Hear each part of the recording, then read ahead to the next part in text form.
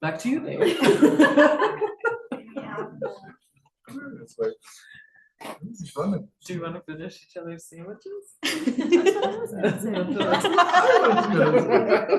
Nice. It's interesting here, things a little bit more chunky. Like, you can't get things started in time and stuff. That was rude. Very.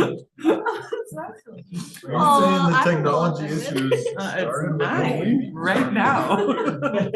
Look, we're right here. I can hear you. I can hear you. Wow. And the breakfast? Maybe you wanted toaster strudels? We don't have a toaster. I can go grab some. I have a soft spot in my heart for toaster strudels. Because when we first got married, when we got to rate my in-laws freezer, or, you know, Oh my gosh. they had toaster strudels and they Wayne, let us take like stop. 3 boxes. So it was the first thing that we ate when we were first married. I That's haven't so had sad. one toaster strudel. Okay. since, but, We're ready to roll. We would like to welcome everyone here this beautiful wintry Saturday morning. Getting an early start here on our retreat for South Weber City. It's 9 a.m., February the 3rd, 2024.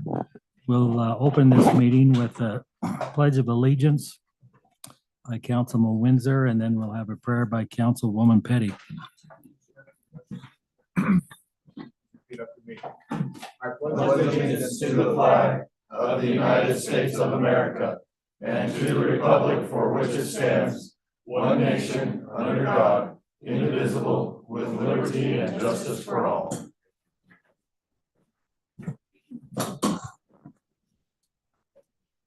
Our Father in heaven, we are so grateful for the opportunity we have to come together as a council and as a city and be able to discuss the needs of our whole community for the upcoming year, and ask that thou will bless us that we may be able to have open discussion and be able to freely share ideas and always have our citizens in mind up front.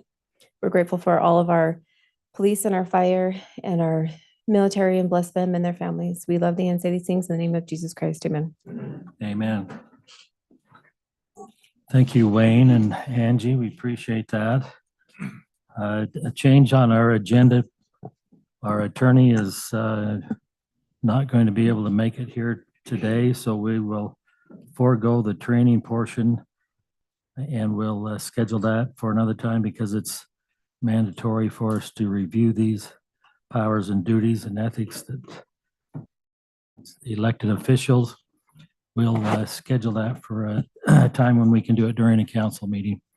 So with that being said, we'll go right into our retreat agenda with the business portion, and we'll turn that over to Dave, and Dave will conduct the meeting from here out. Thank you, Mayor. Lisa, will you share the slides for us? This is not intended to take a long time, but just simply as we kick off a major conversation today about resources and where to put time and attention and energy, just a reminder for us what the stated mission and vision of the city is. And so while she's getting the slides up, just picture in your mind the city logo and the tree that we have. I have come to love that image of the tree in our city logo. Because it looks like no other city tree logo out there, and there are a lot of tree logos, but ours is unique, and I think it's unique for a really good reason. Let's see if this works. Because it leans, obviously, right? We know South Weber wind. It has incredible imagery, but the reason it leans is because it's strong. The trees that don't lean in South Weber are the weak trees. The trees that do lean can handle it. And I think that's really cool. And there's some really cool symbolism in that the roots are strong. In the logo, we don't have the roots, right? But we can see the value of those roots. And South Weber as a city is grounded and rooted in certain principles and certain values. And the mayor's goal and request for me was to just remind us of those values before we get into the discussion of resources. And so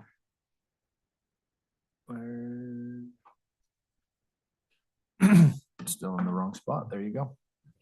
So a reminder of the stated vision and mission. I'm not going to read it all, but you can see there that those are the roots, right? That's where we find our strength in this family-focused community, and the mission of honoring heritage, having a safe haven for families, tight-knit communities and neighborhoods. You can see over the last few years, and we're not going to review every project that was on the strategic plan like we have in the past and talk about all of that, but just a reminder that this is where that strategic plan came from, is this vision and this goal of us to create a community that has these characteristics.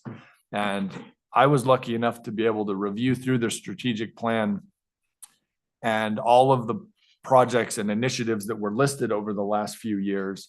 And a majority of those have been taken care of. And that is a really cool thing to see progress that we've made in this direction.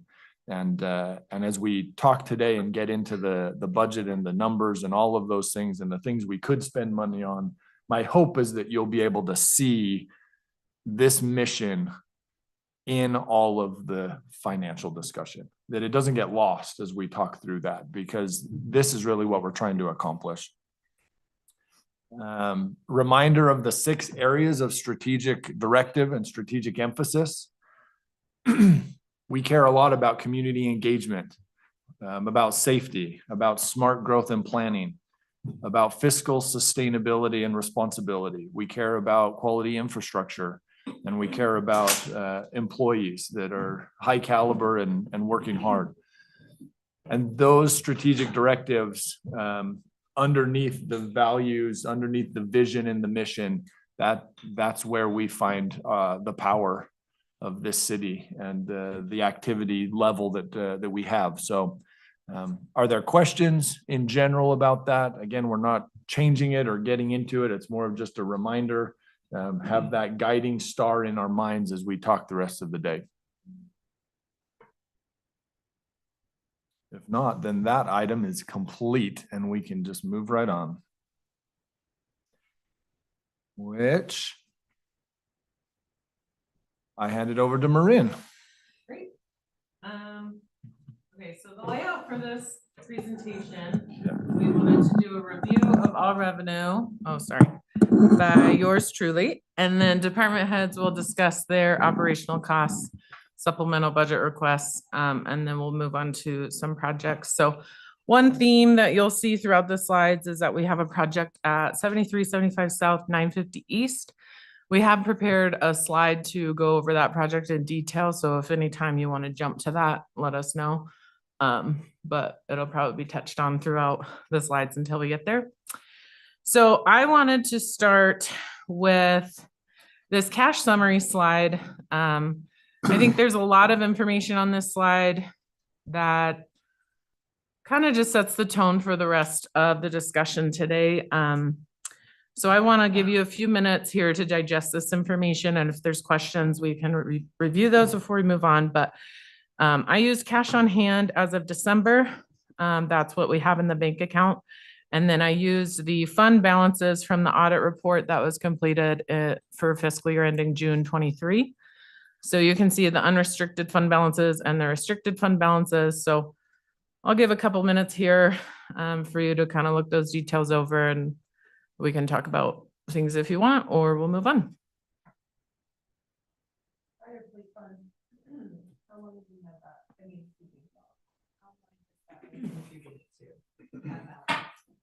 But just from the last year. No, it's the fire fleet. Fund started in 2015. Yeah. Okay, right. I guess what I'm asking is, how much would we allocate each year? 80? This current fiscal year Is 91. Okay. The original amount was spent in 2015 was 85. Then there were a few years where nothing was put in, misunderstanding that we talked about. And then this last year was 90. That will get, sorry, by the end of this fiscal year, it'll be 391. Okay, thank you. Oh, yeah, we're super close to being very. That's gonna be a fun slide too. We do have. We have a flag. Very good weight.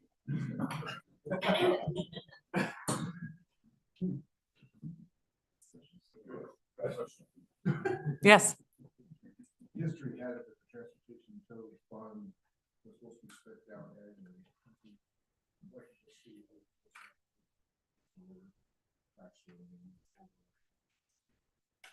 At the end of the year, for the next fiscal year. It is not being funded. Seems a little high. Let's just pay it for the next fiscal year fund. I don't know the fund balance. I know that this last summer's project was about 1.2 million. So I'm pretty sure, and That'll we be haven't used. had final pay requests. So that, I don't think that number is as high in reality as what you see. One more question, is it still the practice fee? Yes. Yes. Fund? yes. And that fund balance includes the fee and class C monies and other things, so it's not just the fee portion of that fund. Which fund are we talking about? Up tough. to you. Tough one.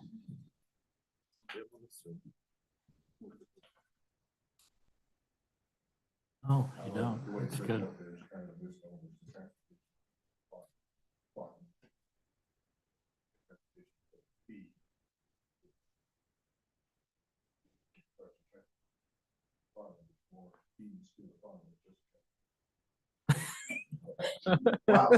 What? What was that?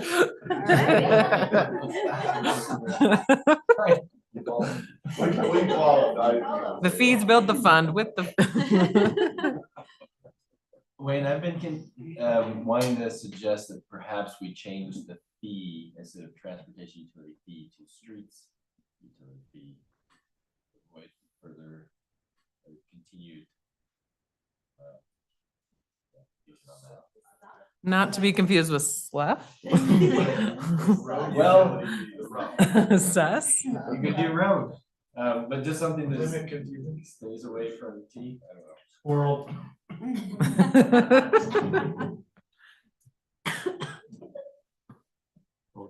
Road would work. Okay, great. So, oh, sorry. On the right hand, Okay, our RAP tax, yes. and this may be also part of our budget discussion, but do we have plans for that? Yes, we will review that today.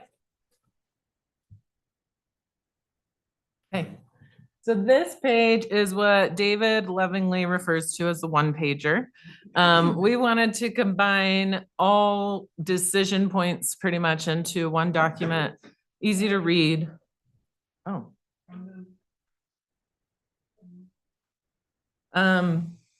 Easy to read. You'll see this come up in over the next few months, kind of as our working document. It'll evolve as decisions are made or things are added or taken away. So for the purposes of creating the budget, yeah, so we combine this. So projects for fiscal year 25, like I said, we'll see the 7375 South, 925 East project that affects water, storm drain, and TEF.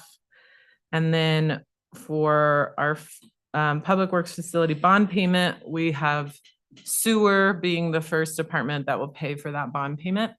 So while it's not really a project, we just wanted to note it as a big change for this fiscal year. The fleet summary, we have 2 parks vehicles on there. Those were approved with the movement with the SB 75 money this last fiscal year, but I just wanted to note those there with kind of the new lease amounts for those. Fire is requesting a side-by-side. We have included a purchase price for that, and staff is still working on getting a lease price option for that. And then the large apparatus reserve, we are showing 130,000. So Derek will speak more to the side-by-side on his fire operation slide, and then we do have a large apparatus slide later. If we want to jump to that, we can do that as well. I've included all supplemental budget requests per departments. Again, they'll speak more to those on their slides. But you'll see the 2 playground equipment replacements. That is what RAP tax, we're planning to use RAP tax for those playground replacements. And then we had to make a few budget assumptions just to give you guys some good numbers today. So those assumptions that we made, property tax rate, we said hold the rate. And with that, we're assuming the revenue will be up 5% just with property values going up. We also assume no increase of sales tax, just kept it pretty conservative there. And then we put in a 5% merit and COLA employee wages increase, 3.5% COLA, 1.5% merit. For utility rates, there is a rate study that was planned for fiscal year 24 for water, sewer, and TUF. That'll be completed in March. So we'll have better idea of those fees. But for now, we know the 3% storm drain fee based on past rate studies. And then we just received a letter this week from Robinson Waste about a 6% increase in their fees. So we just passed that through to the residents. And then this also assumes the wildland program is moving forward. So we can expect that revenue, but Derek will give us an update on where that is. So any questions on this slide?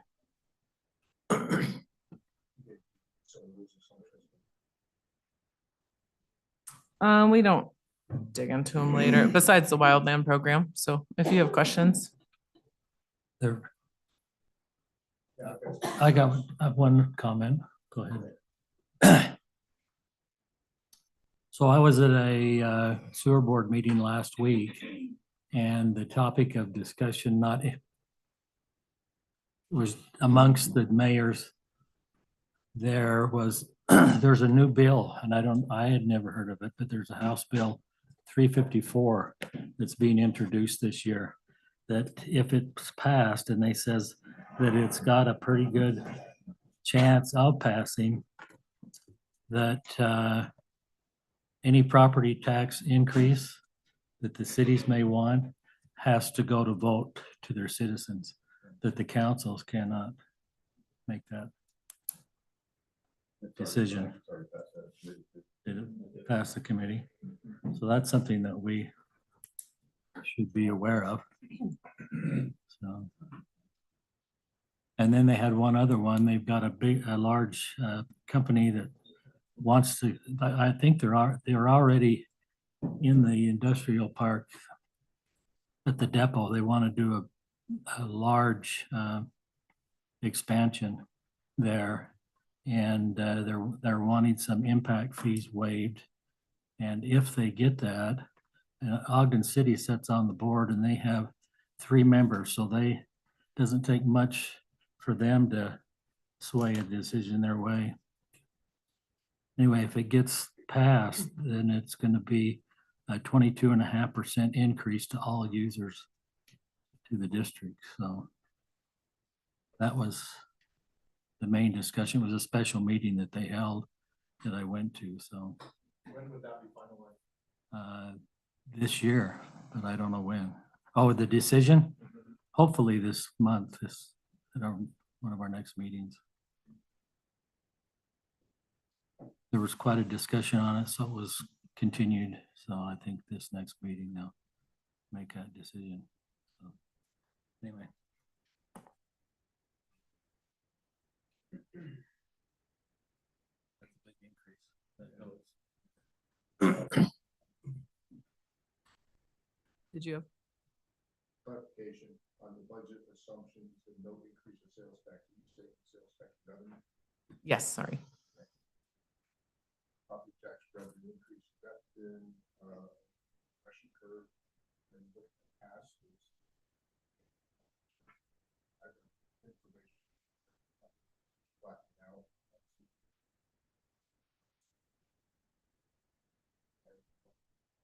Comparisons. Very cool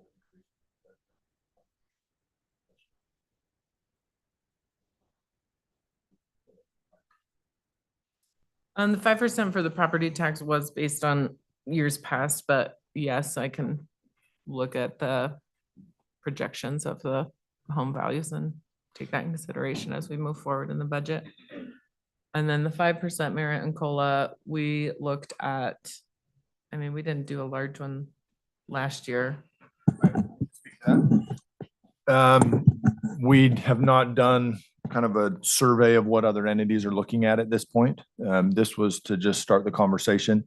The 3.5% did come from a CPI, from an index, an inflation index, and then it was a 1.5% for merit. And so that was just a number that we put in for beginning of discussion.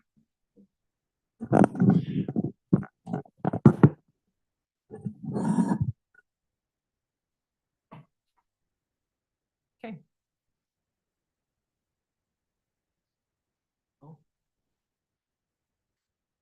Okay, so, I wanted to just give an overview of the general fund revenue. The theme for this budget, we've kind of seen that we're just going to maintain our level of service to our residents. We're just trying to keep up with costs. We don't have any large projects besides the 7375 South project. So I just wanted to put the general fund revenue summary up here. Those are the revenue estimates for kind of everything, the property tax, sales tax. And we are just seeing the increase based on that 5%. Property tax, sales tax staying steady, the SB 75 gravel pit. We have seen a decrease in development in the city, I mean, I don't think that's news to anybody. So that will also be a theme as we go through. The impact fees are down because development is down.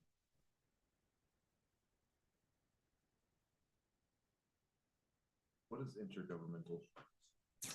Intergovernmental includes Class C, the wildland firefighting, and different grants.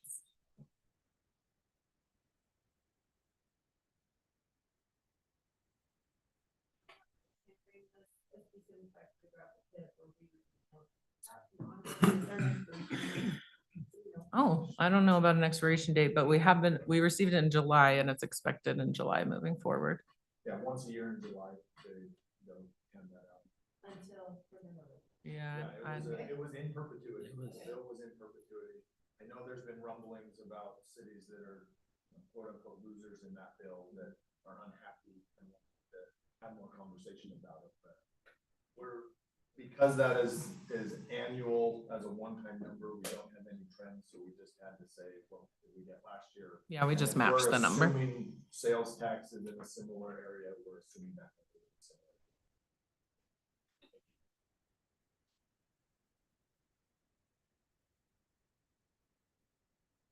Okay. Oh, Fines. What? that's court fines. Okay.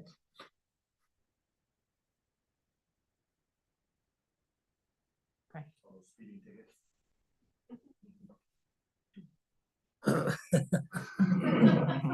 Good job, Phil. Okay, the capital projects revenue, we do see that little decrease right there, but that's just because the projects we have for this year are hitting other funds.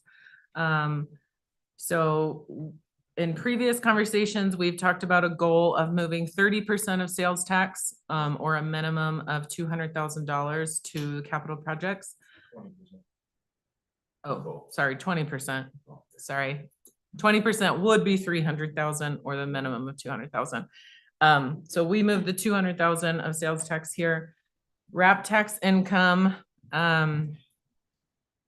we get about 75,000 of wrap tax. And right now there's a fund balance of 93,000.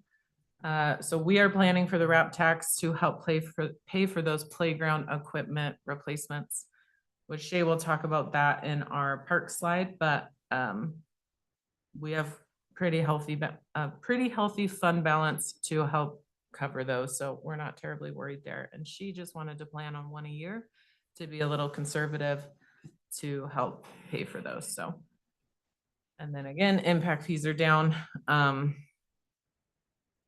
So park impact fees were borrowed from the capital projects fund in the past to help pay for Canyon Meadows.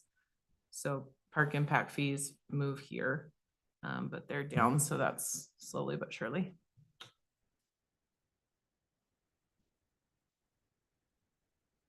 Straight. Okay. Recreation revenue. So we have been in talks with Staker Parsons to try and get a better estimate on the revenue we can expect for the gravel pit fees, or the gravel pit revenue.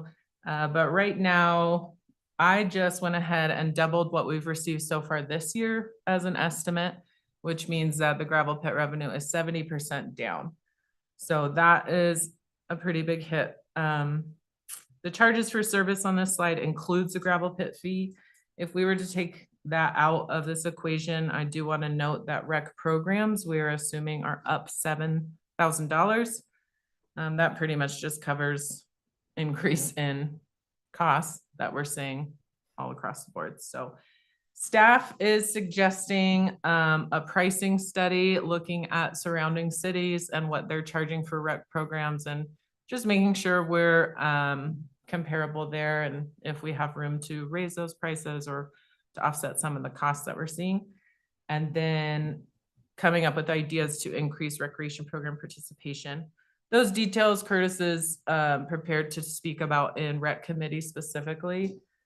And then impact fees being down affects the recreation bond. We planned on impact fees covering the recreation's portion of paying for that bond.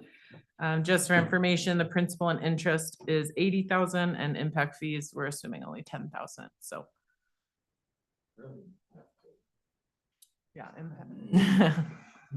Did you have something? Yeah, I just want to say, Marin and I talked a lot about this slide because it shows recreation revenue going up. But I think it's important to note that the general fund has always supported the recreation special service fund, right? Special revenue fund. There's always been a portion of general fund that has gone over and propped that up. And the amount of revenue, in order to have a balanced budget, has to match the amount of expenses. So in order for that number to happen, a higher support of fund balance would have to be used this year to support recreation. How much has been stood up? In the past, it's been around, what, 75,000 or so each year of general fund money to rec. And this year it would be closer to 200. Oh, Of It that really? 388? Yeah, it is a big number. There is recreation fund balance and there is general fund balance. The conversation would be, what would we use to prop that up? We could use recreation fund balance, right? It's kind of the rainy day fund idea. So much of this is dependent on the gravel pit fees changing. And as a quick reminder, because they are slowing down their extraction rate, right? That 75,000 that we normally have gotten, and it's fluctuated year to year, has been because of the 7 cents a ton that is extracted, that by agreement specifically has to go to recreation. And because that is down almost to 30,000 a year is the trend for this current fiscal year. It's an unknown, right? That's a number that we will work out over the next few months. And there's a lot of numbers we work out over the next few months, just budget process. But as of today, that's what we're estimating. That's part of the reason why we started taking all of the park maintenance, the gravity issues, what it takes to run the parks themselves, and separating them from any of the improvements that we were doing or any of the changes. Because where we've had the ability to just basically empty the entire parks fund and then just take it from the general, it kind of it left a gray area of how much we were really spending in any certain area and where things were going to it. And we wanted to be able to separate it so that if we actually need more personnel or we've got something going on in the parks where we have a major repair, that would show in that budget and not part of the improvements and the changes that we were looking at making. Most of that, we're looking at still where RAP tax is going to be able to come in and get those. But we've depended a lot on Parsons, and it's been a big gut check. And we knew this was coming, especially with getting finished with the freeway out there. So a couple of years, they'll start working on another one nearby. But yeah, it's gonna take some really balancing But of. it's still kind of a minor, I mean, it's a lot of money, it's $40,000. We're talking $200,000. Yep, There's a big difference. big And that difference. Parsons could go to 90,000 and it isn't. It still would, We're still yeah. that problem. Yep. Yeah, recreation right now, I think it's important to note that, you know, the programs themselves, we've always tried to look and see, are they supporting themselves? And I think the answer is yes, they are, as we're tracking that, program fees and whatnot. But the kind of broader gravity for having a recreation program isn't supported by those individual program fees, right? The refs and all of that, the cost of jerseys and things, that's all contained in the programs, but just the administration and the, you know, having the FAC and some of those things have always been supported by general fund. Yeah. And by the gravel pit fees, which are going down. And that's why we tried, and we'll get into this more later on, but of course, that's why we've been trying all year long to be able to test some new programs, to see if there was adult leagues that were ready to, you know, form and start taking off some of the balance.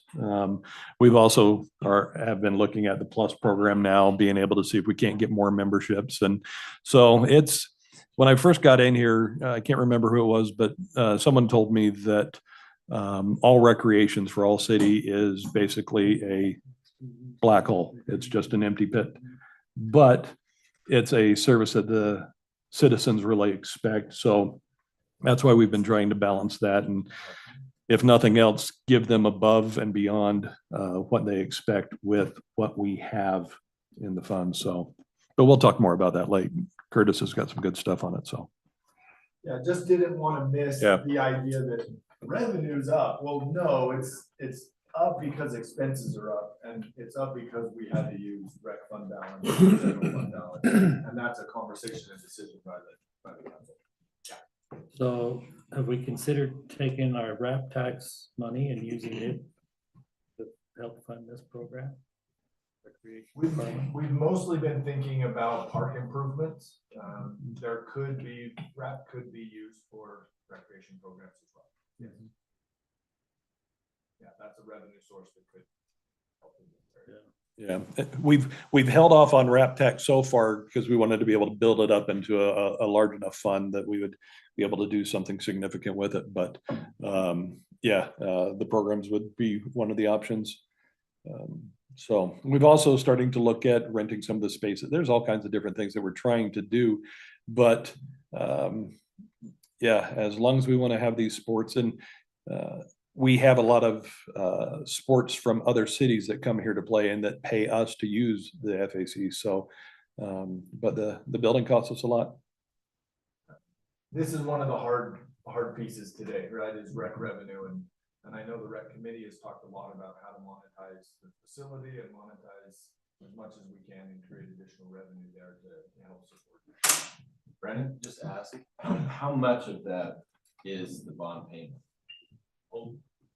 So yes, a lot of it is bond payment, right? Impact fees were designed to take care of the bond payment. Right. When development is down and there's not impact fees, then we've had to use general fund to support that and pay for the bond payment, a portion of it.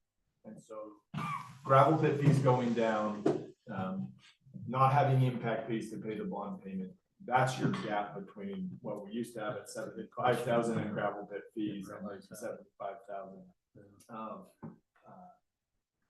75,000 in gravel pit fees, 75,000 of the fund balance that goes to support, and then the impact fees to pay the bond. And that, those are all shifting down, shrinking down, and that's the thing. Right, I guess I'm just trying to also point out that that's not what it costs to run your rec program. right? The big Right, chunk of that is yeah. paying, Have paying for the building. building. Yeah, I hadn't thought of that. Yeah. That's a good yeah, idea. those are kind of the big three pieces. I'm glad you brought that up. When I was a kid, and maybe it doesn't work, and Curtis, maybe you already know this, but I remember buying snow cones and stuff in the concession stands. Have we looked at doing concessions again to help with rec revenue? Just curious. We do. Okay, I didn't know. I just. Well, I done a kind of a cost breakdown, and I was kind of told that if I didn't make a certain percent of money, then it wasn't worth my time. Okay, I was just wondering, like I said, I remember as a kid going and buying snow cones and stuff, the one attached to the fire station. And I totally agree with that. yeah, in actuality, we've actually taken 2 years to just get the vending machine sorted out of who owns it and why we can't. It's finally out. Yeah. Finally out. So now we're expecting within the next year and a half being able to get our own in there. That's the plan we've got on it. We're actually researching that one. So. Question? Yeah. I'm sorry. The question I had was, does anyone off top of their tongue know the percent difference in the FAC facility cost between us and the school district? If the FAC is a major portion of our budget, I'd like to understand how much the school district's chipping in. If it's not time to maybe renegotiate that agreement, maybe also some of our costs as well. That's an option. Yeah, the major issue is the bond payment, not the ongoing maintenance. So I just heard that the FAC was our major sink. And so I want to understand what all the sinks were. So if it's not the maintenance cost, it's the bond repayment cost. Yes, Thank you. the maintenance cost is split. All right, are we the bond holders or are we joint holders of the bond with the school district? Our bond. Our bond, thank you. I did bring that up, that we needed to revisit our contract. I feel like we all need to be aware of what's in it. It might be time to have a discussion about it. Just to understand, I think so. How much, We can send that out. how many more years on the bonds are there? It was a 30-year bond, I think it's 10 years. 10 more years. Right about 10. I'd have to look that up specifically. Is that bond still married to the fire station bond? Yes. That's another part to consider too. Yeah, I'll discuss that. Have we ever looked The at fire station bond payment is in the same situation, right? Correct. Impact fees are- There's a separate impact fee for the fire station. Sorry, we're going down the bond payment. I know we restructured the bond that we got for the water tank, central water tank, water tank. Has anyone looked at that bond payment, see if it's time to restructure it, even though the bond market's not the greatest right now? Even at 10 years left, could we buy it down and save some money that way? It's worth looking at. Yeah, it's worth looking at.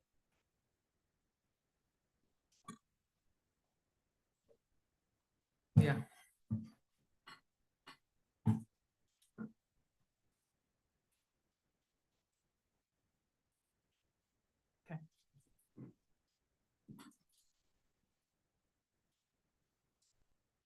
I guess it goes to a whole other question about our bonds, is understanding debt service in the city's obligations. If we understand what the annual debt service is and what the degradation of that debt service or the debt service is given the public. And what our increased cost of debt service is gonna be, and how we're gonna mitigate that. Moving forward, be it parks, be it public works.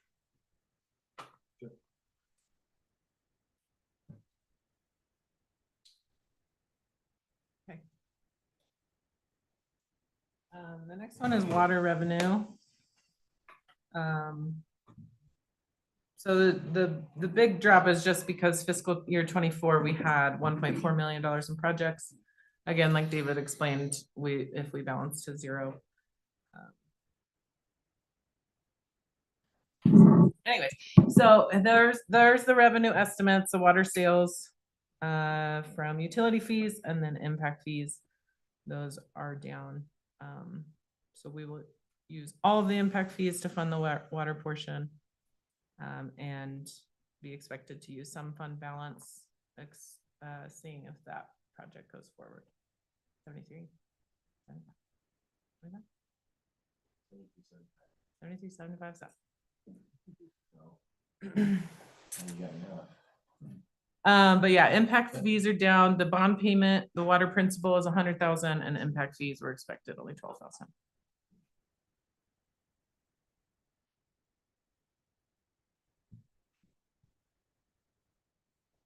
It was just culinary. Sewer revenue, this is the department that we are doing the LBA bond payment for the Public Works facility. That bond payment is $707,000. And we will be using the sewer impact fee fund balance to pay for that. For this round. We have a kind of a payment schedule, if you will, between the departments to pay that bond payment. David has a slide on that later just to show. That it's sewer's turn, basically, but we just divided it between the departments based on a percentage, and we'll just be tracking that, so. $707. So just to clarify, the philosophy, each enterprise fund will take its turn paying the full annual rather than prorating it over all. Yes. So there's gonna be a big hit, so the funds come back up. Yes. You can't do anything.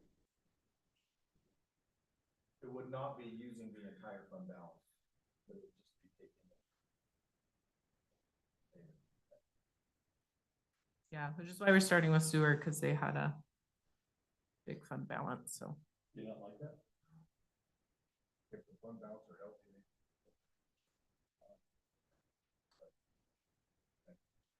Share their foundation over that time.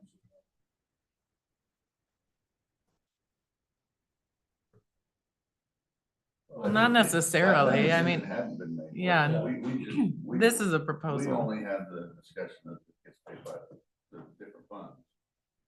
Whether it can be shared by them, I mean, I get the whole point when it gets to storm drain, and storm drain can't, it'll wipe it out. Right, That's what they right. said. So you either gotta decide you're gonna wipe it out, and then you're gonna have to bring money from your general fund to stand that up, or you gotta split it up amongst others.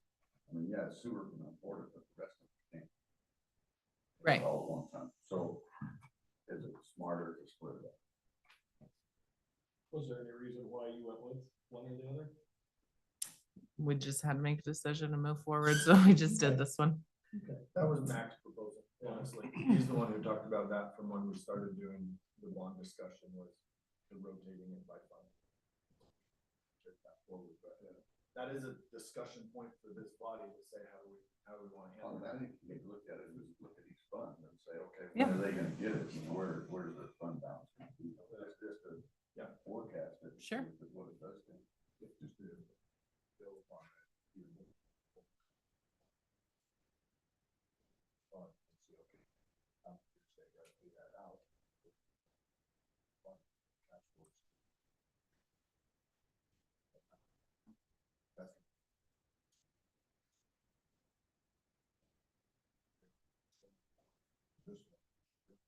Works for that.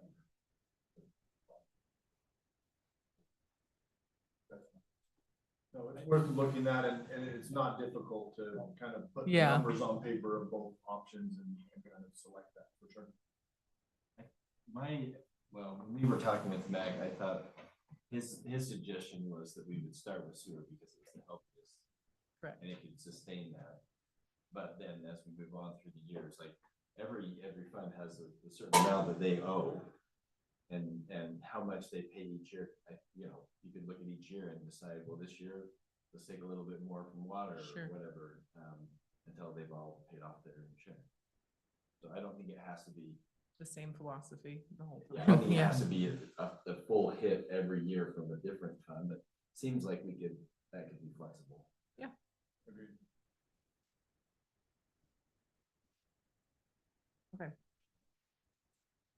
Sanitation revenue, we see the increase from Robinson's Waste, pass through of their fees increasing.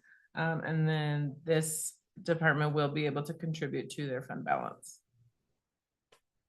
So expenses are less than revenue. Yay!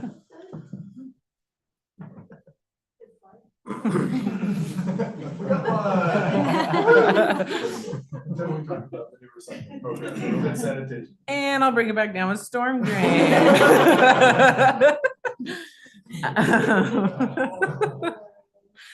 So storm drain, I am not showing the 7375 South projects for storm drain just because of the idea of paying the LBA bond payment storm drain couldn't afford.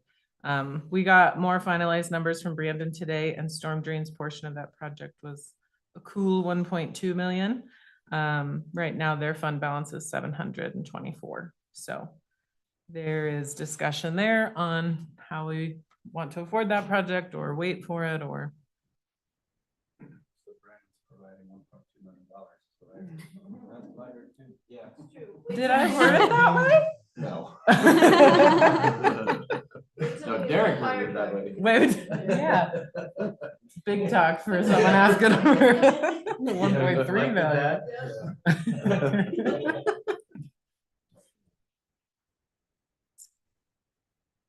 Okay, and then the tough revenue, this one has a portion of the 7375 South project. Before Brandon's updated numbers today, there's $1 million for that project. The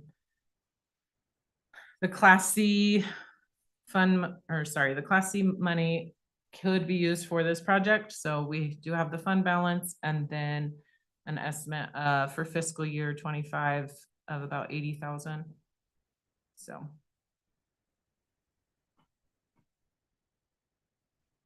And then the sales tax and the charges for services are staying the same until we get the rate study in March. But they still could stay the same. Okay. So now we're moving into expenses. The idea for expenses is that department heads will just be highlighting the big changes, and then we can go line by line details in committees. So I just wanted to start with a general fund slide because why not? So we see mainly 4 departments that are increasing, and we'll talk about those more specifically when we get to those slides. But again, I've said it before, impact fees are not covering bond payments. So fire's portion of that, principal and interest is 16,000, and impact fees we're only seeing 3,000 revenue. So our goal, like I said earlier, the theme for this budget is just to maintain our level of service. So we are just trying to do that.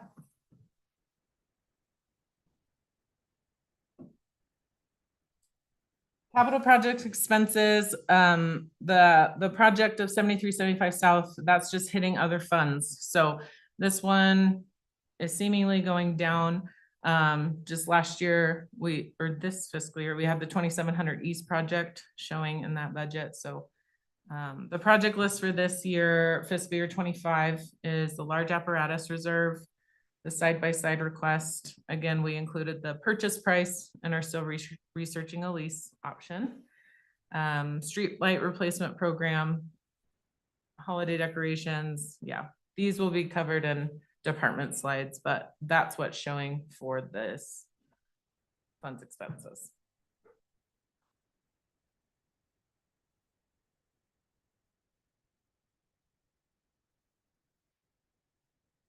Okay, so getting into departments, we are seeing a slight increase due to staffing adjustments in City Hall. David has been calling City Hall a beehive buzzing with activity for the last 3 weeks. It's been really fun to kind of learn from each other and move responsibilities. We've had 3 weeks to prepare for this presentation while also training people on assignment shifts. So we've had a lot going on, but from what I've heard, the outline for this has been requested specifically by some council members and the mayor, just more of a budget conversation. And I think that we're further in the budget process than we ever have been at the retreat time. So for me, that's pretty exciting that we've been able to get you guys closer to the actual numbers or a more, visible, tangible estimate start. So it feels like a good starting point. We decided to leave the $2,000 holiday decoration request, just to build on the lights that were purchased. If any of you saw me in December with all my different Christmas sweaters, you know I approve that message. So we can just add to the decorations for City Hall.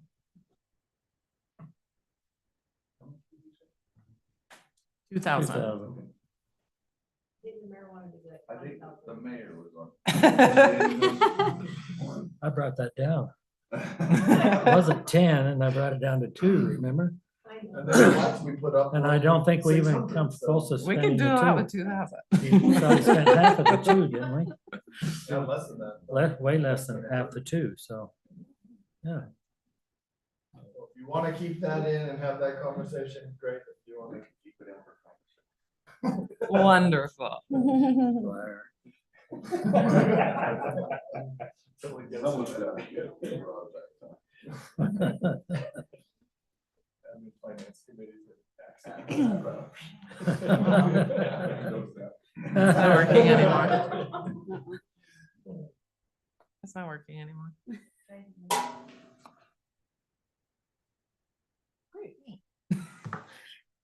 Legislative expenses, pretty straightforward. It's just down, because we moved that $5,000 budgeted for youth city council to community services for events. Yes, sir. But I have some ideas. Okay, I think I figured it out. great. I don't understand, we can just really have the number average. and that should be clear for the board budget. We have about 13.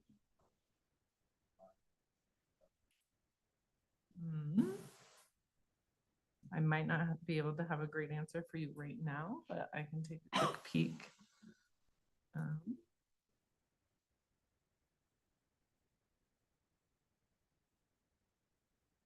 Dan, do you want to tell us her idea? Yeah, so I met with Community Care organization, and they're all about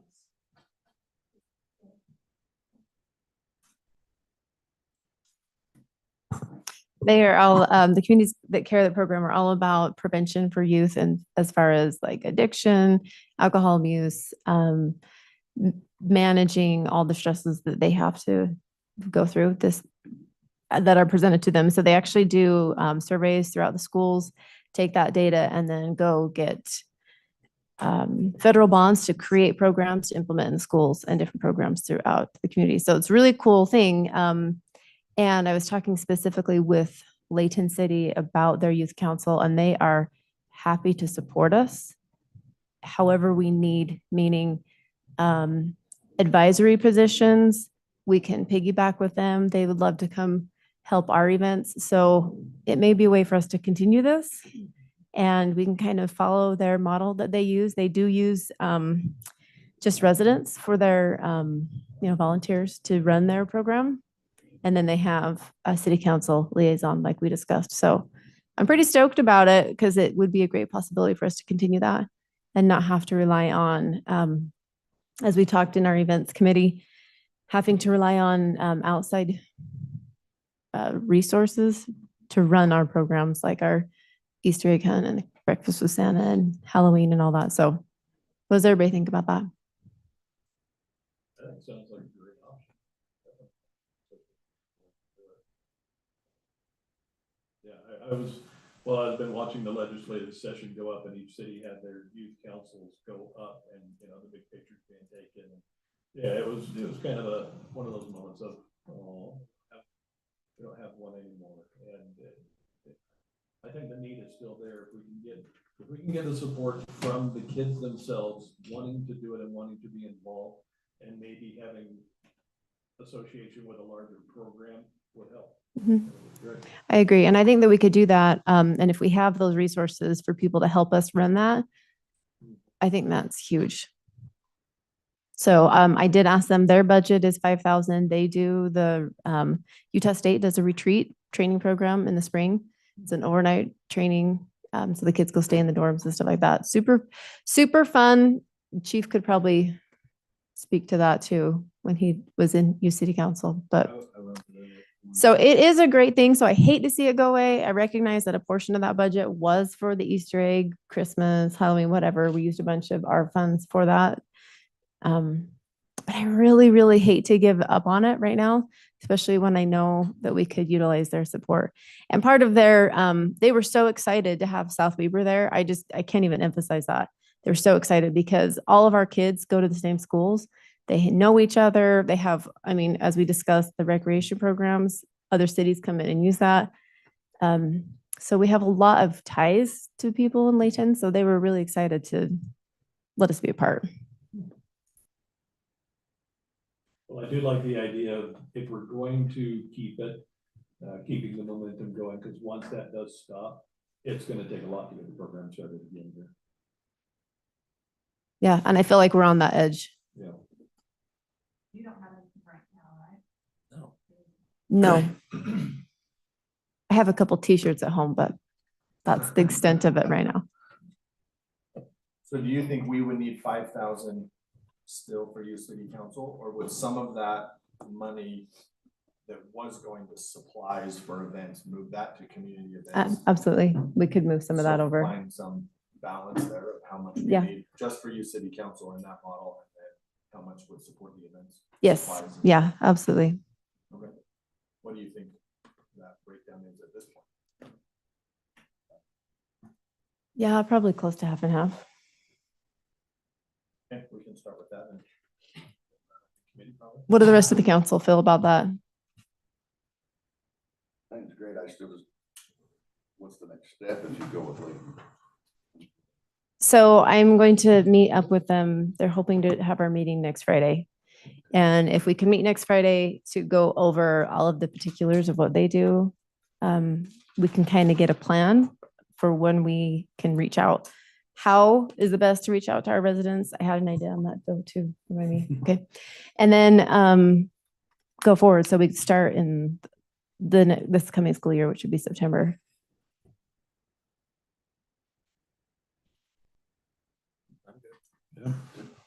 Yes. Thank you, Wayne. I saw your thumb. And you're gonna start off with our liaison.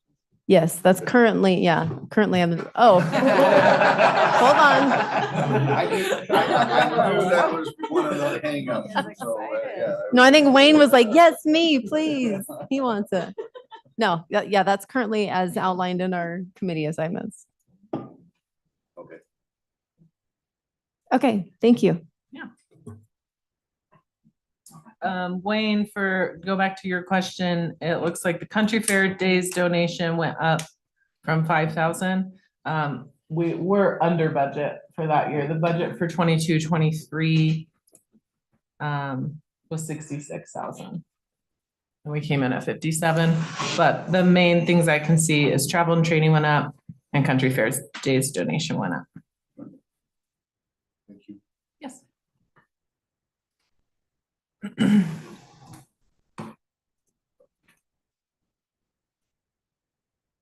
Okay. Judicial expense, this one is also pretty straightforward. We are just expecting a judge's salary increase per the state requirement. We were told in July of 2023, so we're expecting that same timeline to be told. So for now, I've just assumed a 10% for him because that's about what happened last year, so.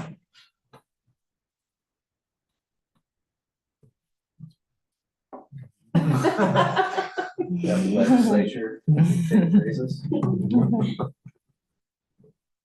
Okay, public safety expense, this is coming from the increase to the sheriff's contract. County will tell us the exact number soon, so this again is just another estimate based on the details of the contract. Yeah.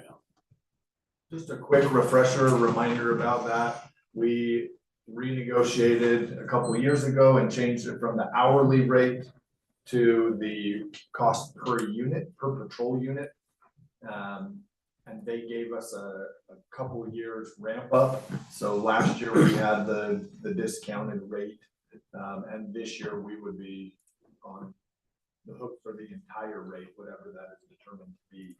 And so we've got, I think it was $42,000 that we have in the budget now as an estimate of what that rate increase would be. We paid just over 300,000, I think 307 or something off the top of my head. And so this would be closer to the 350 number. But we'll know exactly what that is as we go through the budget process. But that's the only change in public safety. I don't know the history completely, but what was the discount all about? Basically, well, the long history in that moment in Princess Bride where it's like, let me explain. Well, no, it took too long. Let me sum up.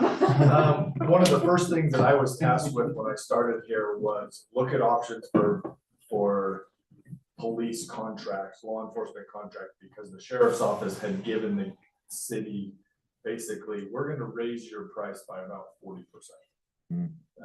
And so we looked at all kinds of options for contracting with neighboring cities, standing up our own department, all kinds of things.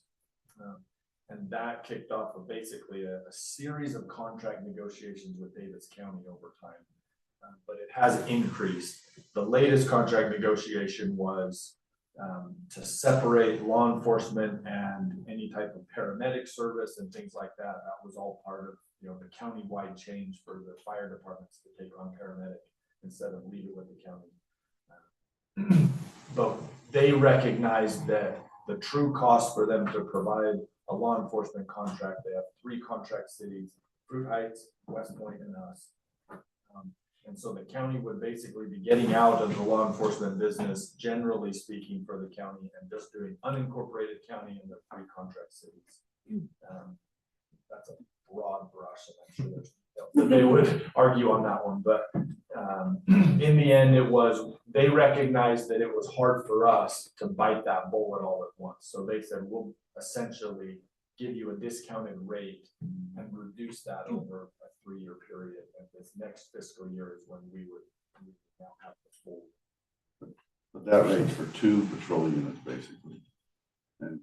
And they talked about going to 5 patrol units, and you look at the dollars that takes.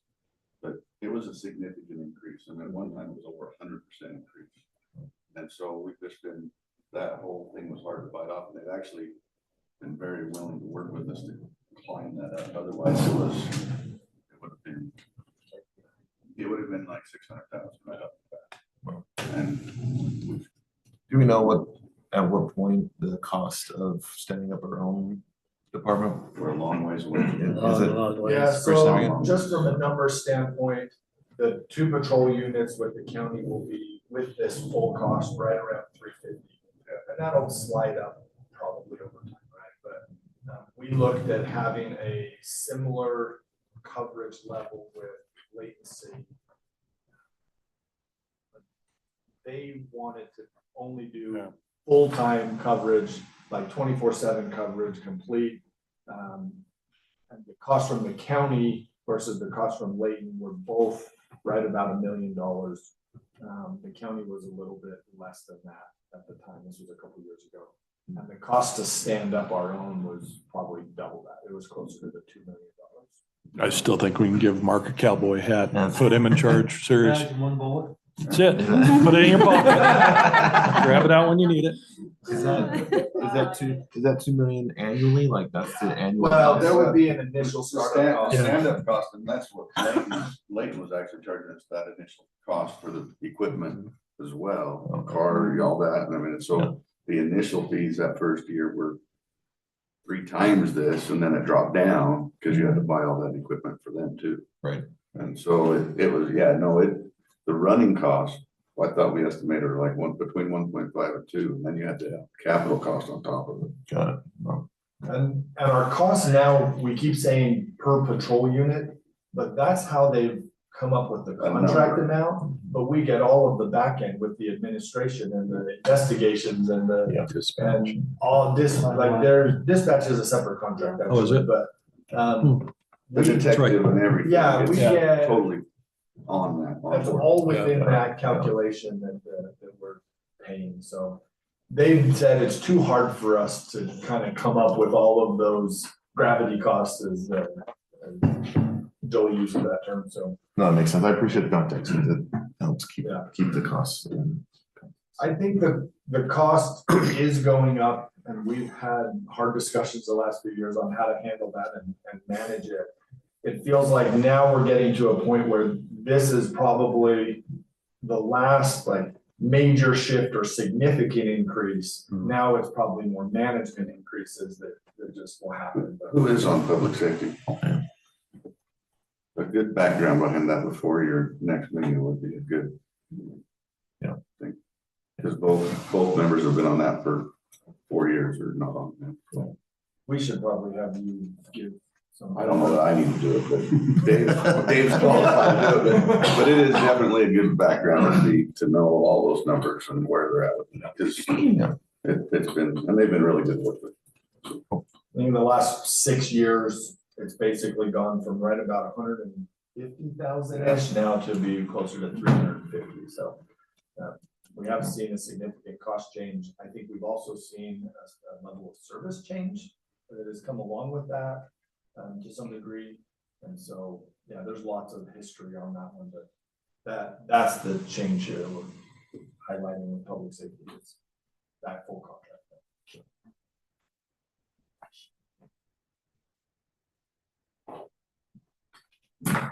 Okay, community service. We have seen participation in community events increase, and it has been super fun. Just for a way of information, our daddy-daughter date this next Saturday, as of yesterday, we had 68 dads signed up, so 75. 75. That's impressive. Yep. That's not the ones at the door. That's only, Shane's that's only excited. half the participation, right? Because they're all gonna bring at least one dog. Yeah, so we're super excited, and we've seen an increase in participants of other community events as well. So that's why we have moved the 5,000 from youth city council, which is a discussion topic now, and then asking for a supplemental request of another 2,000 for events, just to support that growth in participation.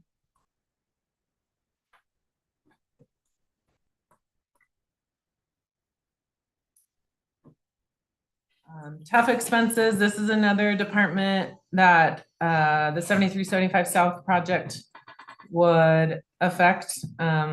We assumed $1 million for their portion. We would use Class C fund balance. Yeah, pretty straightforward. The decrease in expenses is because in fiscal year 24, we had a crack field project as well as 250,000 budgeted for curb and sidewalk repair, which we're not expecting that. We moved that budget down to 15 for discussions with Brandon, so. How many sections of sidewalk does 15 got? not One very square. much. About the size of this He's not table. expecting. What was that $1 million for? You guys had mentioned it, but I'm not familiar with that one. For the 7375? Yeah. Yeah, we haven't discussed that project yet. We have a Oh. slide on that one, but Oh, okay. that's the project we're proposing for this year. Got it. Okay, now we're to Curtis. Do you want the laptop for the notes? No, if you've got the notes on the side. Yeah, they're over here. Oh, there.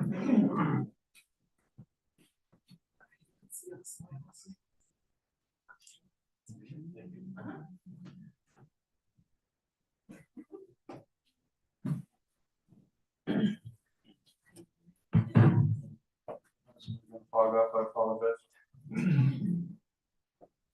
Looking at the recreation expenses, you can see on the Y, referees moved to employees, which we feel that that'll be better for administration. Most of my referees are older people like me, but they'll be able to go, we'll have a background check. Of course, I know them personally, so I don't really have a problem with that. They will be able to, I'll just get the better top of the line officials. We are actually right now, we are at the low end of paying our officials. I've just kept that down as much as I can. I mean, most of them are good friends and they're just like, yeah, I'll help you out. So I am actually, just for, example, college basketball refs can go from anywhere from 40 to 45 for one game, and I'm paying them 26. And that's because they're good friends and they're good officials. I don't get high school kids that I have to sit there and take the crap from them, from the parents.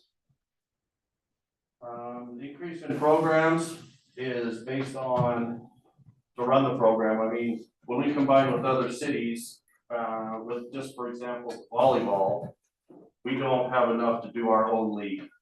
That's one of the only things that we don't have enough to really do. Enough So, people, participants, or money for all. participants. So as of that, South Ogden hosts all the games, so they just send us a bill for the facility and for the officials. So that's just one of the ones that we do, that they just, I take registrations, I buy the jerseys, I let them practice, of course, in our facilities, and then every game is at South Ogden. The other thing, with the increase is my staff. I mean, I am getting top, I won't say top notch, but I will say one little notch below top notch. They're not listening. That's all my boss says. It's a good example of what, I mean, with our HR department and with the hiring thing that we have going on now with the interview system and stuff like that, we can bring in a lot better people.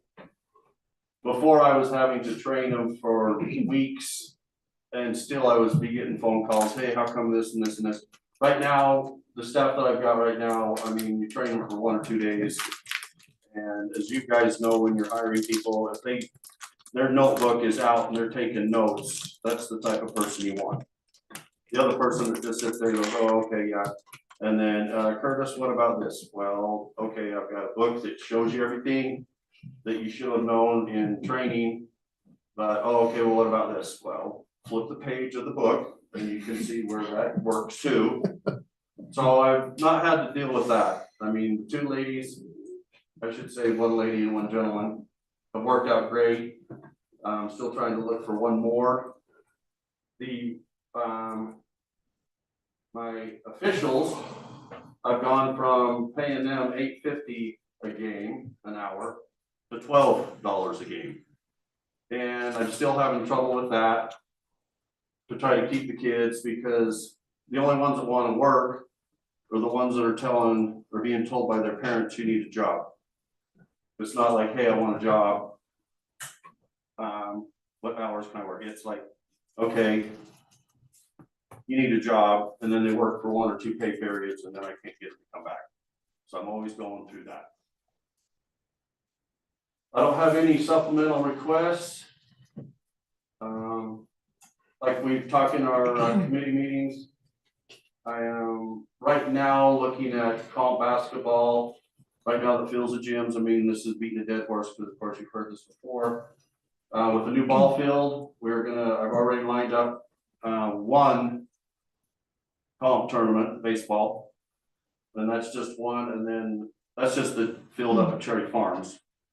So as far as that goes, Candy Meadows, I haven't even opened that up to this guy. I'm gonna piggyback off the guy that does 4 tournaments this summer.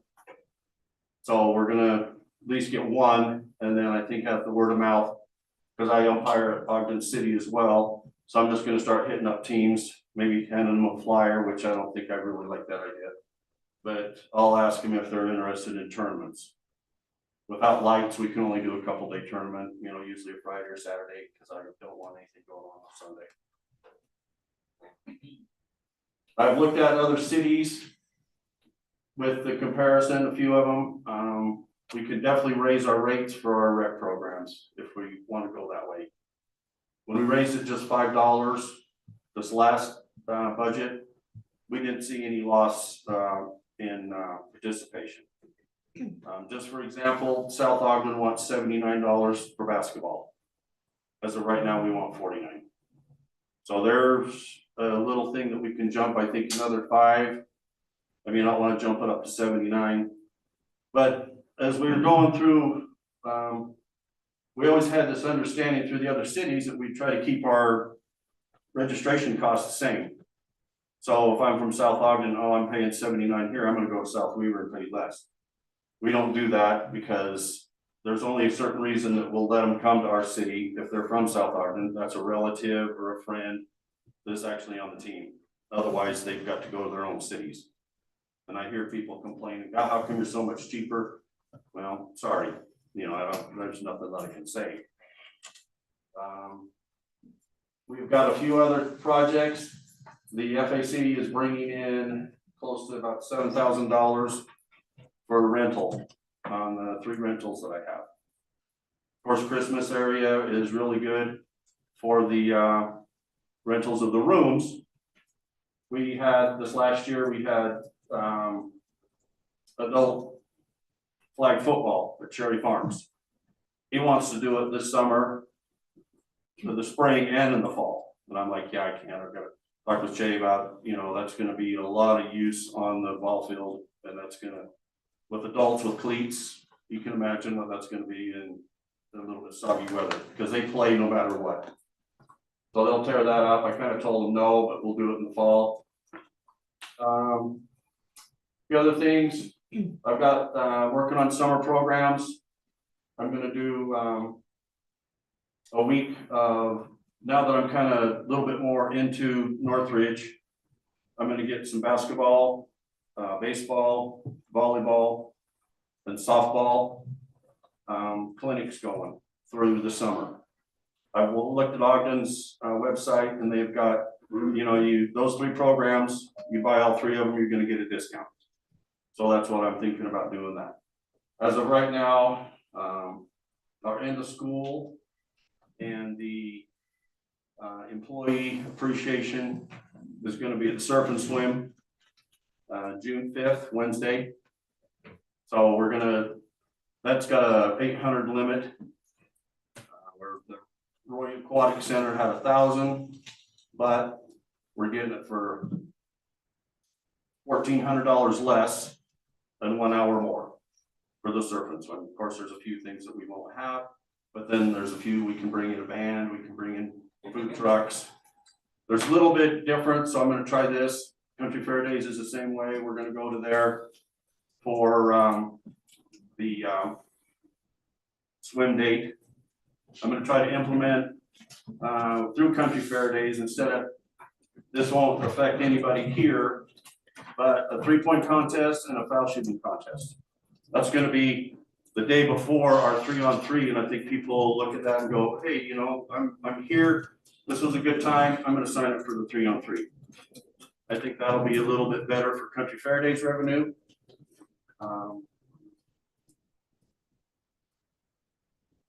That's about everything that I have. If you guys have got any questions. Yeah, I just wanted to clarify again, David, you had mentioned that the revenue for all these programs that the FAC is put on is covering all the expenses. Is that correct? Did I hear? Yes. Other than like general administration costs, but each program specific. Is self-contained. Is self-contained, yes. Got it. So referees and jerseys and things like that. Got it. So if we were to raise our prices, you said that we're 49 compared to 79 as the example that you did. Where would you hope that additional revenue would be put towards? Would it go towards the current FAC costs, or would you hope to be able to expand on your programs? What would you? I would like to see it expand, but I think if I do make any money, because the way I was explained, if one of them goes a little bit over and the one that stays way under, like comp basketball, I mean, there's a big difference there in revenue and expenditures. And also there's in soccer, that's my big thing. And all that money, I believe, goes just to the general fund. I don't see where that comes back to me. I know Washington Terrace, what he takes in for his registration, that's what his budget is. And I've always just had a budget, which I kind of enjoy, because that way I can watch it get closer and, you know, think, okay, I can't do this, I can't do that.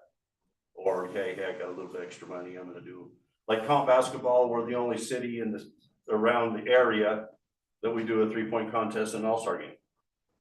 And we send out papers throughout the season saying, we offer this for your sportsmanship.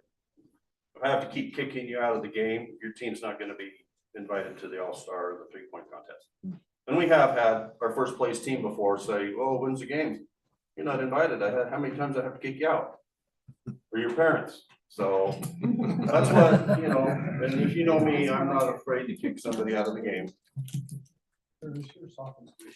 I know. The squishy game, right? Everybody loves you. I was just asking because, well, I had a couple of questions. One is, are there sports that you put on that aren't that popular, that just cost a lot of money, but you're just trying to get it going? Is that Pickleball, pickleball? not popular. Yeah, they get it for free. So, I mean, with the tournaments and that, we've got somebody that's gonna take over the tournament that, I mean, actually has more context than what Facebook does. I was just curious if it made sense just to not sponsor those sports anymore, if there's just not enough interest or whatever.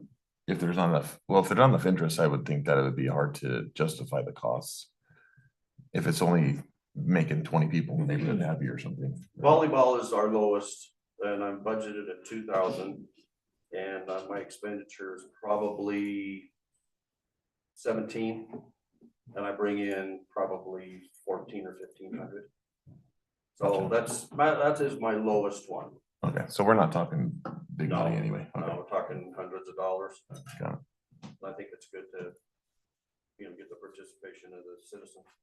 Yeah, so I guess my thought was if we raise the cost of the price to participate in the sports reasonably to where it doesn't negatively impact participation, then I think it would be interesting to see what would we do with that extra revenue or projected revenue. Could we use that to pay down some of the costs of the FAC, and then that's help subsidize what we were just talking about? Or does it make sense to reinvest that money back into your department to offer something we haven't offered before or something like that? That's just kind of the question I'm looking out there. Yeah, I would like to, I mean, in our committee meetings, we've talked about offering different things. That's why we started trying in that one program that we had with the adults. We done the survey and everybody wanted to do it, but then we didn't get anybody to come out. And my kind of feedback on that is if somebody wants to come and play, grab your friends and we'll go to an existing city and put in, you know, a softball team or a basketball team and try it that way. And then, hey, you know, I'm playing in this league, and kind of get that going until we can actually get enough teams. Sanity night. Yeah, that makes sense. Yeah, that was a good effort. I mean, we tried, but it just didn't take. Got it.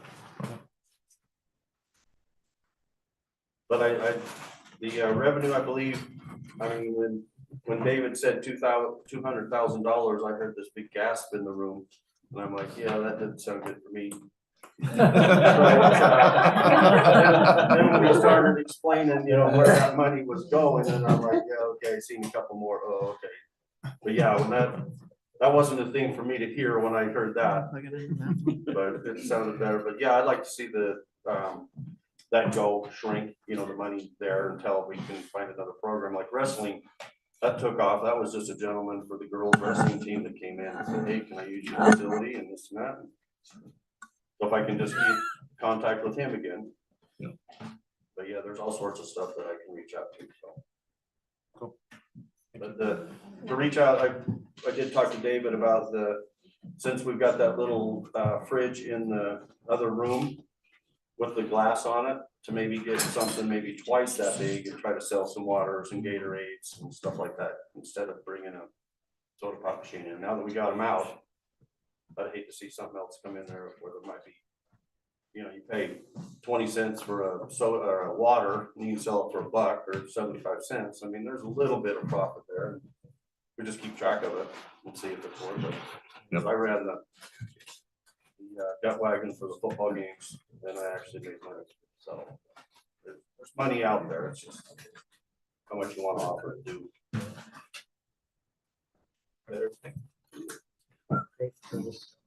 Thank you. Yeah. Thanks for having me employed for another year. I appreciate it. Like I say, that almost made me pass out when I heard that.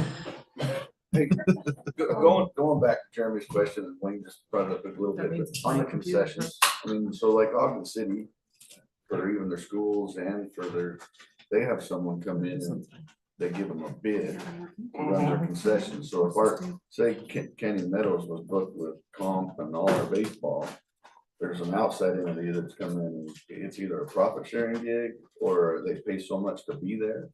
Then it's not the burden on the city or the school district or whoever to run that concession stand. It's a company like a food truck guy or some of these guys that come in, or I don't know if that's a different thing we can look at too. So that the burden isn't on you to go run a concession stand or hire people to do it. It's on someone who already is doing that every day. Sure, they take the profit out of that.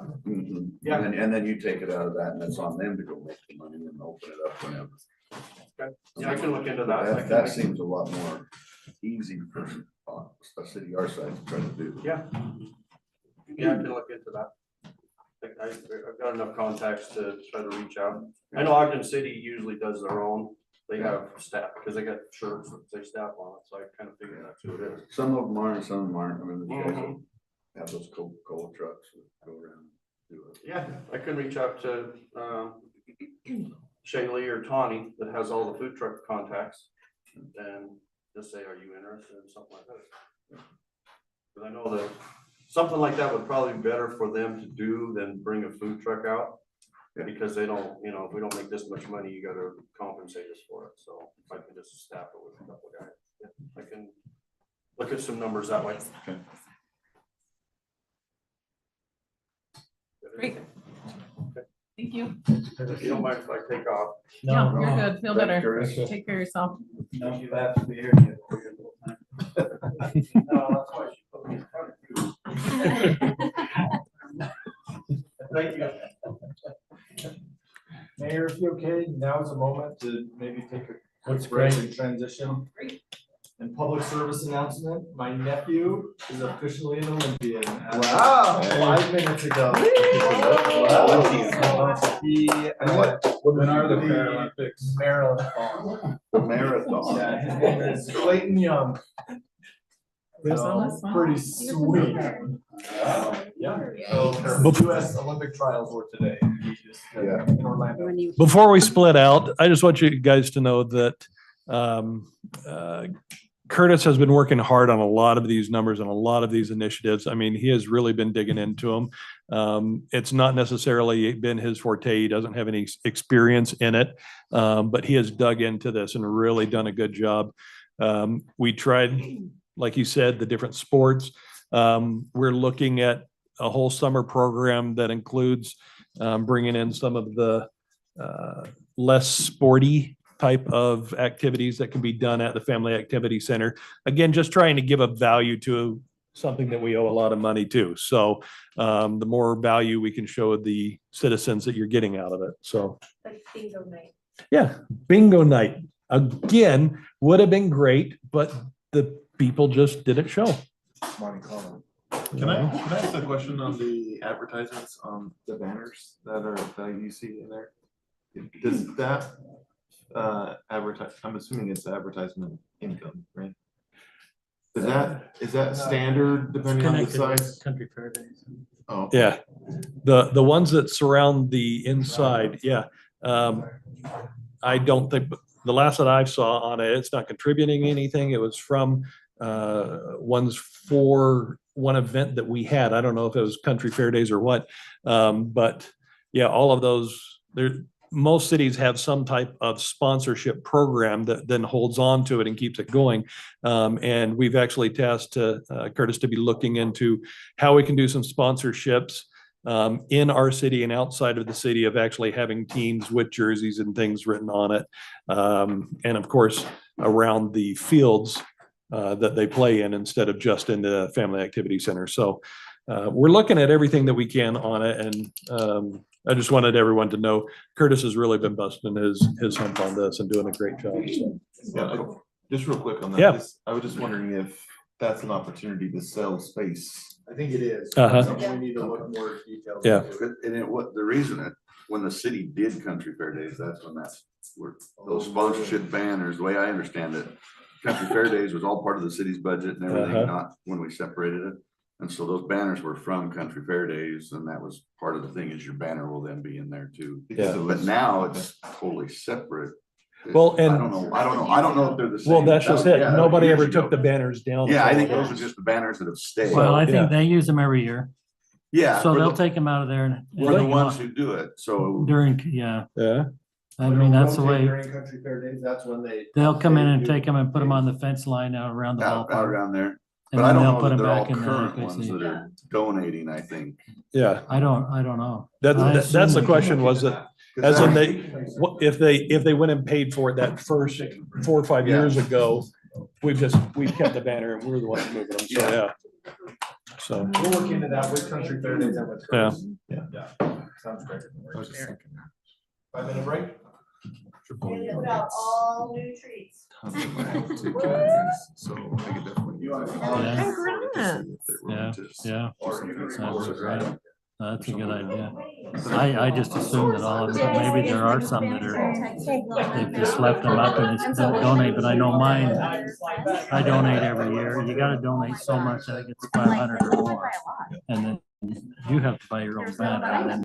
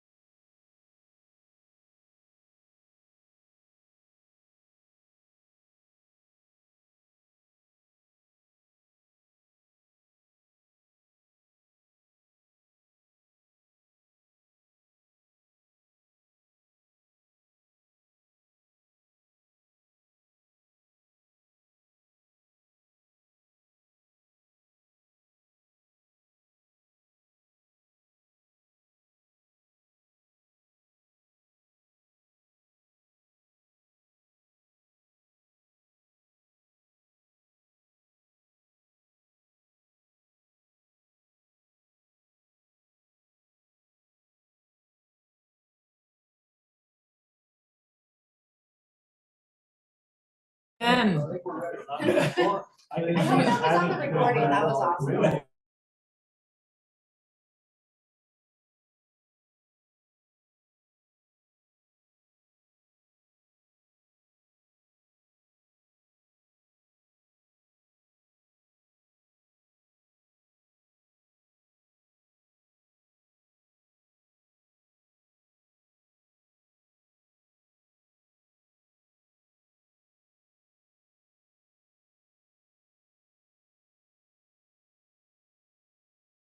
flying.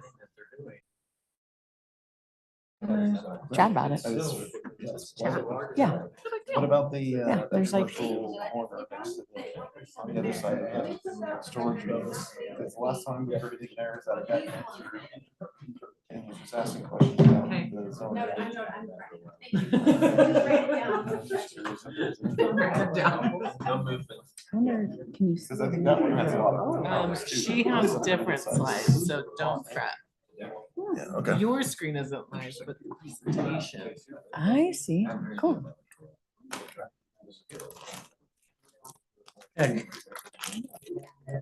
Okay,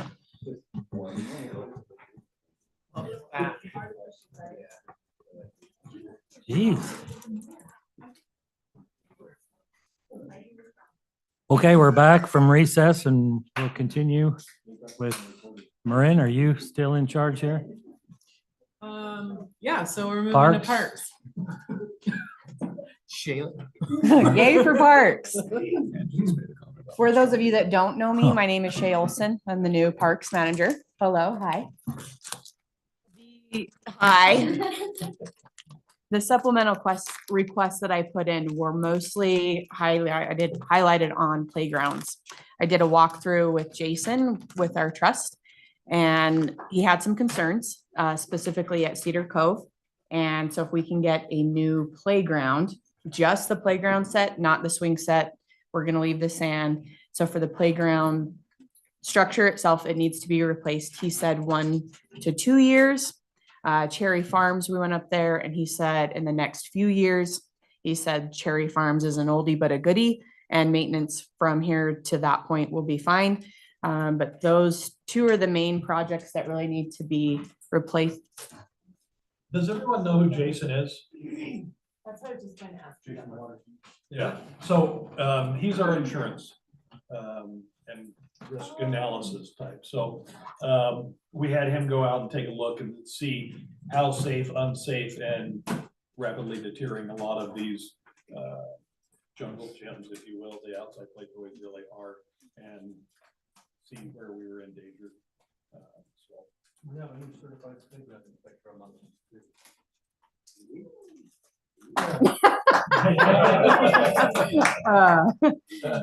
Yes, she is. Raise your hand, yeah.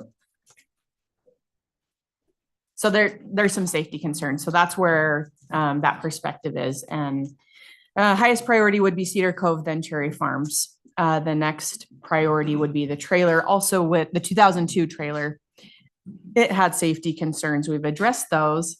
The ask would be to get that into rotation, just like our fleet trucks.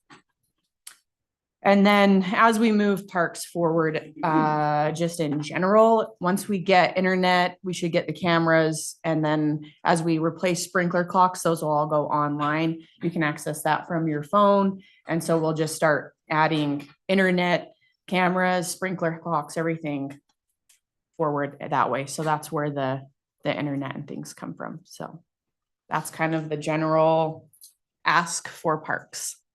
Is Cedar Cove that small park that's up on the west side? It's right here on 1900. The bottom of 1900. Oh. Oh, I met your wife for the first time. Yes. Yeah. All right. I forgot about that one, sorry. The wife? Wow. Yeah. Curious on the type of cameras you're proposing. Are they like the Ubiquiti type that use IR technology? Wireless? They, go ahead. Same brand we have here in the office. I'm not sure.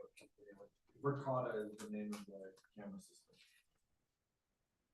system. I'm just assuming you've done a cost comparison out there to look at the other technologies for what we're getting. Are they night vision capable, things of that nature? I didn't go super fancy. It was more of a basic just for security. So we can add more on if you want. I would ask the Parks Committee to look into that. There's fairly inexpensive Ubiquity has some, they're almost like your Ring doorbells that you have in your home. But they have a Wi-Fi capability, they have IR infrared technology, so you can actually see at night. If people are trying to vandalize and things of that nature, very, very economical, but you guys have your system, you have your system. You move up, we have now we have 2 trail cams with batteries, so. That would be a step up. But they're working. When do we anticipate getting the internet there? Just give me the green light. I'll get it done. Well, Yeah, well, that was what I was gonna say. Yeah, Connect should be about there, aren't they? Yeah, I have not really heard back from them since I last communicated and said, we wanna get some of this stuff going, where we at with that. And they said, tell us the location of the drops. And I responded with, I gave you that a year and a half ago. I haven't come back, so we're still trying to work through the details of that. The security system that. that didn't work, huh? Yeah. The security system that is quoted, that shows up in the budget here, can work off of the cell network. It doesn't have to be wired in. Obviously, that would be the ultimate goal once we do get fiber to all of the city facilities and park locations, that it would be on the fiber network, but there are things we can do in the meantime. So it's a safety and deterrent program, they're just there to deter, or are they actually proactive where they'll send you an alarm if you see something actually happening so that Davis County sheriffs can be notified and can show up and be responsive, or are they more of a reactive type of a system? I think got pan-tilt zoom capabilities where actually you can distinguish between a dog and a human being, and they can actually track the human being and things of that nature, or is it just if somebody happens to review it, happens to study it, or if there's some graffiti, and I think I'll go back in time and find out what's going on and try to react. Be interesting to know what are we gonna do with these. Well, that's what we were looking at originally, was that we would be able to use this to track down, because as the vandalism started happening, the amount that we have to pay to fix even simple vandalism is ridiculous. So we started looking at a camera system. The idea is twofold. Number one, to be able to deter by showing and putting up enough signs saying, surprise, you're on camera, candy camera type thing. That really dated myself. And then the other one is to catch those specifically that have been doing it. But it would be a non-monitored system that when an event like that happened, we would have to go back to and of course, there'd be motions and go back and look and see at the estimated time what happened. So you fast forward through it, you find it, and then we get the police involved in it at that level. When we look at putting a monitor system in it where it automatically sees, like you were saying, and notifies the police, it's very, very expensive. So, What we put in at our water treatment plant was very cost effective. Really? $600 a camera and things of that nature. how much was the monitor? That I don't have on top of my head, but it's an internet-based program. It's very economical. I mean, you don't have to get the high-end $5,000 cameras. You can spend $600. That's why they can't keep them on the shelf. Everyone's buying them. Yeah. You see these big companies, so they get up there buying $5,000 worth of these cameras. So there's some smaller technology out there that are very beneficial, proactive, rather than being a reactive program. Would be my consideration. The tough part of the park is how to be proactive when you have people always coming and going versus a set schedule at your place. Yeah. Because, I mean, there's people walking that park at 10, 11 o'clock at night, and you can't send the sheriff over there. No.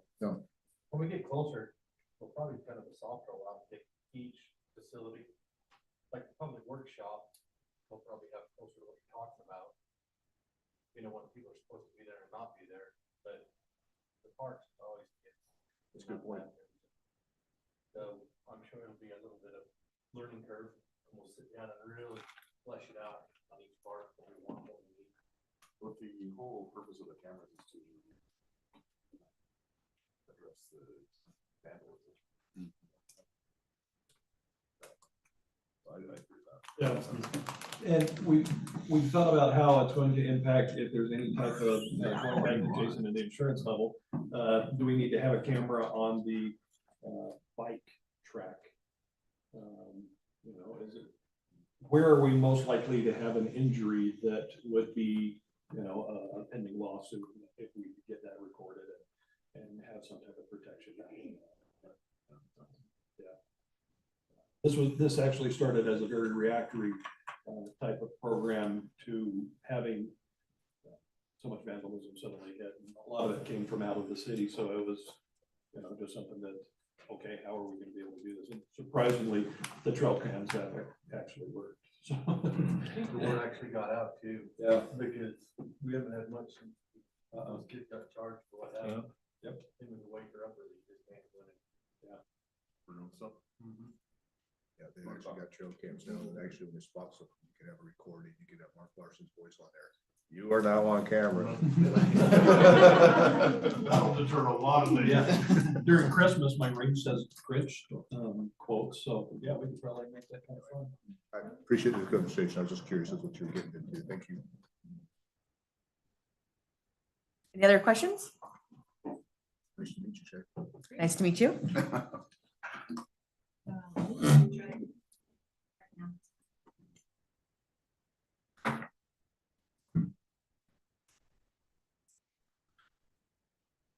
You want to do streets? Yeah. Thank you, Shay. Oh, I'm sorry.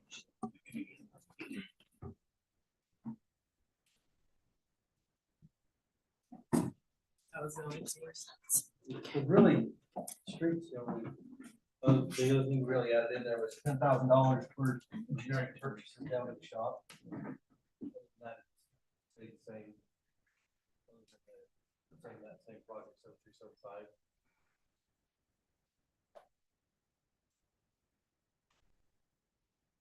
But we don't have. We don't have the subdivisions in that area. We'll do some curb gutter sidewalk there, like every year. Other than that, it's not too much. The shop kind of took a lot of the budget, so. If you have any questions about streets? So what's covered under streets? I'm sorry, I don't know. Was it just the maintenance of the streets? Is it snowplow also? Is it, I just don't understand, I'm sorry. This snowplow budget, or is it separate? It's probably anything that, you know. Chip seal, crack seal, striping. Deck wages, I mean, my wages come out of here. Crossing guards. Crossing guards. Well, maybe ask the question a little differently. How does streets expenses differ from the transportation utility fund expenses? The utility fund is project Projects, based, yeah. and this is operation based. So if we're gonna get a road chip like, you drive, you did that last year, chip seal, yeah, chip seal on it, so that would be tough. Okay. Put the paint stripes back on. Come from when the subdivision goes in, the 1 year after we do them. Or 2 years? Kind of depends on how quickly the homes are going in. Yeah. The road's still a mess, we wait. So then we chip seal, but that money comes from the developer, so. Other than that. I'll add that we were also hoping to do rescan for the street conditions. How long ago? 3 years ago. And what we're hoping to be able to analyze is, you know, how well what we've anticipated as far as deterioration and projects we've done and how, you know, and what you've done in treatment, how much does it move the PCI? How closely are we, when we do it manually, how closely are we actually getting to performance? And so, you only are able to check that if you do an actual number, rescan, and so we're hoping. How much is that? We're waiting for the quote. Is that through Street Scan? Yes. Are we happy with that? Are you guys happy with that service? they're providing? I, We did good. I think it's free. I'm happy with that. It's cool. yeah. Yeah, the old days, we just walked out with clipboards and tried to notes, and just, information never compiled decent, you know, everybody had a little different opinion, and it really. The other thing they do is the sidewalks, and this last year we did a lot more than we traditionally do. Significantly more, the work on concrete sidewalks and flat work. So again, I'd like to see how that comes back and how it compares to our previous information and what kind of trends we can see through that. And that was budgeted in the TUF fund. That was under double. Okay. So, with the streets, have we been, what grant programs have we been, going after this year? Did we have any we could go at? Not really. Well, okay. Are you talking for like maintenance or For like new capital sidewalks projects? or for some of those kind of things, because I know, they had the, Sidewalk project. yeah, safe sidewalk or last mile or whatever they call the, where they're. Right, Those kind of things. Um, Do they have them for roads and stuff also?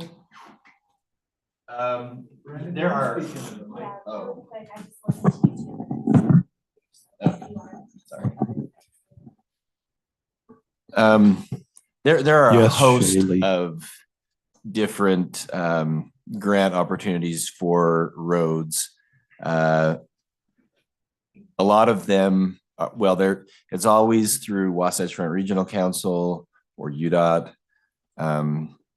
They have a bunch of different programs. The one that we've been really quite successful with, although we haven't done a project recently, is the safety sidewalks along South Weaver Drive. That funding only works for sidewalks along South Weaver Drive. There are other funding sources for like safe routes to school and things like that for other places in the community. But there's always applications and you have to qualify and get selected. So it's been, I think the last project that we did was the safety sidewalks, and that's been it was down by 475. Yeah. I was trying to think of the assisted living, the name of the place. Anyway, along that section, it was the last section that was not connected, but there are still quite a few sections along South Weaver Drive that could be done. And so we're always trying to do what we can to get funding that way. But it's not like it's your assigned job from us to go out and just start looking for grants every year, for us, right? I just, part of I guess what I view as my job is to be aware of what's out there, be aware of what the needs are here in South Weaver. And if there's something that matches up, then try to make the city aware. And talk to Dave, if he wants us to pursue, submitting for something like that, then that's what we do. Okay. And if any of us, like Dave or me or Brian, we'll get emails once in a while from the trust or whatever, we'll send them to Brandon to see if they work for us. Yeah. One thing that I think we need to point out here on streets expenses, when we use the phrase generic shop purchases, to explain what that means, there's not a fund that is public works as a whole. You've got the individual enterprise funds, and then you have the streets fund, which is kind of a general fund category, right? Streets is within the general fund. And so when there are purchases that should be kind of broad for the entire public works and not hit any of the individual utility funds, that's where the streets department kind of bridges that gap for the general purchases. So that is what we're talking about when we say a generic purchase or a general purchase for public works. That's why Mark's salary now hits there, where before it was under building and it was divided and things like that. And so some of those things have happened the last couple of years to philosophically use the streets department as the general fund category for Public Works. So as, say like they need a new tool or they need a better tool, so they're repaired. They would go get the new tool.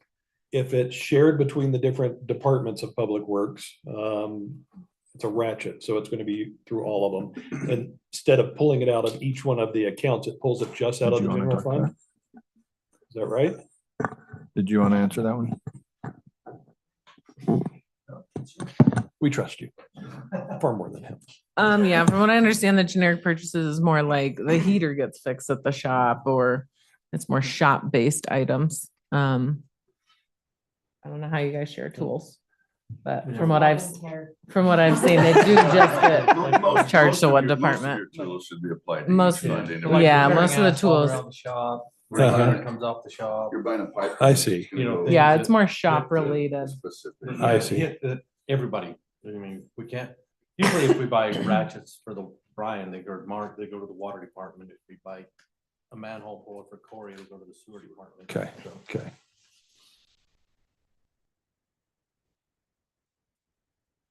that is streets in a nutshell.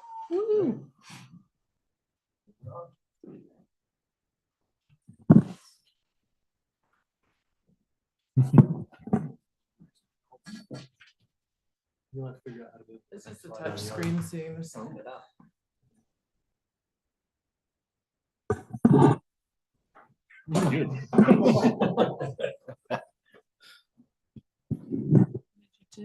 Hey, Mark, there's a candidate. It's a problem between the marks.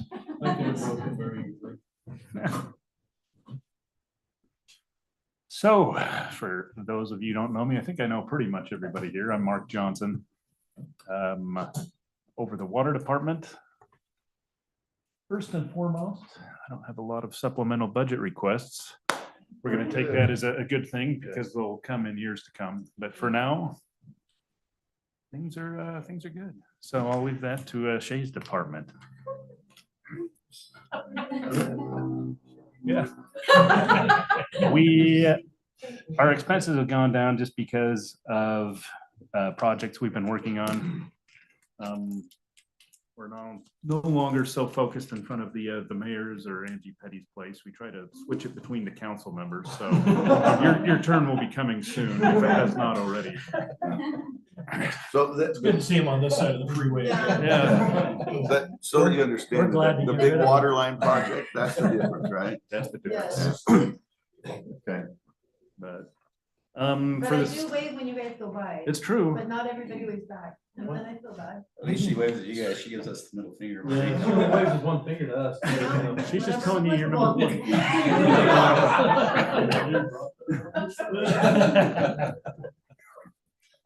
For the coming financial year, we've got the East Bench transmission line at Cornea Drive. Well, that was kind of this last year, but the East Bench transmission Cornea Drive replacement is finally done. I know there's a few happy people in the room, as well as happy people that live over in that area of town. We're still kind of buttoning up the last thing about getting the water tank online there.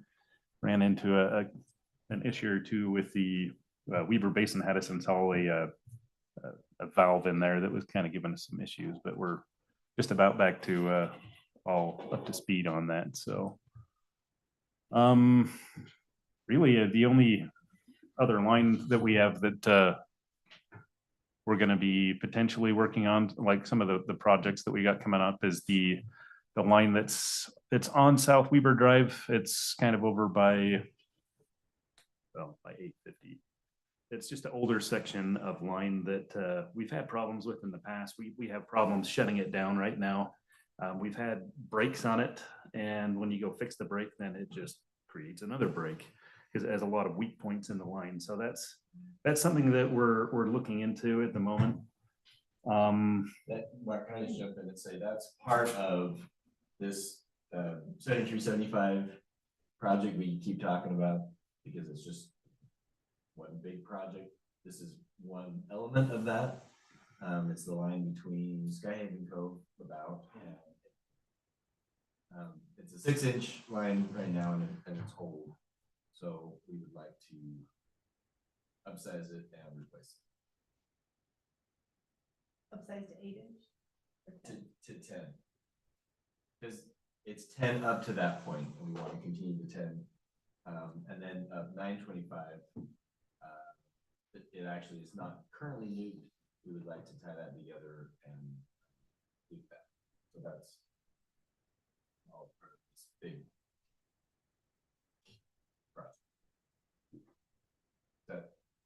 Did I cover that right, Mark? Yeah. You can talk to the microphone. Try to talk loud and see if it picks me up. So when you say looping, that's to maintain pressure over a larger area? Sorry, yes, looping is actually, if you've got two lines that are not connected, you connect them. That's considered Equalize the pressure. that's considered a loop, so that it allows for the flow to go. Yeah. Is it Lane's project?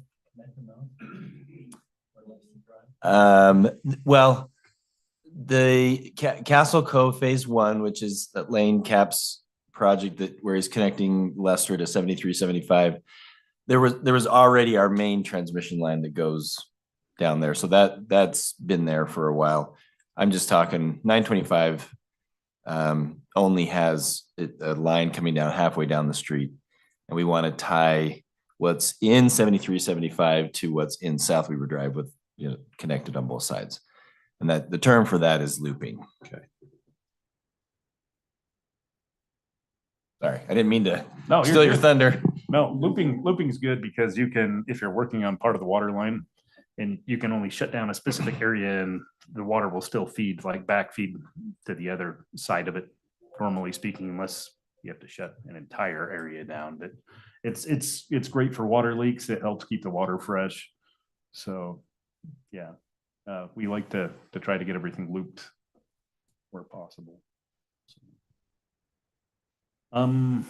Yeah, I mean, if you could also just maybe mention that in the current budget, we are planning to do the line on 1375 over to Lane Caps, Castle Cove Phase 2. Yeah. Give a little bit of background. Okay.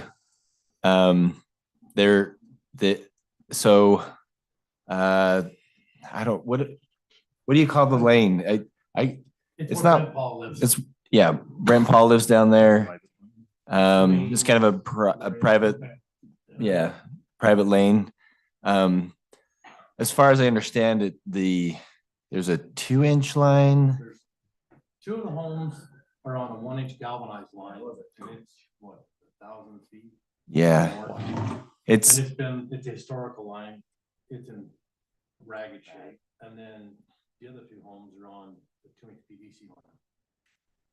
We're gonna try and take all that out, loop all the way around into Castle Cove subdivision. Lane's willing to put it to the back part of his lot right now, so.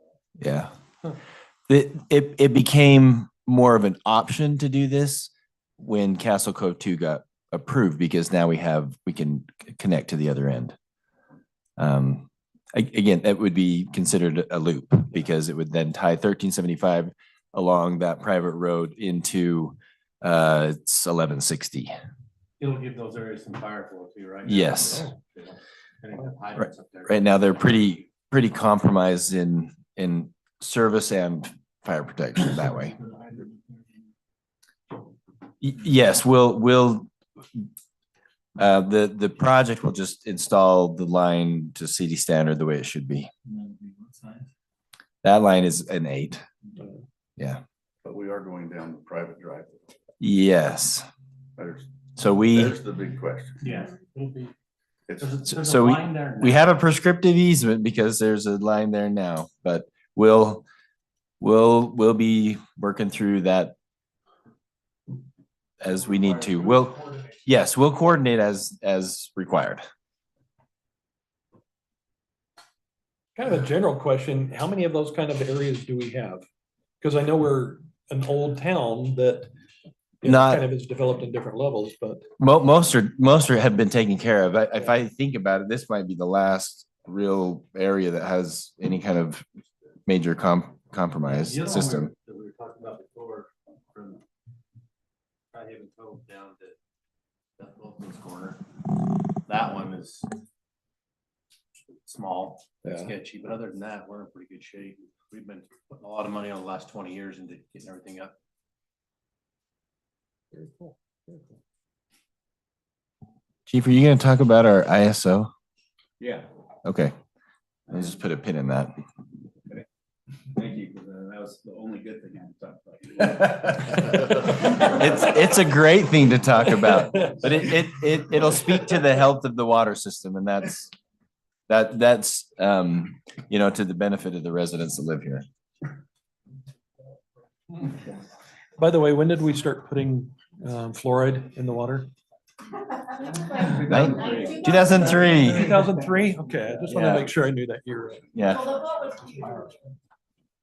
Everybody knows that kind of date. Just line it Yeah. up with whenever the cancer rates start. And everyone became so submissive.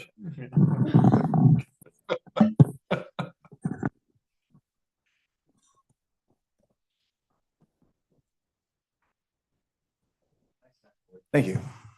Came from Hawaii. I'm Corey. I don't know the newer council members, but apparently I'm over sewer and storm water. And you guys all know what we're going to talk about right here. Oh.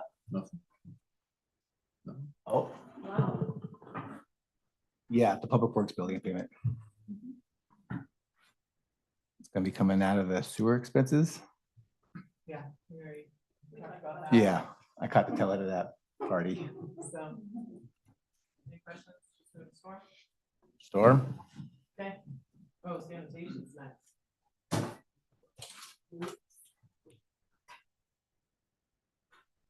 We talked about that too. It just looks a little, because in 24, we did a double can purchase because we didn't purchase cans in 23, so. There's storm drain. Storm drain's going to go towards funding the project. Maybe. Yeah, maybe. Or contribute to fund balance, so. There's currently no storm drain on that section of road. Nope. Again, 73, 75 is the one place in town that has like no storm drain system whatsoever. And the closest one is Canyon Meadows Drive, so. So that's one of the main purposes of the project. But we keep hinting at the project, but I think we're going to be talking about the project in detail later, so. Post lunch. So, yes. Is that maybe before or what? Maybe we should just jump into it before lunch. I guess it depends. Do you want to talk about fire? Or do you want to go to that project? Let's talk about the project. The project is fun. Let's talk about the project. Engineers call this fun. It is fun. While you're getting to that point, so on the storm drain expense, I mean, we're looking at 220 going from 317,000 to a steady increase of now over $610,000. What's the main reason driving all of that? Is it just our impact fees not being able to keep up with any of the new storm, or what's going on with it? I have no idea. We did our increase for storm drain. Yes, I always remember that. I cried that night. Yeah. Yeah. Yep. And we didn't have any money, but Yeah. some people didn't want it and some people did. Yeah. So, but I think This I is- can answer this. Okay. I think. Okay. There's been several projects that could be paid for with storm drain impact fees. So Mark McCray used all of the storm drain impact fees and then borrowed from the storm drain fund. And so then any impact fees that are coming in are just going to pay back the fund. That makes sense? yeah. But we're not getting very many, so that's a slow process. Did I cover that right? Yeah, I don't have a microphone anymore.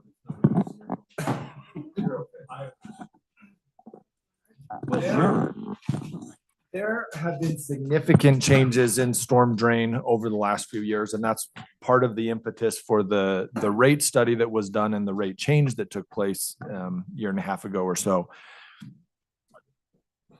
Some of those changes are our own projects that we need to do for our own system, if you recall. But there was another major piece of that, and that was the various regulations that are being handed down to us now that we have to match. And it has changed our requirements to a standard that it has increased our cost. And so projects and just ongoing, we have to meet certain standards now, have changed storm drain needs. And that's what's reflected in that. That's what's reflected in that increase.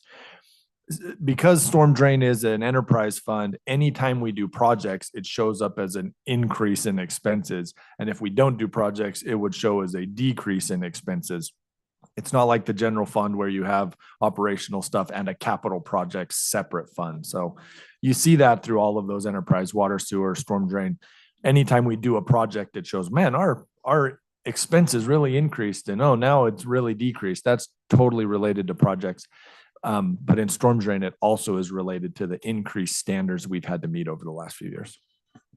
Okay, so that explains the steady increase definitely, because I was wondering how a pretty standardized product, once it's in, steady cost wise. So if we borrowed and now are paying back into that fund to pay off what was borrowed for it, so the money that we have, the higher storm rate tax that we've increased, the fee or whatever. Fee, yeah.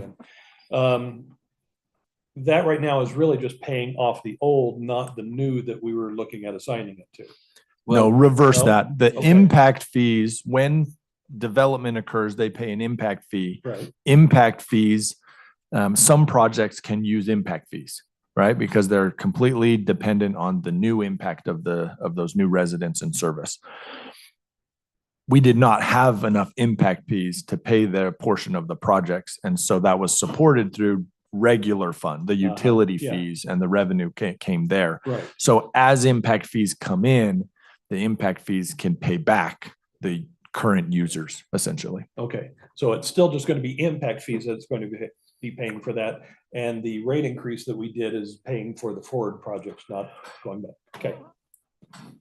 Yep. And increased maintenance. The other thing that I would say as kind of a background statement, again, going to why the increase before was that the storm drain rate had not been touched for a long time, and this fund was woefully underserved. And so there was not a large fund balance, not a lot of projects could have been done because there just was not a lot of support for those projects. That fund was not receiving a lot of revenue over time. And so we're in a period now where we've increased the rate to try to get back into a position where we can be maintaining it well, but it's still that transition and that lag. And with less development going on, less impact fees are being collected. So we're not going to see that change this year probably. Probably for a while. And again, we keep hitting at 73.75, but the long and short of that project is the tough fund, the streets can handle their portion. The water can handle their portion, and storm drain cannot handle its portion. So that's what we'll get to. I think it's also probably good to note the reason why impact fees are down, I think is twofold. And I think it's important to understand this, that certainly there's maybe a little bit of a slow in the economy, but there's also an inventory or shortage here in South Weber. Prior to, we just approved the South Bench Meadows, Castle Cove 1 and Castle Cove 2. With those three, I think that'll add like close to 30 lots maybe. But prior to those three, I think Harvest Park was the last one, and they're all, no, I'm sorry, Peterson Farms. but as I understand, like they've already built the majority of those. So you don't want to live on, you certainly don't want to live on impact fees. But when we do, just so you're aware of how they relate to what we need to do, we anticipate what projects are needed based on what the future development is going to be. You can't control when that comes in, but the infrastructure that you need for those future residents is still the same. And so what we're just seeing is that we've done a few projects because they've been needed, but we just there haven't been enough people move in to pay to keep that off yet. So, but there's an upside to that if you want to look at it that way, because you have to spend those impact fees within 66 years. And so if you've already obligated them and you're just paying them back, then they're immediately spent, and you don't have to track them anymore because they've already been accounted for. Anyway, that's something that I know Marin has to take care of in tracking all of the impact fees and when we receive them. And if you take anything past 6 years, then technically you have to give it back to the people. So Nice silver lining. yeah, did that feel like a silver lining? I was trying to paint it that way. Today I'll count it as one. Yeah. Okay, anyway. Thank you. Dave, are you gonna take this? Yeah, let's talk this project. There's just 3 quick slides that overview the 3 different portions, the surface stuff with the street, and then the water and the sewer, or not sewer, storm drain, so that you can just see the scope and kind of the size and where it is. This is the surface side. To the right is where Castle Cove will connect Lester Drive there, and it'll then extend 7375 to the west, and then 925 up north until it hits South Weber Drive. So that's surface treatment. That's the scope of that project. We already have all of the right of way necessary for the pavement. On the far right side there, not far right, but the far right of the project that we'll do, there are lots that would need to be developed, and when they develop, the curb gutter sidewalk or gutter and sidewalk. Just sidewalk. I Just think we can sidewalk. get So the we'll curb get in. curb and gutter in. Okay. And then the additional right of way would be dedicated to the city at that point for those lots. But that's the scope of the surface side of it. On the surface side of it, you're talking 7375 curb and gutter sidewalk and 925, similar to 1250. Correct. 925 is a 50-foot right of way, so it's a pretty small right of way, but so is 1250, and 1250 feeds the school, and it's, the sidewalk is back a curb, so it's tight, but it feels like that street has functioned okay to me, and so I don't see a need to widen 925. I think we would just have it just look exactly the same as 1250. The width of asphalt. Width of asphalt would be 35 feet. Just like 1250. Yep.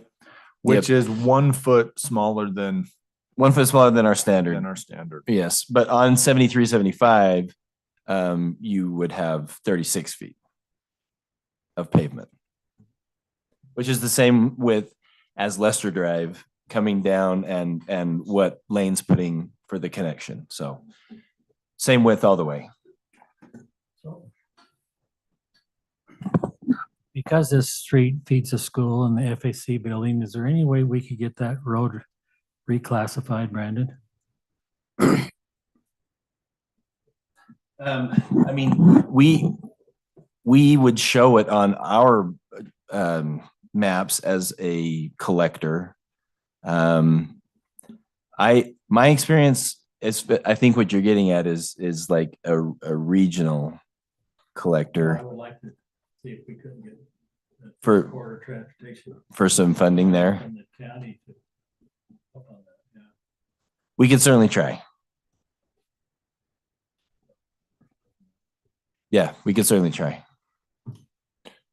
What the mayor's hinting at is that there is transportation money that can come directly from the county. It's known as the third quarter cent, but it can only be used on roads that are classified as regional collectors. And so if we do kind of a look at all of our roads and say which ones may function as a regional collector, then we could potentially tie into that. It doesn't necessarily mean that they would agree with our classification, but if we. Right, in order for it to become eligible, the UDOT and Wasatch Front has to agree that it's a regional collector and get it functionally classified. UDOT maintains a map that shows all of the regional functioning classified as collector roads. And so when you're turning in applications, what the mayor's talking about, when you're turning applications, that it has to be for a road that shows up on that map. So before we could get any funding out of that source, we would have to go through the process of requesting those entities to consider them functioning classified. But there, you would lose nothing by trying, so we could certainly try. This would also count for safe sidewalks, right? Because it's within. Safe the routes school. to school, not Yes. safety sidewalks, yes. Okay. Right. It would. I don't love that program as much because it's federal dollars and you have to go through all of the red tape that's associated with that. But again, we can look at every possible source to try to get what we can for the project. Any other questions about road and surface? Okay, this is the storm drain portion, and this is, I think, why it is so daunting. The trigger was always the surface and connection of Lester Drive and knowing we wanted to widen 7375 and, get 925 functionally working with additional traffic that it could then connect, especially related to the school. But as we were talking about that as staff, it made no sense to do the surface without doing the underlying infrastructure that's necessary, so we don't come back later and have to do that. Well, the dominoes basically were, that means we have to do this storm drain project because the storm drain in that area is non-existent. Yeah, well played. So Brandon, maybe you should speak to the details of that, but as you can see, down in the bottom right corner is where 73, 75, and 925 are. We could do that portion under the surface just fine, but then it could go nowhere. And so it has to go somewhere with storm drain and sewer and water, well, sewer and storm drain mostly. You've got to have the end destination built before the top so it can flow somewhere. And that's why it's this long length down South Weber Drive, so it can actually connect somewhere. Brandon, did I say that right? You did. You have more Yep, to add? You covered it fine.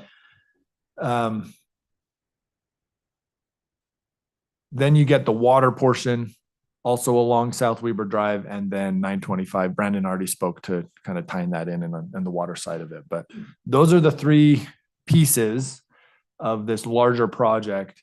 And these are Brandon's updated estimates as of last night. Thanks, Brandon. Total project costs.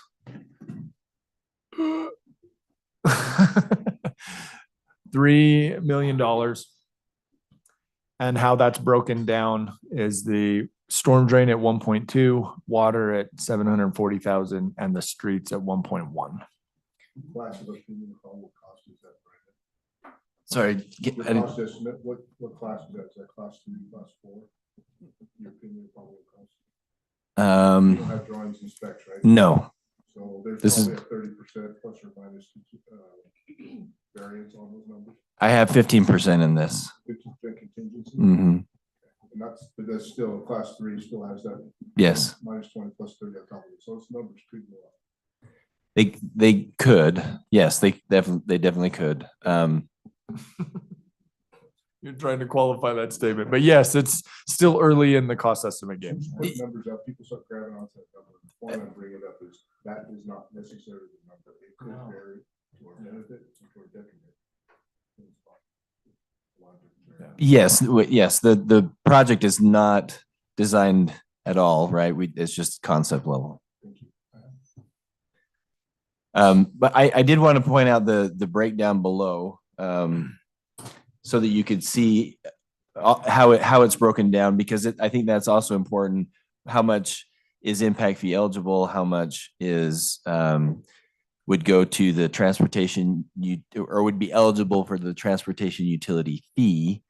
So if I just go down those, the 741 is water, that's just utility fee. The streets tough, or the fee, transportation utility fee of almost $500,000, that would be considered the maintenance portion of the project. So not any widening or anything else, just the maintenance portion. You could certainly pay for the streets, all of the streets, with Class C money or something, and not use the tough money. I'm just pointing out that's the amount that would be eligible to be spent on the project with that funding source. The storm drain is entirely impact fee eligible. There is no water portion that's impact fee eligible, and then like Class C money, any other funding that we get is about 700. So when you break it into those pots, those smaller pots, it feels a little better maybe, but there's no way to sugarcoat this. This is a project that won't go away. We've got to do the storm drain down that road. There, like I've said multiple times, there's just nothing in that area, and so as development occurs along there, at some point in time, something will have to go in. I think the conversation that we want to have with you is, we can certainly kick this another year, another 2 years or 3 years. We still have the Public Works facility, but we know that when Castle Cove came in phase 1, that's going to connect, or that's connecting Lester to 73, 75. All of us were concerned about the new traffic patterns and that there would be additional traffic on those roads. So we would obviously like to address that sooner than later. But we don't, but it has a cost to it. So that's, here we are. Now we got to talk about it. You said this was the fun discussion. I think projects are fun. Yes. The paying for them is not fun.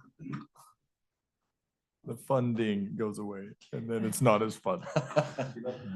So across the South Weaver Drive, as that comes out, there's a huge area of all agriculture. Is this taking into account all of that one day being developed? Only to the south side of South Weaver Drive. Is it, we flow the other direction? Yeah. Okay. Okay. I will point out that these projects are in the capital facilities plans. They're not some surprise. It's just. Right. Our current impact fee that we're charging for storm drain is anticipating paying for this project. It's just the timing of when you get those.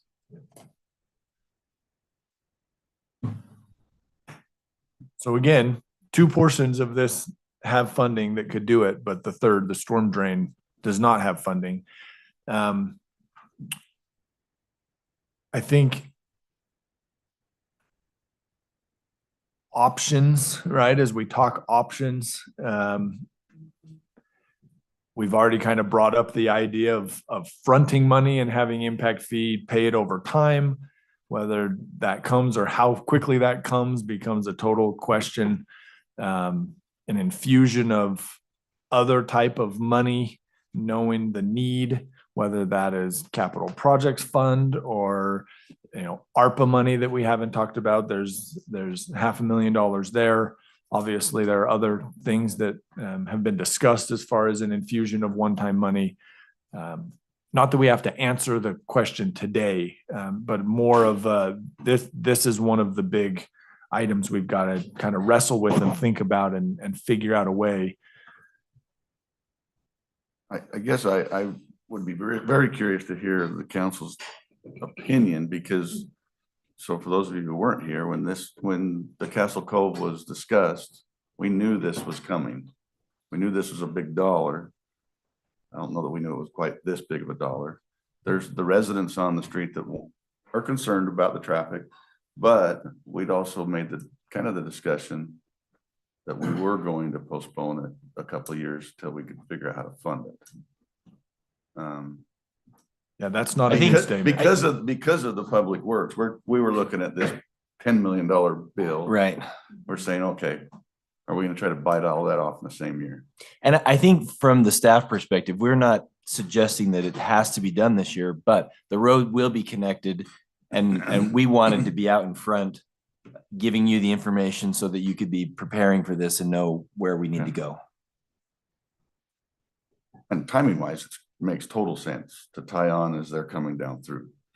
But it's a big dollar. When we talked about it before, we talked about the surface part of it, right? And then as we started looking at those details of what does that mean for us to do that surface, it was, there's other needs and other systems that need to be considered. I'd also point out, Wayne's really good about recognizing reserve funding and saying, we're not going to draw down the entire storm drain fund balance, right? It's 724 or 27 or something, right? $700,000 in fund balance. Not all of that is just project money, right? We've got to have a reserve for operational and expense and whatnot. And when we did the rate study, it assumed very specific thresholds of reserve funding. So 720 is a nice number, but it's not all available for this project as well. So if we just go on our normal trajectory here of getting utility fees for storm drain and impact fees as they come in, I don't know exactly what that timeline is of when storm drain would have enough to fund it. That's probably a step we need to look at and kind of project what year would it have enough money on its own? Or is there a way, or how should we maybe prop that up or support that in some way to make it happen sooner than that? But the timeline is still unknown. I want to take a step back because I'm a little confused between the logic I heard on timing. And I just want to clear the storm drain you were saying is intended to help alleviate the area, or the new development that's going to go in once Lester Drive is, or 7375 is all connected. But now we're saying we can postpone it. Shouldn't it? Doesn't it have to be in order for those new units to be built? Or you're saying those new units are gonna have storm drain go someplace else and we don't have to worry about it? So Castle Cove put in a retention basin, and with the understanding, of course, this project's in the capital facilities plan, that when that project, there's no timeline with that, but that when this project comes in, they would then be able to tie into that, and the retention basin would go away. That's one piece. So they're putting in a retention basin and they'll turn it into a detention basin once the pipe's in? No, That's what I hear you saying? the retention basin is only needed because they have no place to go. Okay. The storm drain is the first leg in doing any improvements on 7375 and 925 because there's no place to take it. So the retention basin would then become a lot or whatever in that property, right? yes, Later on. right. But So this is a long-term solution to put the pipe through. We're just gonna try to figure out. yeah, we're not putting it through for development. I mean, the only reason that we would be putting it in is to be able to improve 925 and 7375. There are other benefits, and of course we would build it for the build out scenario. It would make no sense to build it smaller and then come back and redo it. So we would build that final product, but it's only needed because we want to improve those two roads for the existing residents. I just missing that logic thing. Yeah, I'm not sure I stated that very well the first time. I'm with you, David. I'd love to see the projection on current forecasts of how long would it take if we just wait until the money is already there versus what are the benefits or even the risks if we do wait. 3% a year. Yeah. Go up 3% a year right now. Yeah. Yeah. Yeah, we'd have to estimate increased project costs as well Right. as the revenue and see where those match. Yeah, I There- totally agree. Can I also just point out that there is some money that we've already collected specifically for these roads. Those numbers are not reflected in here. They're not huge numbers, so they don't make a huge dent in these, but they would be something less than this. For storm drain? There's, I think, 4 developments that have occurred on those roads where they paid money In lieu of the in lieu of improvements the at the time. improvements. This would then, now's the time, we use that money to build the improvements. So we do have some other revenue that's already earmarked for here. That's not represented in the numbers you have on the screen. I'm just pointing out that it doesn't like swing it way down. It's not $1.5 million. But it helps, but it helps. Few houses. Yes, it's only a few houses, but it helps. And just knowing that it's there. So can this project be broken down any further? That it could be handled in phases, if you will?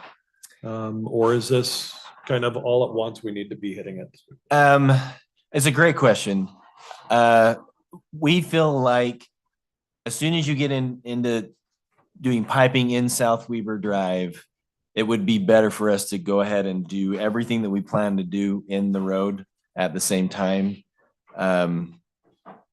That's why the water line makes a lot of sense to do at the same time.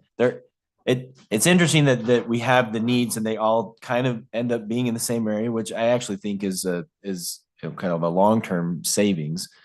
But I guess the short answer to your question is I don't see any way to pare this down any more than we already have. We really are just doing the bare minimum to be able to do the improvements on those 2 roads. You said you like to do the project all at once if we're going down South Weaver Drive.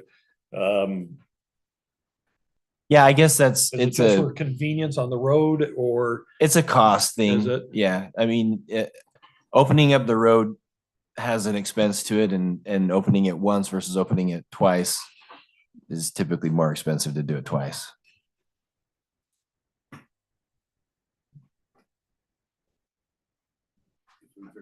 I agree.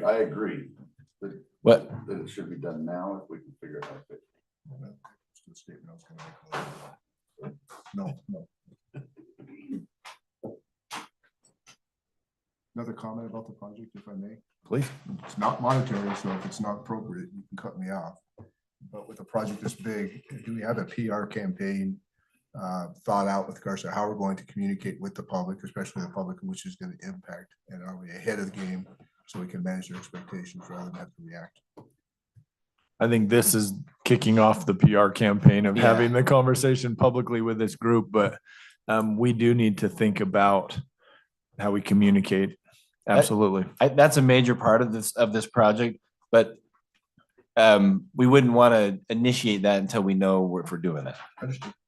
So that's why we're having the conversation today. I think over the next few months, as we, get some of this data and the information and projections and whatnot, and you can wrestle with it and what you feel is best. At that point, I mean, we could even bring it up now. I'm sure Shaylee will be doing a retreat recap and some of this information will come up, right? As far as we talked about this project, the long and short of it is we're struggling with figuring out how to find money for it. We want to do it as soon as we can. And we'll try to figure that out. But yeah, that I'm glad you bring that up because we all want to be on the same page of how we communicate this project and when and why. Because we talked about this in council a couple of times, is a few pieces of that property are gonna be a challenge. Of that area. And we've had it in open meetings and it's discussed that how that happens. Is that gonna have to be something we have to go through the legal process to make happen? We have not designed it, but we have the right of way widths, and based on the right of way widths, we feel like we can fit the road inside the existing right of ways without having to buy additional property. However, to build it, you probably are gonna need some construction easements. And we certainly want to be as inclusive as we can to try to make the project go as well as we can, communicate upfront, try to make sure everybody's on the same page and expectations. But we didn't really know what we were tackling until we had at least a, concept cost estimate that's updated with today's dollars and a conversation with the council to know how we should proceed. I'm not opposed to even having neighborhood meetings or whatnot. If you want me to attend those, or Brandon or whoever from the council to actually go and be with those, individuals specifically and just have kind of a project status update, because they know we're talking about it. They know that it's coming. We've talked about it for a few years now. And so to keep them in the loop, even if we don't know the answer at the end, but just say, these are the conversations we're having, there could be value in that, but we'll take your direction on how you feel we need to proceed and even when. The question I'm hearing, if I may be so bold as to step out, is, go, no go. So what I'm hearing from the staff with regards to this project. And I'm also hearing from my side, I'll speak for me, but I think I'm hearing from some of the other council members. Hard for us to make that decision if we don't know what the cash flow is. We don't know how this is going to be paid for. So how can we say go for it if we don't know where the money's coming from? You've already made this statement early on with the public works building. How are we going to pay for that? Well, we'll put 700,000 from this budget. We'll figure it out. I have a problem with that. There should be a 5-year plan that looks at where our revenue sources coming from. How are we going to apply those revenue sources? And when we're short, what are we going to do to come up with that money? Rather than ask this council to have to react to make decisions on the fly. Do we want to go or no go? So for us to make an informed decision, we need to have a better cash flow projection. Well, I'm not suggesting today's a go, no go day. We've got This is a a budgetary discussion, issue we just need to discussion talk today. about, and we're presenting everything we know so we can work through that together. And I know what I need to know to give you a thumbs up or thumbs down. Yeah. Yeah, That's why, that's what we wanted to get back from you is how you're feeling about it and where we go next. Well, I think it needs to be done. I think it needs to be done sooner or later, but it's got to get paid for. So I want to figure out what that means. I mean, we got to do double-digit property tax increases just to pay for that project. That's where we go. Right. Does it mean we have to go seek for some appropriations from the state to make it happen? Do we have to look some grant monies? Do we have to postpone for years to get ahead of it? Those are the type of the questions I think staff need to answer and get back to us so we can make that informed decision. Right. And we don't have that right now. That's, I think, the point, and I'm glad you bring it up, is that's the type of information we need to be providing over the next, as short a period of time as we can. This was essentially bring up the issue, bring up the problem so that you know what it is. We don't want to bring this up in April saying, hey, we think we figured out a way to pay for this project. And so No problem, Dave. Just a challenge that we all get to solve. Exactly. Yeah. This isn't. Challenge to solve. We don't have problems. That's why we're here together to help solve the solution. Okay. Yeah, good term. One thing that I don't think we should kick down the road, and I don't think is a hard no-go, or yes, no, whatever, it needs to get designed. So that you can start going out for funding. You can start sending those things to get reclassified as a road. You have all that information done. I mean, yeah, I know Brandon's expensive. It's not 3 million. 10% of that. I almost guarantee in that calculation, he has his engineering costs. Yes. And so to me, that would be the first step, and let's just get that done. It has to be done. Let's move forward with that portion of it, and then it's sitting there ready. We can even get bids and then decide whether we do it or don't do it. Agreed. Yeah, I agree. And so why not get the ball going while we sit there and, Yeah. on that side. You're right. If we were to bid it and the climate was decent and we got a lot better numbers than I'm thinking here, right? Then that makes the conversation easier. And right now, not that we're gonna get it done that fast, but the climate did change. Go to a bid walkthrough, there's 12 excavators sitting there. Yeah. To bid a job, not 3. Yeah. Okay. Point. So that would make a good phase 1. Design. Great. See, it just helped you out breaking that down, didn't I it? know, yes, thank you. I'm Man, sorry I asked the missed wrong that as a question. phase. You're right, that's a great first phase. I thought phase one was identify the challenge. Is there any other feedback for us? Yeah, Appreciate all the efforts that's put into that. I think been very helpful. I think it's a great thing to go through.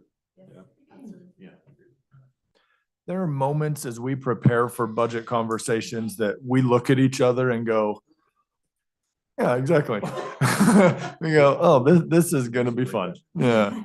At least Brandon thinks it's fun. So we knew this one would be a major challenge and we recognize that. We don't have answers as a group. I think we'll be able to get them. The feedback of let's design it so we know exactly what that looks like is really valuable. And we'll keep working on the other things, the projections and whatnot. And we'll just keep working down this road. Unintended. Let's get back to fire then.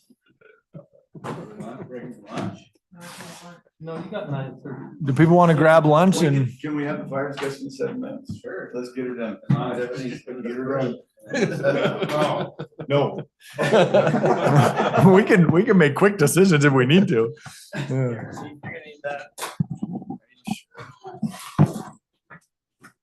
Shay, Mark, Corey, thank you.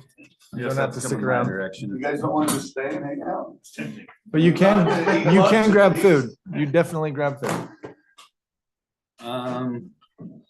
Council members, mayor, Cole's gonna bring jackets down so you guys can get size for these jackets. Yeah. So you say fire department? It'll say fire department and then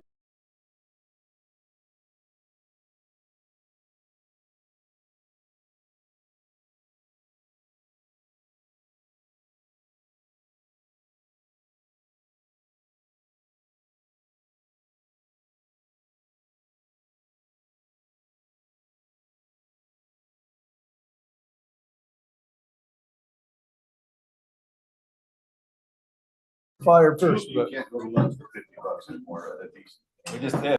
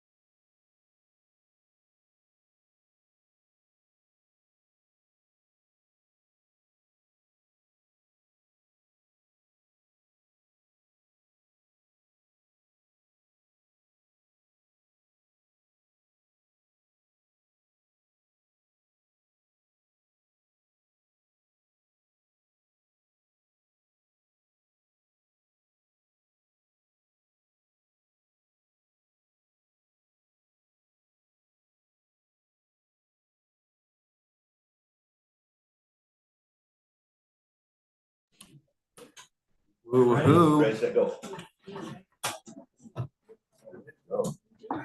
Staff keeps dropping like fries, but mayor and council are going strong. Okay, everybody, I'm Derek. If you don't know that already, nice to meet you all. Okay. Fire expenses side, we're staying pretty flat, only a $17,000 increase. Everybody calm down. I'm just kidding.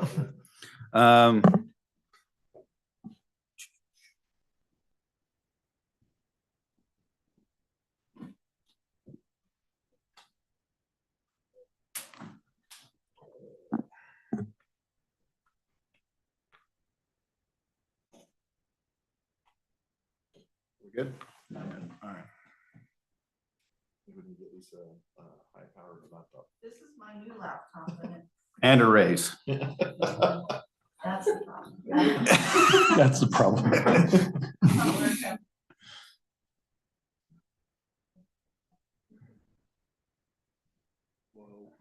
We're done. We're out of here. You've seen all the slides now, so. All right. Just to get the most depressing part of this conversation out of the way, I'm gonna start there, at least for me. What I'm doing, it's not helping. Talking about mental health, the legislature's getting ready to pass a bill this year that's gonna send the Department of Public Safety after fire departments that are not complying with the mental health laws that were passed last legislative session. Yes, and initially we were under the impression that our EAP met the requirements for the new requirements. The employee assistant program, so the Bloomquist Health stuff. And in conjunction with how we do our peer support team in conjunction with the rest of the county, the legislation has made it clear that neither of those two things count towards that. There is a one-time grant money to pay for your first year. Most departments in the area are paying right around $10,000 a year for the services that they're receiving. What it is, it's a third party that will come in and do critical incident debriefs and stuff like that. I have been handling that. In fact, I know David knows this, but I don't know if many else do. I'm a trained peer support counselor through Salt Lake City Fire, and I've been through all sorts of trainings and certifications for that.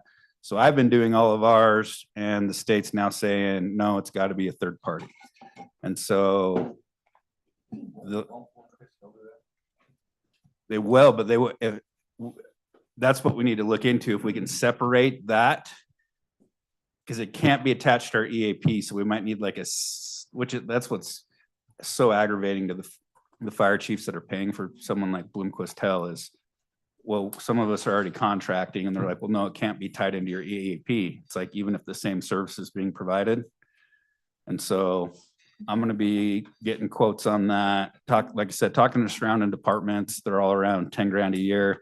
I am going to apply for that grant to at least pay for our first year. And then it's going to be an ongoing cost, which leads me to talk about something more, well, not more close to home, right here at home. We had some brutal calls this last year here in the city, brutal. And that's why this legislature is hitting us so hard, is over the last 10 years, we've only had one line of duty death in actual firefighting, and we've had over 30 suicides. Firefighters are 4 times more likely to commit suicide than the general public. And most of you other than David don't know this, but I think it's worth sharing. We've even had 2 suicide attempts within our own fire department. So that's why the legislature is hitting it so hard. I mean, it sucks to have these unfunded mandates come down from the state. They're trying to at least help people get them up and going. But like, if you think of the big motorcycle wrecks we've had, people getting hit on 89, big people, like well-known people in the community dying or committing suicide. My guys dealt with lots of really sad and depressing stuff this year. And I wanted to tie those 2 things together, because then it paints the picture why the legislature's taking it so serious. and why we as a city, we want to be compliant with state law. I feel I communicate with Dave pretty well when we have these kind of incidences. I sit down with every crew after every major incident like this, but this will just give us one extra tool in the toolbox. So anyone have any questions on that? Like I said, that's not a fun topic to talk about. I know Farmington and Clinton both pay around right around $10,000 per year. To have that third party. Correct. What was the reason, do we have a reason why it can't be part of the EAP? That's just how they wrote the legislation, because I think in their minds, not every city's EAP is the same. And so we're contract with Bloomquist Hill, but somebody else might be contracted with somebody else that only provides counseling and other stuff and doesn't do the critical incident debriefs and all that. So we still have a Davis County peer support team, so they'll also be brought in. Like when we had the double fatality down the road here, we brought in the county peer support team. And anyways, so I think the silver lining in all of this is 10, 15 years ago in the fire service, it was toughen up, throw some mud on it. If you can't handle this call, maybe you shouldn't be working here. And I think it's awesome that we're trying to be more proactive than reactive, but even this program is reactive. But anyways, so that's just some ongoing costs. That's why the mental health program with the question mark is we're tracking that legislation that's going to send the DPS after fire departments that are not compliant. So we just want to be compliant. The good news that Brandon didn't want to stick around for is we just received this last week our new ISO rating. For those that don't know what the ISO rating is, it's an insurance rating that they assign a community that directly affects all of your homeowner insurance rates. And we've been at an ISO 7, and the scale is 1 out of 10, and 10 is the worst and 1 is the best. Just to give you a little bit of information, less than 1% of all cities have an ISO 1, and 56% of all cities have a 6 or worse. So between 6 and 10, including most small cities like ours fall between 6 and 10. Like I said, we were a 7 and we are now a 4. So we improved 3 spots. Shaylee. We need to get that out. Yeah. How that's graded is Brandon had to do a lot of work. A lot of the grading is how much water supply we're getting to our fire hydrants. So the water department and Brandon improving our water supply across the city had a lot to do with that. But then the biggest changes, obviously, that have happened have been the changes we've made at the fire department to help bring those 2 things in conjunction are why we jumped 3 spots. And jumping 3 spots is something that should be celebrated. Just some other quick legislative stuff. The legislators are planning on mandating that all fire departments have baby boxes. If you don't know what a baby box is, all firehouse, police stations, and hospitals are places where moms that no longer want their children for whatever reason, no judgment, can drop their babies off. And unfortunately, there's been some incidences around the country where babies have been dropped off and the crews weren't made aware, and babies have either froze to death or died of heat exhaustion. And so they've created these baby boxes, but they're even running into problems with those. Like someone could put a baby in there, and without some kind of notification system, you might not even know that someone's put a baby in there. And so the legislators want to make it so it's tied into dispatch. So if that box gets opened, it'll notify dispatch, and then they'll notify the fire department. And if we're on like a big fire or something, they can send a law enforcement officer or somebody over. So again, more costs coming our direction, but I mean, it's a great program. Hopefully we never need it in this city. just a funny story, if I can tell a funny story. When Nebraska passed their safe haven law, they just wrote it, all minor children. And this lady dropped off 5 kids between the ages of 16 and 8 at the fire station. So anyways, and the state was forced to take them.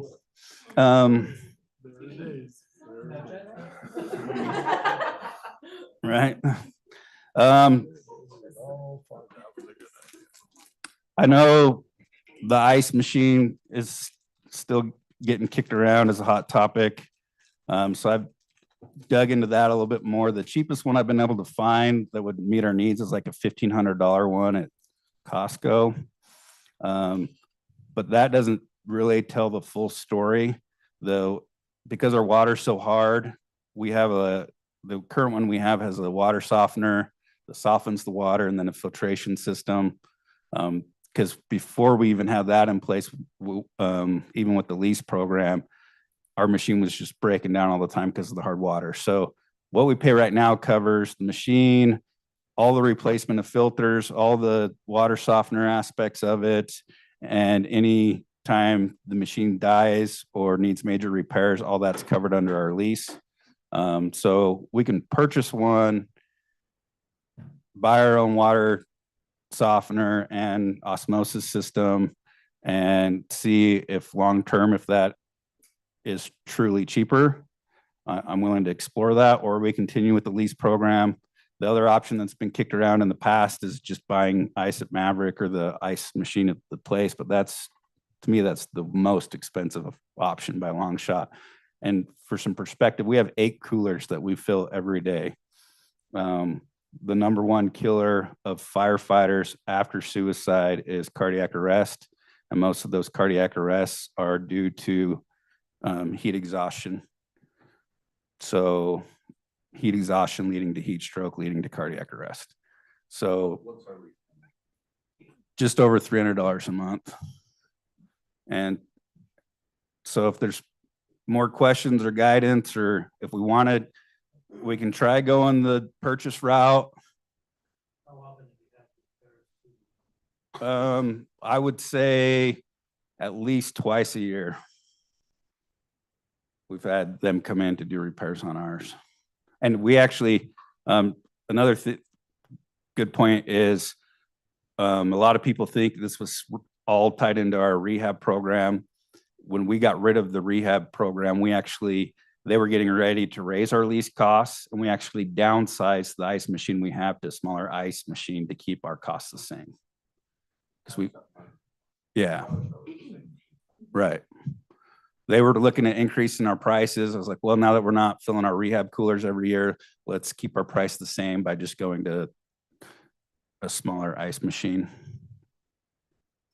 What is the size?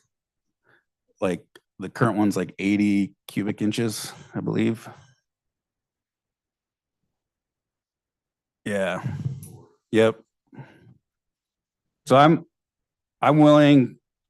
I like how I don't have to worry about it doing the lease route, but I also understand if it means saving a few $1,000s a year, then we can go the purchase route. They just come and do it. I think it's about every 3 months.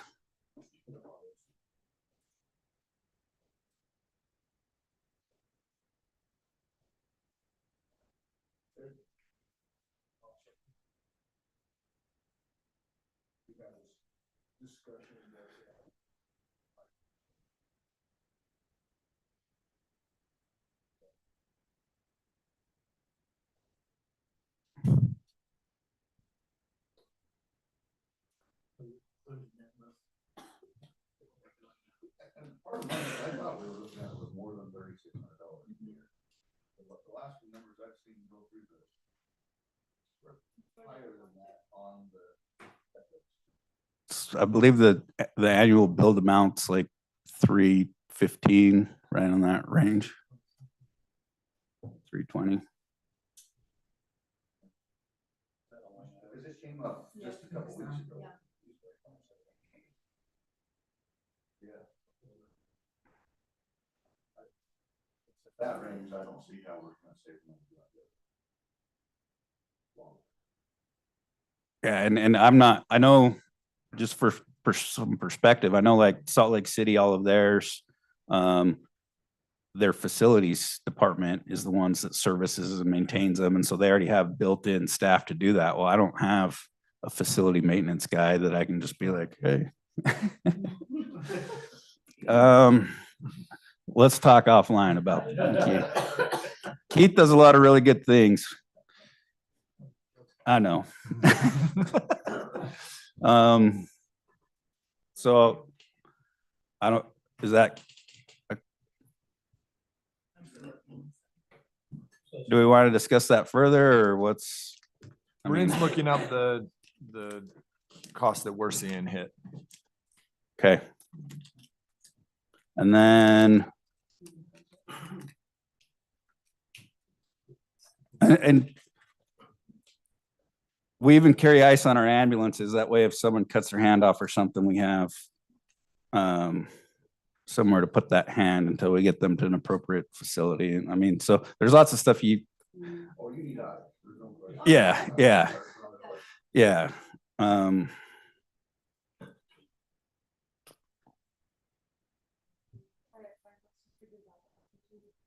Well, everyone keeps saying that. Oh, we'll bring it up again. When we get this conversation. Okay, so I'm just teasing. $331 a month. No, and then $331. service, it looks like a work order flat fee of $169. We only have two of those so far. One in July, one in So that's the two services that they come in twice a year.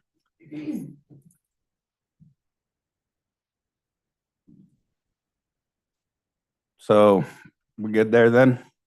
Sounds like. I know no one loves it. I don't love it either. It's fine. It is what it is. I know those that have been on the Public Safety Committee have been aware of this for a while, but for those that haven't been, this is just a good chance to breeze over some things. But if you have any questions, just stop me. Dispatch has already been brought up. If you haven't been made aware yet, the long-term plan is to consolidate all of Davis County into two dispatch centers. There will be a north end and a south end dispatch center, and our contract will move from the Davis County Sheriff's Office to Layton Dispatch. And the last quote we got on that was about $4,000 more per year. And part of that is they're building a brand new dispatch center and all sorts of other stuff going into it. The city managers have been meeting on it. The police and fire chiefs have. I know the county was super disappointed because they built an add-on to the jail that they thought their dispatch center was going into, and then we all voted to go with Layton. Dave, do you have anything more you want to add to that? No, all I would say is that there's actual contract language that is being drafted that would then be circulated amongst all the cities for our ideas or thoughts or whatnot. But as far as the kind of planning of this, I think the planning has been done as far as the two dispatch centers. It makes no sense for us to be down at the south end one, right? It just, so some of it is already, ship has sailed, but in terms of the actual contract language and the governance of it, there's some things to still iron out.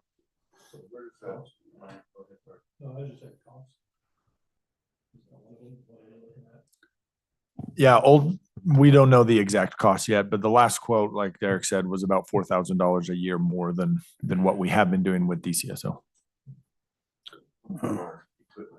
So that's next. So even before the dispatch consolidation stuff happened, there's an organization that was created by the state legislature called UCA, Utah Communication Authority. About 4 years ago, they said they're moving everybody over from analog to digital. They've already started in Kane County. We are on the docket to switch everything over. Davis County is going second to last. And I'm being told anywhere from October this year to maybe October next year, depending on how it's phased throughout the state. Luckily, we have legitimately, and this isn't conjecture, the best comms guy in the state works for us, Cole. And so he's been all over this, and that's why, as we've made these vehicle purchases and everything else, we've been updating all of our radios to be P25 compliant for phase 2.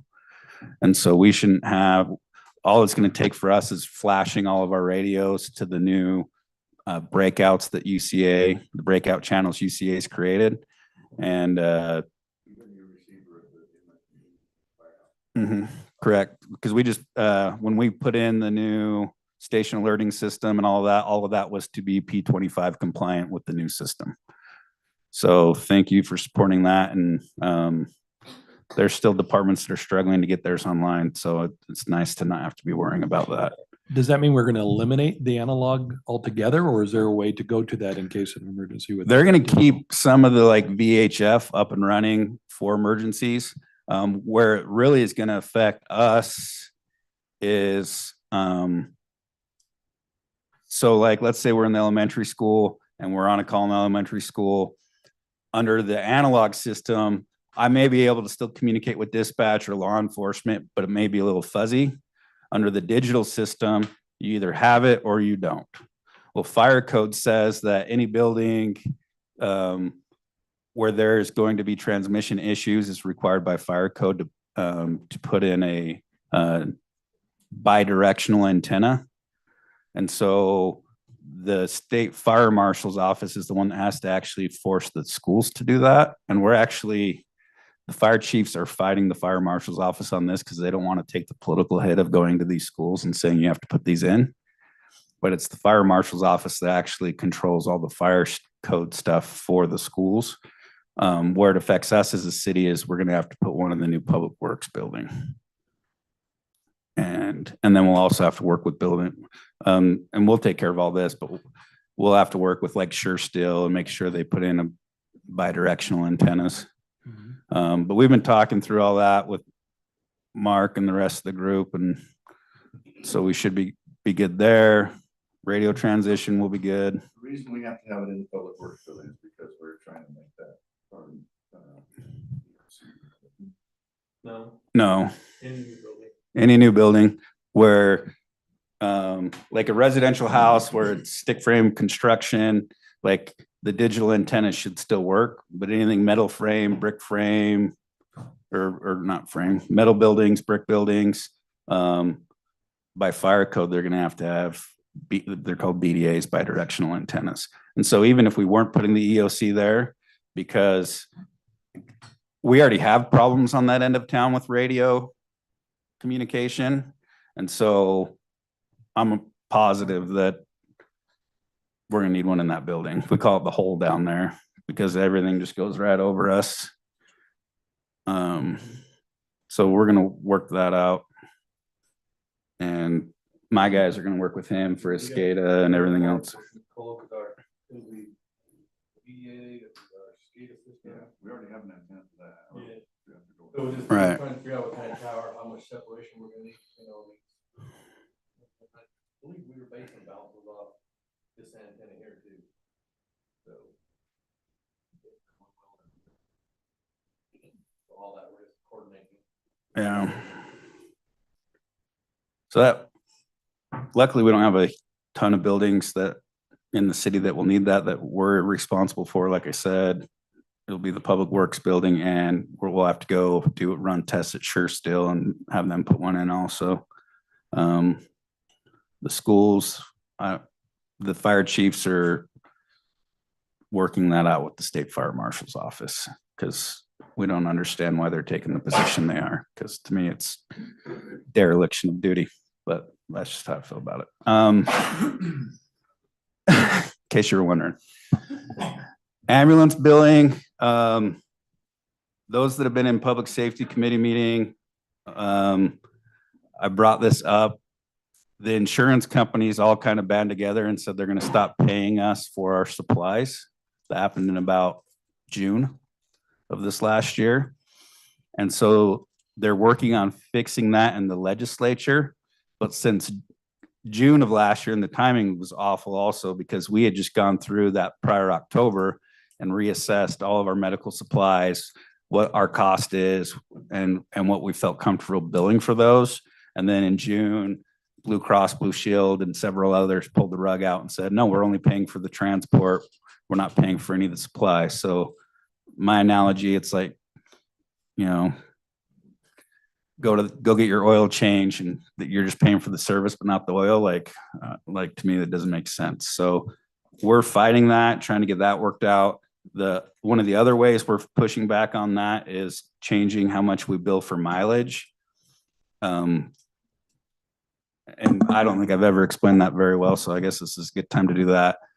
Part of our billing is billing for mileage, but 99% of our transports, legitimately 99%, go to either Ogden Regional or McKay. The other 1% are either to Primary Children's or Davis.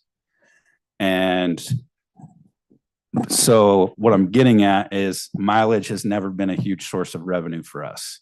And so the legislature's Band-Aid to help with the supplies part, if they can't get the supplies part fixed, is, well, we'll just increase the mileage rate you are able to bill, which might be great for Tooele, you know, or Morgan County, but for us going 2 miles up the hill doesn't really, it doesn't help us cover that gap that we're not getting in supplies.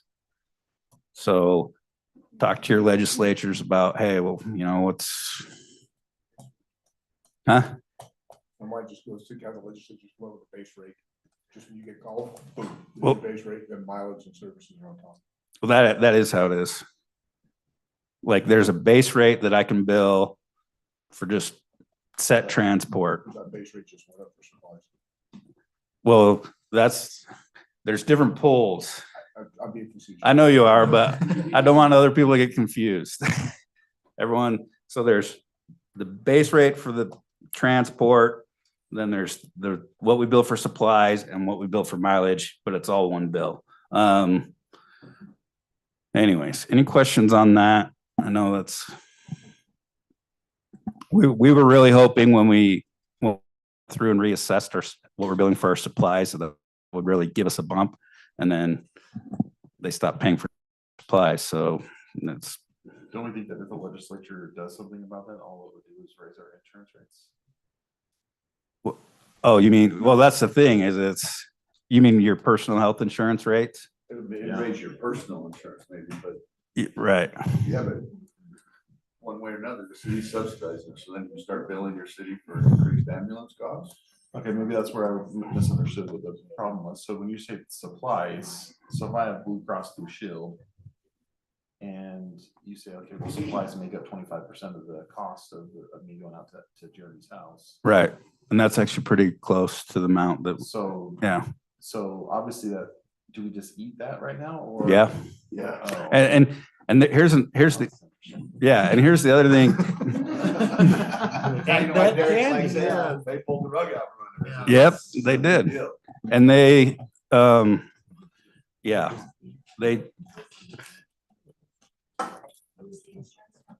yes, the insurance companies are the ones that said we're no longer paying for supplies. And it all, So I guess that's my first question. How do they say that? I mean, they're not telling the ER they can't do that. I mean, they're not. Yeah, that's And that's like not paying for the aspirin or whatever they gave you when you went into the oh, hospital. I don't disagree. I don't know. I How think, they can even do it. I think their justification is no, that's why the state sets the rates that their argument is the state sets that rate and that should include everything included in that transport. Well, I could transport you with a broken arm and have zero supplies used other than some gloves and some pain meds. I could go on you and I could blow through $2,000 worth of supplies on you if you're a trauma 1 patient. So go back to, and you'll have to refresh my memory. Remember, there was a discussion we had on which base rate we were going to charge. Well, I was gonna bring that up next. Okay. So now you're forced to go to the higher base. Right, so. And not feel unethical about that. Well, right. Here's where my tune's changed a little bit because I'm so frustrated with the legislature. Is maybe if all the departments, which most of them are already doing it, say, fine, we are going to bill everyone PMA every time if you're a paramedic agency. Maybe if we get enough angry people calling me, I can say, talk to the legislature. They made the rules. We're just playing by them. Explain that.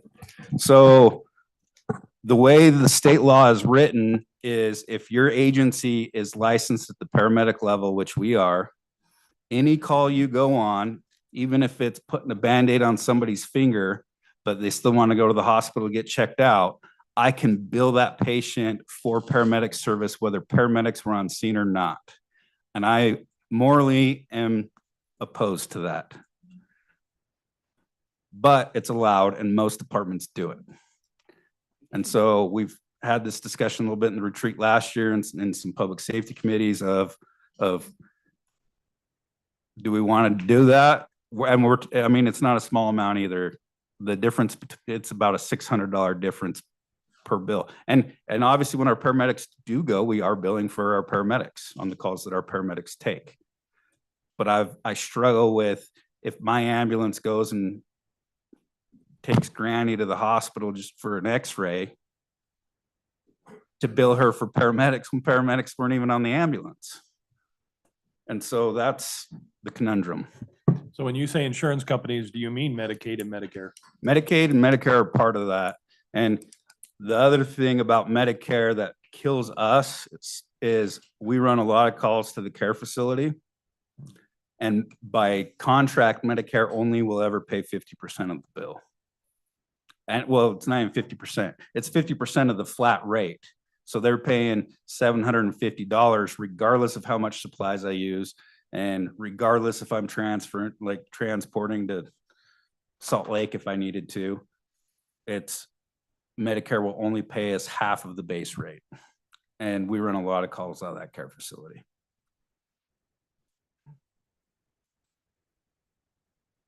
So there's lots of stuff we're doing our best to try to make it work on our end, but a lot of this, we need the legislature to be more supportive of what we're dealing with. So, and it even goes back to like the mental health bill.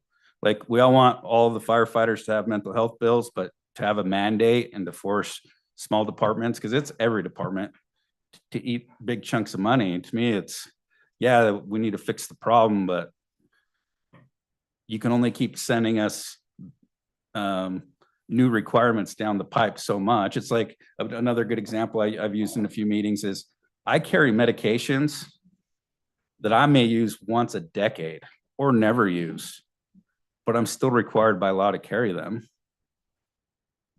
I have to have them on the ambulance and I have to have them on the paramedic rig. And when they come do their annual inspection, if we don't have them, we're getting fined. And so there's certain medications I know we're just going to expire out of every time, but it doesn't mean I just can't stop carrying them. So it's all keeping us compliant with regulations. And that's what most of all this conversation is, obviously. That was a whole lot on ambulance. Any questions on that? Yeah, so what's our annual revenue or last year's revenue on? I think 72 is what it showed, right? For the end of calendar year 2023. I fiscal year 68. Was put in? Yeah. Okay. Right around. Yeah. And that would have been a whole lot more if we're getting paid for supplies. But this is an interesting element that Derek has brought up to me before, that when we talk fire service and we're talking about ambulance and we're talking about how to have additional revenue and whatnot,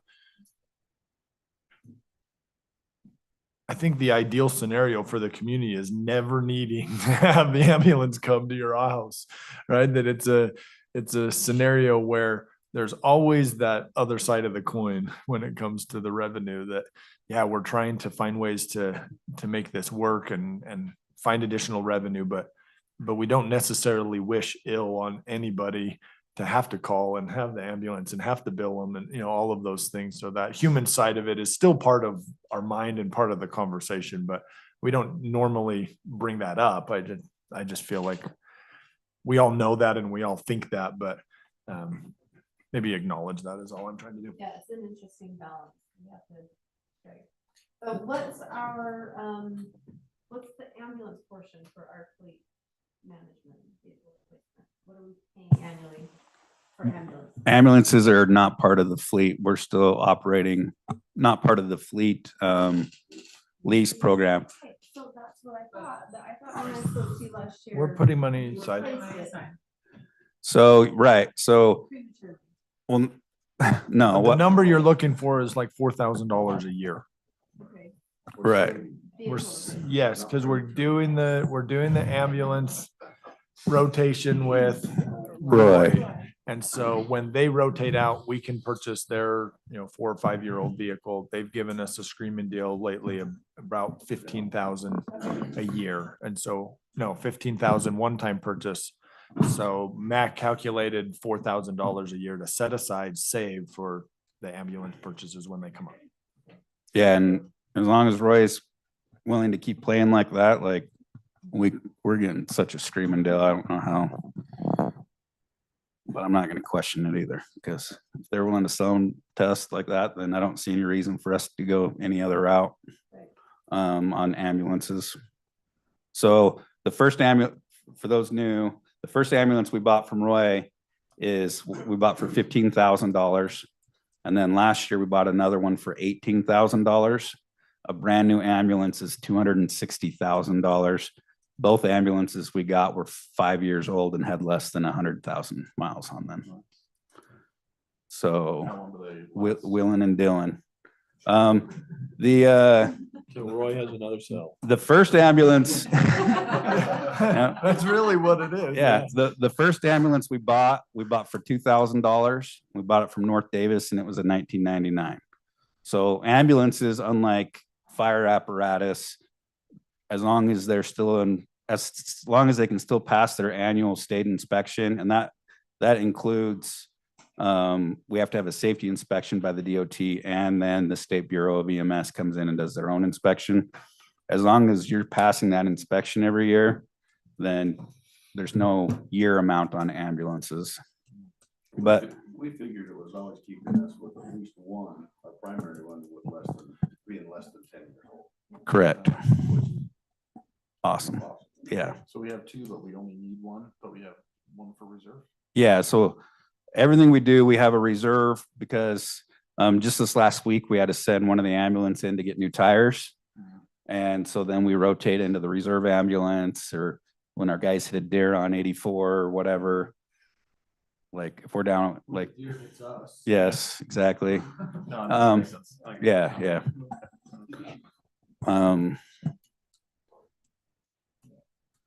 Next hot topic. Well then, I'll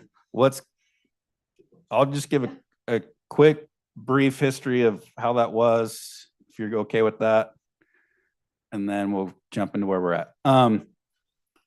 3 years ago, we had a guy that was looking to retire, but still wanted to be involved in fire and was wanting to be our engine boss here. And then his job offered him a substantial amount of money to stay.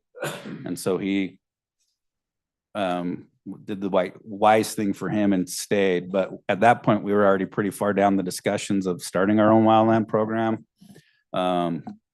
We had a huge delay on our brush trucks that were supposed to take less than a year to build and took almost 2 years to build, a year and a half to build.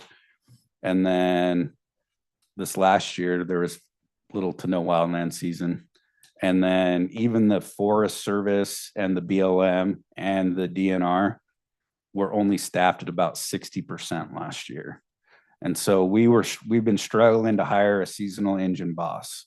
And so we've been trying to get creative. We now have a written agreement with Weber Fire District that we can send somebody with Weber Fire District to get their engine boss certification and then just have our own in-house engine boss.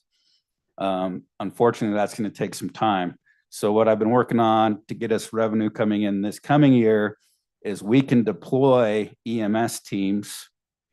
And I now have people working for me that are like, I want to deploy on an EMS team. I don't want to be out cutting line.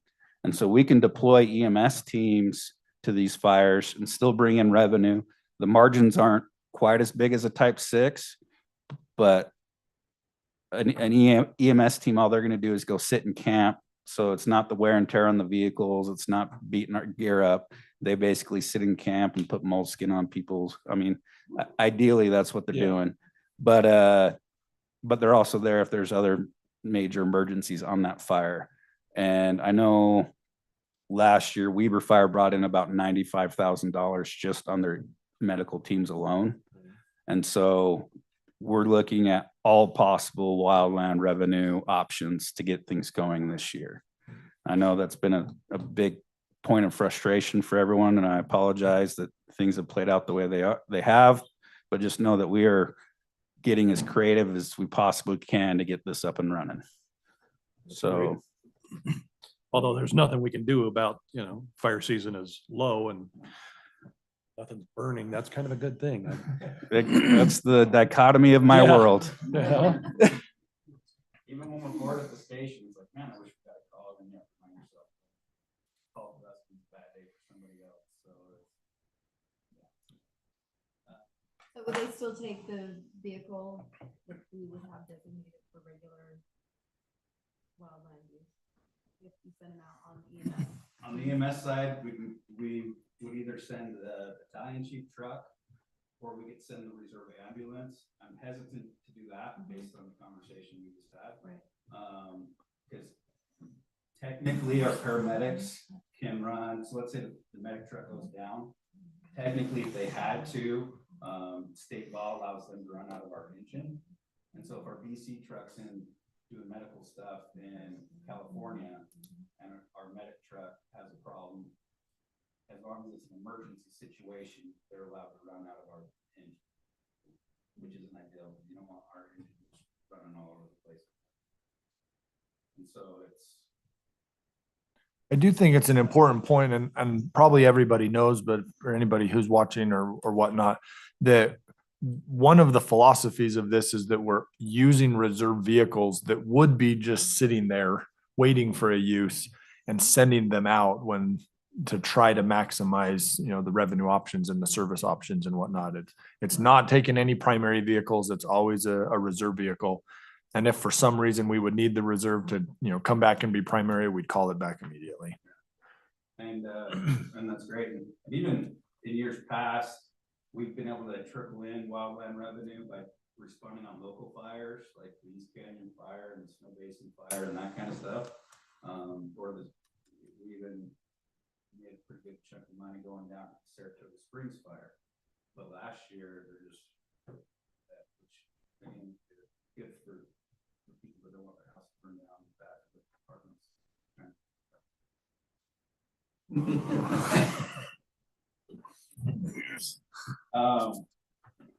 Sorry. There were some courtesy chuckles, I heard. Tolerate what? And then, side by side, I know we talked about that last year. I know that was obviously it didn't get passed, which I get, there's only so much money that can go around, but I also didn't want to just, to me, it's important enough that I'm gonna bring it up every year. Yeah. 63 grand. Two turrets. And the reason we say that is Wayne bought one recently, and then you try to compare it. Obviously, there's a lot of upfitting on these things, so there must be $25,000 worth of upfitting on one. Right, so the ones that we have, can you Google just Polaris? Whoever's running that, Polaris Fire EMS side by side. I'm just gonna throw this out there, and I get why we want one, and we do need one.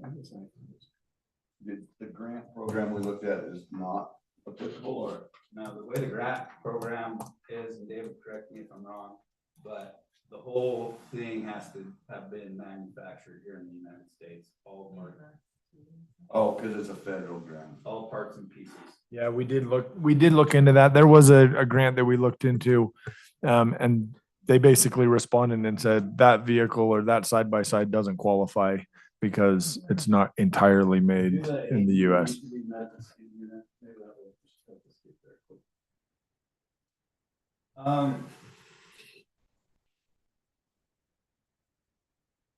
And I know everyone's probably thinking, I'm just gonna spit this out there, like, it's probably, oh, well, how frequently would that have been used? We had one big call this last year that was super heart wrenching, and a side-by-side was requested, and it took us forever to get one, because I had guys running the length of the river trying to find the gal that went in the river. And you only run so fast, and when the water's flowing so fast, like, I know that's a dramatic call, and I don't bring that up in any light way, but that's why we need one. We have people on these trails, whether it's a heart attack, whether it's heat stroke, whether it's somebody falls in the river, like,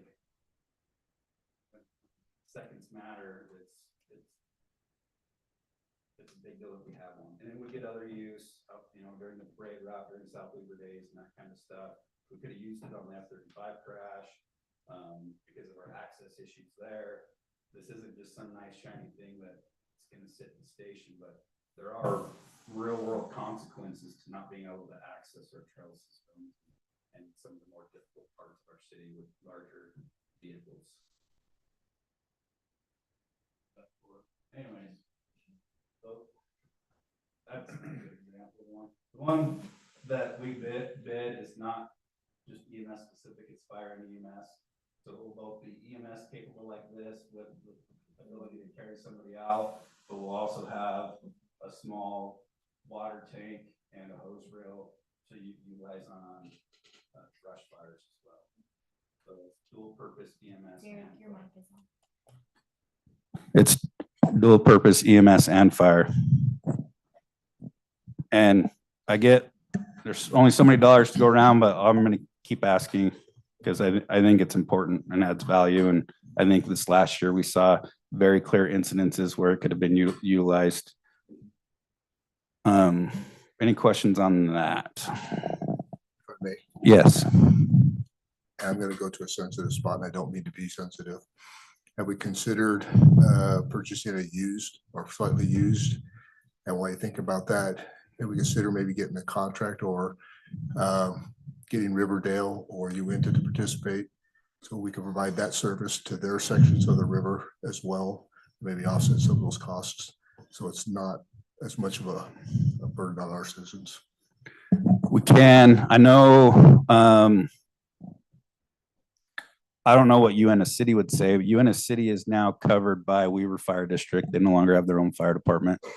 So it would have to be a negotiation with Weaver Fire District.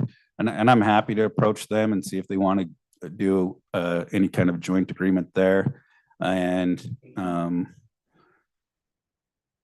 chances are in the near future, Riverdale will also be part of Weaver Fire District. And so either way, the negotiation would be with Weaver Fire District, and I'm happy to have that conversation with them and see what they think. My hesitation there is then it turns into an argument of where's it going to be stationed? And that doesn't mean we shouldn't have the conversation. It's still worth having the conversation for sure. I'd simply approach it that, hey, we want to procure this. Can we get $5,000 from your end of it so that we can provide it to your service if you had a call in this particular? No, I think that's great. I think if we covered most of the cost, obviously it makes the most sense to be at our station. Because if you don't know where Riverdale Station is, they're far enough away that by the time you got a side by side through the city over there, and then I don't know how Weaver 64 would feel about bringing it down the Dugway, but I have no problems reaching out to the other chiefs and saying, hey. I'm just trying to be creative with the finance. No, I think it's great. $63,000 bill. Yeah. If we get a used one for $55,000 and we get 25% of that cost offset. Right. No, I think it's great. And the reason we put lease possibly on there too is when Mac pulled the lease program on this last year, I think it was like $6,000 a year for the lease, $4,000 to $6,000 in that range for the lease program. If we wanted to lease one and just rotate it, or the other option we talked about as staff to keep costs down initially is started in the lease program. And then once we're at the end of that lease program, then we just keep and maintain it. But that way we're only paying $6,000 for it over the next several years. And then it's just ours. That's what I would prefer if we could do that. That way we're leasing it, keeping our costs down low, and then it's just ours. And then, again, And then just put it on our rotation like we do with our other. yeah, My follow-up question is, do you have room to store it? we actually need to build another building. Yeah, no, we have room to store it. Yes. I'm glad you asked that. That's funny. Yeah, I have emails with pictures, but yeah. More like this. Correct. Yep. And there's, like I said, it will be EMS and fire capable. We actually, I know I talked about this last year, but for those that weren't here last year, we've actually borrowed Farmington's on multiple occasions, both for South Weber Days. We borrowed it for the Patriot thing that happened a few years ago. And then where we really utilized it was during the tour of Utah. Because of our limited access points to get east-west in this city, I had to have a crew on the east side, a crew on the west side, and then this little pocket over here that you can't access at all. We ended up putting Farmington side by side over there, just so we could cover all parts of the city during tour of Utah. And anyways, just some more background on that.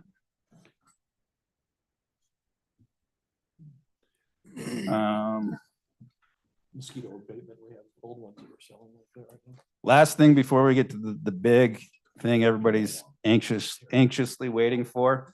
And I didn't talk to you guys about this, but this project's probably 10 years before they break ground or more, but the Highway 89 project coming from Harrison Boulevard through South Weber. I went to that open house night and explained to them that the way they're planning on building that makes it so I can't service our section of 89. And so we're gonna have to have an agreement with Layton and South Ogden, which I don't think will be a big deal, but Layton's gonna have to cover northbound, South Ogden's gonna have to cover southbound. And the only reason I'm bringing that up to you is if any of you are involved in those conversations, one of the big frustrations I know they had down by the point of the mountain when they did that section there by, what's it called? They did the limited access highway going from Highland and Alpine through Lehigh. Is they didn't plan hardly any emergency vehicle access. And so if any of you are involved in any of those meetings, please be an advocate for the fire department and push for some emergency vehicle access. I know the fire departments are super frustrated that UDOT did not listen to them on the the West Corridor, that they asked multiple times for more emergency access turnarounds and emergency access points, and UDOT didn't listen to them. So I think if we can have more voices advocating for emergency vehicle access in any of the meetings you may or may not attend, I think that would be awesome. Quint, Marin, you're up.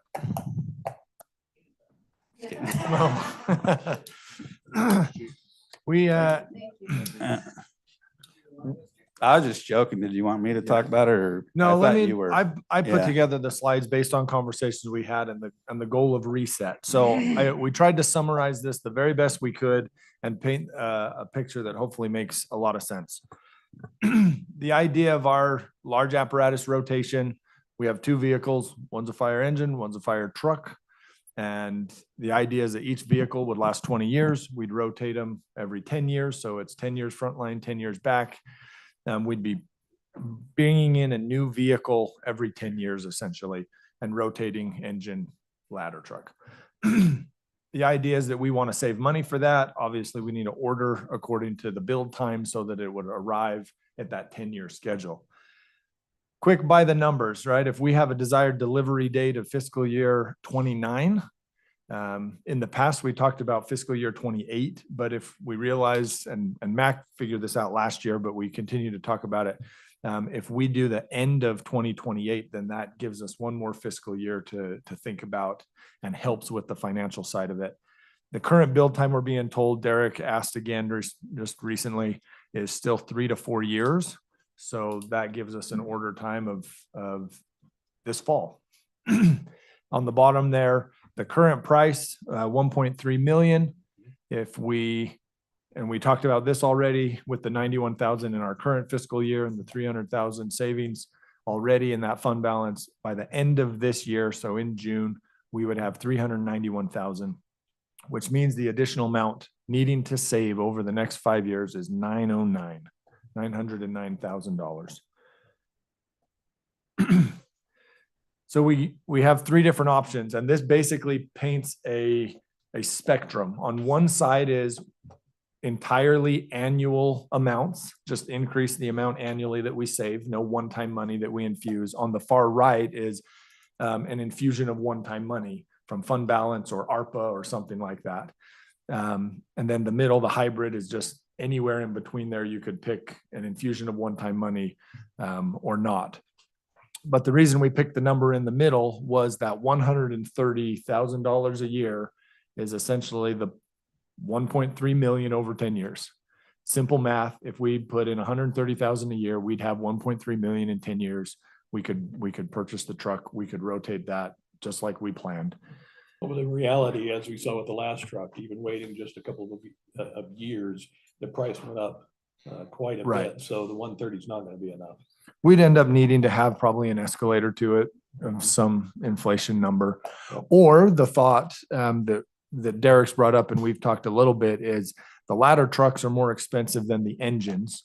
And so the 10 years when you're buying the ladder truck, you'd need all of that. Then the 10 years when you're doing the engine, you in theory should cover some of the additional costs there. So kind of a smoothing idea that, you know, but there are different ways to look at that. You're right. It's always nice to have new toys. I shouldn't taste toys, so I'm not saying it disrespectfully, but nice to have a new rig. Any reason why we can't go on a used philosophy? You got these other agencies that may have more resources, more population, more monies, and they can buy them every 10 years. And we get them with 5-10 years used for half the price. I know there's a risk of having some maintenance costs and so forth. And we can't afford brand new every 10 years. Is that not an option? It is an option that we've looked at and discussed multiple times, and ultimately came to this one as the preferred. But yeah, it was, just so you know, there was a lot of it. We even talked about taking on one last year. And just by the time you get down to what the work on them, it's more, it was costing us more in the long. Plus requirements. Yeah, and some of it was the certification. NFPA makes it very clear, like, every 20 years vehicles should be being retired. So that's why we cycle 10 years frontline, 10 years reserve, and then like our current engine, this year that it will turn 30 years old this year, and so our current backup is already 10 years past the NFPA standard. So even this plan would take us 20 years to get up to standards. No. No. We're meeting them now. Yeah. we got our, But he's talking about the backup. Our backup engine, and so the city, just, I guess I should have given a little bit more background. City bought a Quint from Layton when the apartment complex was going in order to meet PA standard. When I became chief, we were pouring about 20 to 30 grand a year into keeping it running, because it was 1974.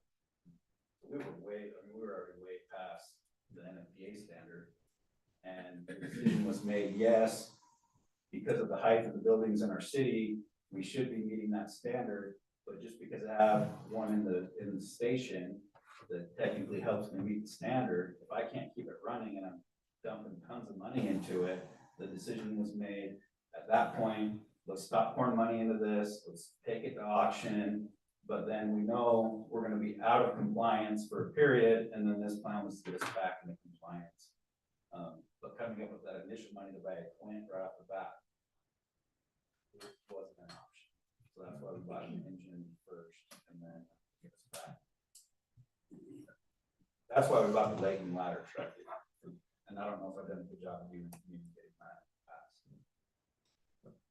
in the past. And Go ahead. well, I was just going to say, We did discuss it, we did talk about it, but it wasn't agreed upon, it was passed.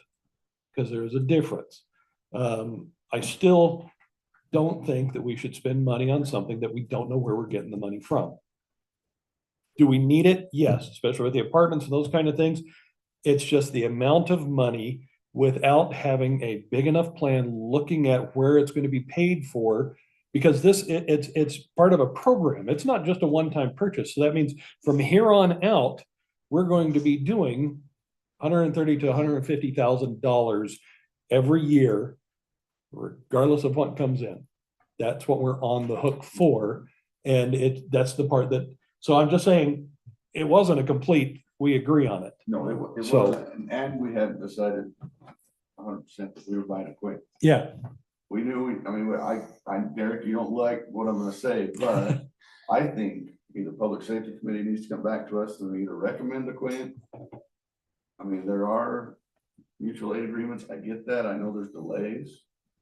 But the difference is significant between a Quint, just so everybody's up to speed. The difference between a Quint and a regular engine is probably $400,000 or $500,000. Correct. And so would we be right on that schedule? If this was an $800,000 vehicle, we're gonna be pretty dang close at our current pace. But because we're going to the Quint, which obviously was never into that budget of the 80,000, even though, and we have some messed up years and all of that, which I think we have to use some of the ARPA to make up the mistake. Yeah. I mean, the mistake that was made, and there's no way we can get to where we need to be without ARPA infusion in my mind. What's the mistake you're talking about?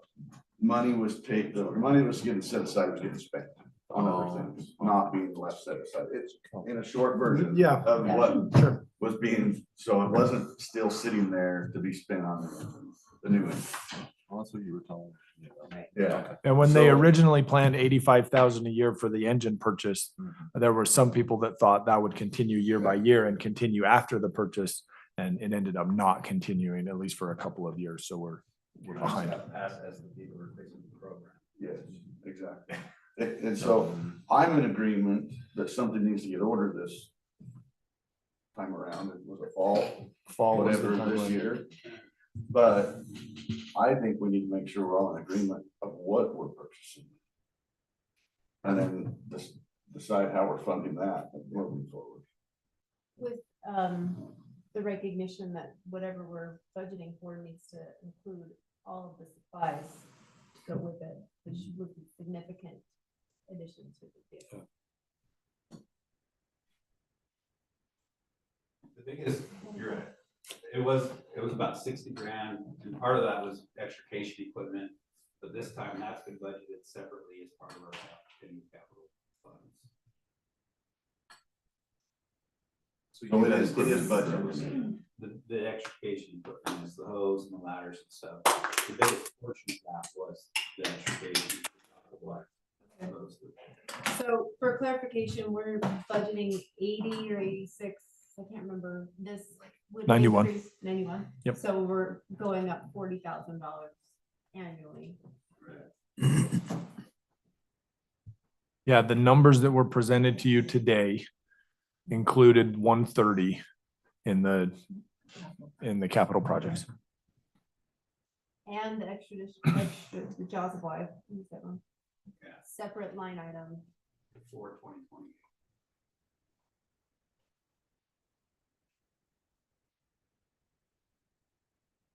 So was the comment made about when we go through the budget through committees, the public safety committee needs to dig into not just the numbers, but also into The device, the apparatus. the itself. apparatus itself?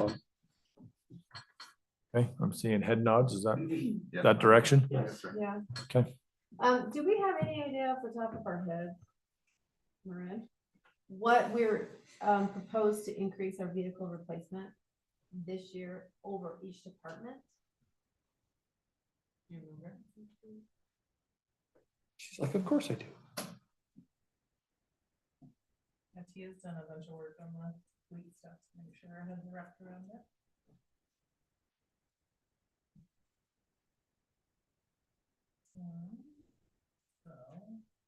The only thing that increased was. the parks went up. And we have the dump truck request. Yeah, the dump truck went out. That Why do was we just call a that a- straight purchase. That's called that a dump truck instead of That's a snow purchase, plow. that's It's a not, plow. It's a snow plow. but that's not part of Yeah. our actual, like our regular vehicle lease rotation program. Well, that's what we were saying, we That's- discussed that. Yeah, that is. Yes, that philosophy, but I just want to get my head around how much we're increasing our budget this year for vehicles across the entire city. And where it's gonna come from. He's not hearing people, so. Our mics aren't on. Make sure they're on. Hi, Mac. Hey, Mac. We can do kind of a fleet overview, right? It's kind of a summarize all of the fleet and what that looks like. I know we've got the internal service fund that makes that clear. That is a big thing that we want, just so I think there's many people here who have an idea that's a goal. Yeah, for sure. Okay. It's gonna come Yep. up. Yeah, absolutely. Sorry to put you on the spot like that. Thank you. Yeah, I should.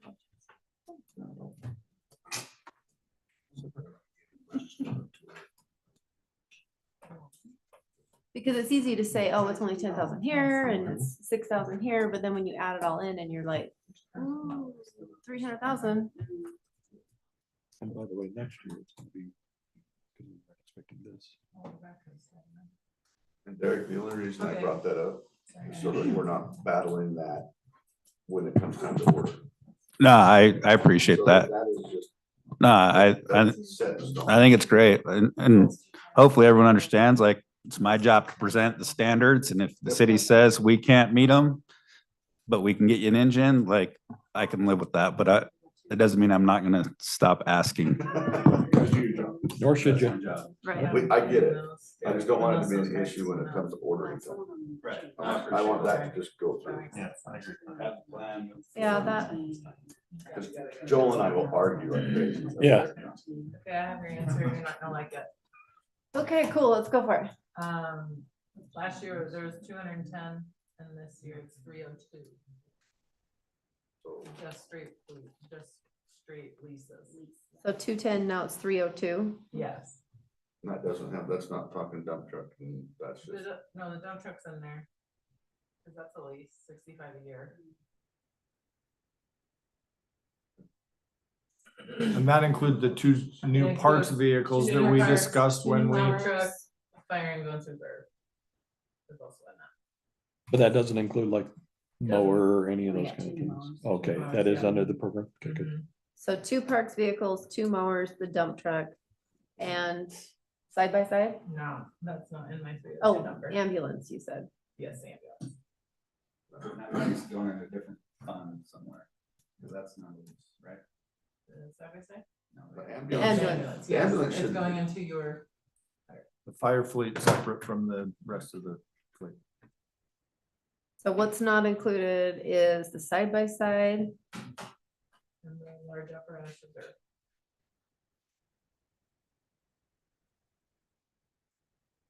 A big chunk of that money. is just in The dump truck. Mhm. Public Works. It's always public work. Hi. We'll take more money.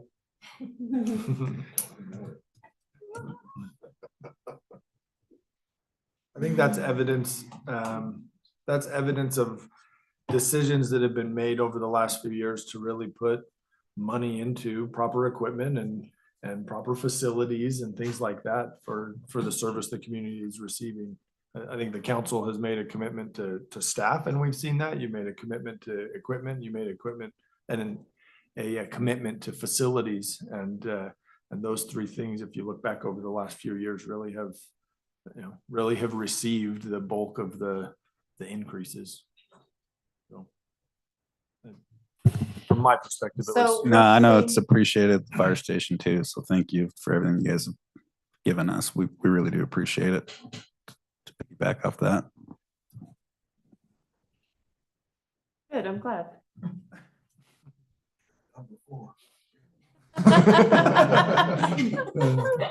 So if my math is right, and it could not be, it could be wrong, but I'm looking at an increase from our regular budget of $92,000 a year, then adding the side by side and the large apparatus reserve of an additional 40,000 a year if we go with the hybrid. So we're at 138,000 a year to increase our budget for vehicles.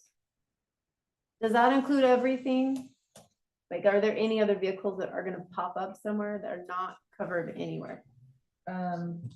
Two. Did you really say a Black Hawk? Current That's trucks awesome. are being current, they wanna rotate, replace the two. but Okay. That's, and There are it's gonna li- be a different of the lease amount. It's not an addition to, if that makes sense. Yeah, we're now getting to the point where we're now going to rotate these vehicles that have been on lease. Up until this point, it's been, okay, this new vehicle's on lease, this new vehicle's on Right, lease, or yeah. this replacement, but we're now going to see the rotation, and we're also going to see the income that comes with rotating that. And when we sell that, the residual value that comes with it. So this is kind of phase two of the fleet management program that was decided a couple of years ago, but we just haven't seen that. I think the goal, as Mac told me before, was we want to know what is the cost for the fleet, for the vehicles in this city. And if that's an annualized number that we know year by year, we spend X dollars on vehicles, and then they rotate according to the predetermined scheduling, but that number for vehicle fleet isn't going to fluctuate a lot at that point, because we've established this ongoing rotation schedule, where before it was 1 year, if we were gonna purchase 2 vehicles after the ones we had for 25 years old or whatnot, that was a big budget hit that year. And then it, the next year, maybe nothing, or if 3 or 4 vehicles needed to go down in that year, it was hit and miss. It was harder to budget. So to smooth that out and make that so it was an annualized number was part of the philosophical decision a few years ago. And we're almost to that point, it feels like. It'd be nice if we had a control to go through it that we could compare against and say, yep, well, here's what we've got, here's the actual cost of it. And no, we could sell this right now for a lot more than what we've done on the lease, but it does make sense having, a set number for it, but it also makes it easier to spend and just add to the lease program. And sure. So.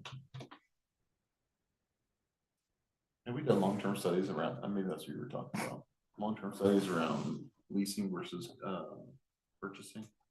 That's what we're trying to get to. Yeah. Oh, okay. If we would've had a control. opted for leasing to see what that looks like. Well, I mean, they gave us we had a presentations on, it. Mac did the study, and he thinks it was gonna be more cost effective. So we're going that route, but we won't see that until we start turning vehicles. That initial purchase of all the new vehicles and all that, starting from scratch was painful. Right. And now as we start rotating them, we're hoping it's less painful, for lack of a better word. Right. When we do our public works building, we talked about some of the other equipment, like the forklift. That was all included in the bond. Okay. That's why we bought the loader. Okay. There were only 2, the wheel loader and the forklift. Okay. Thank you. So eventually those will have to go into the rotation.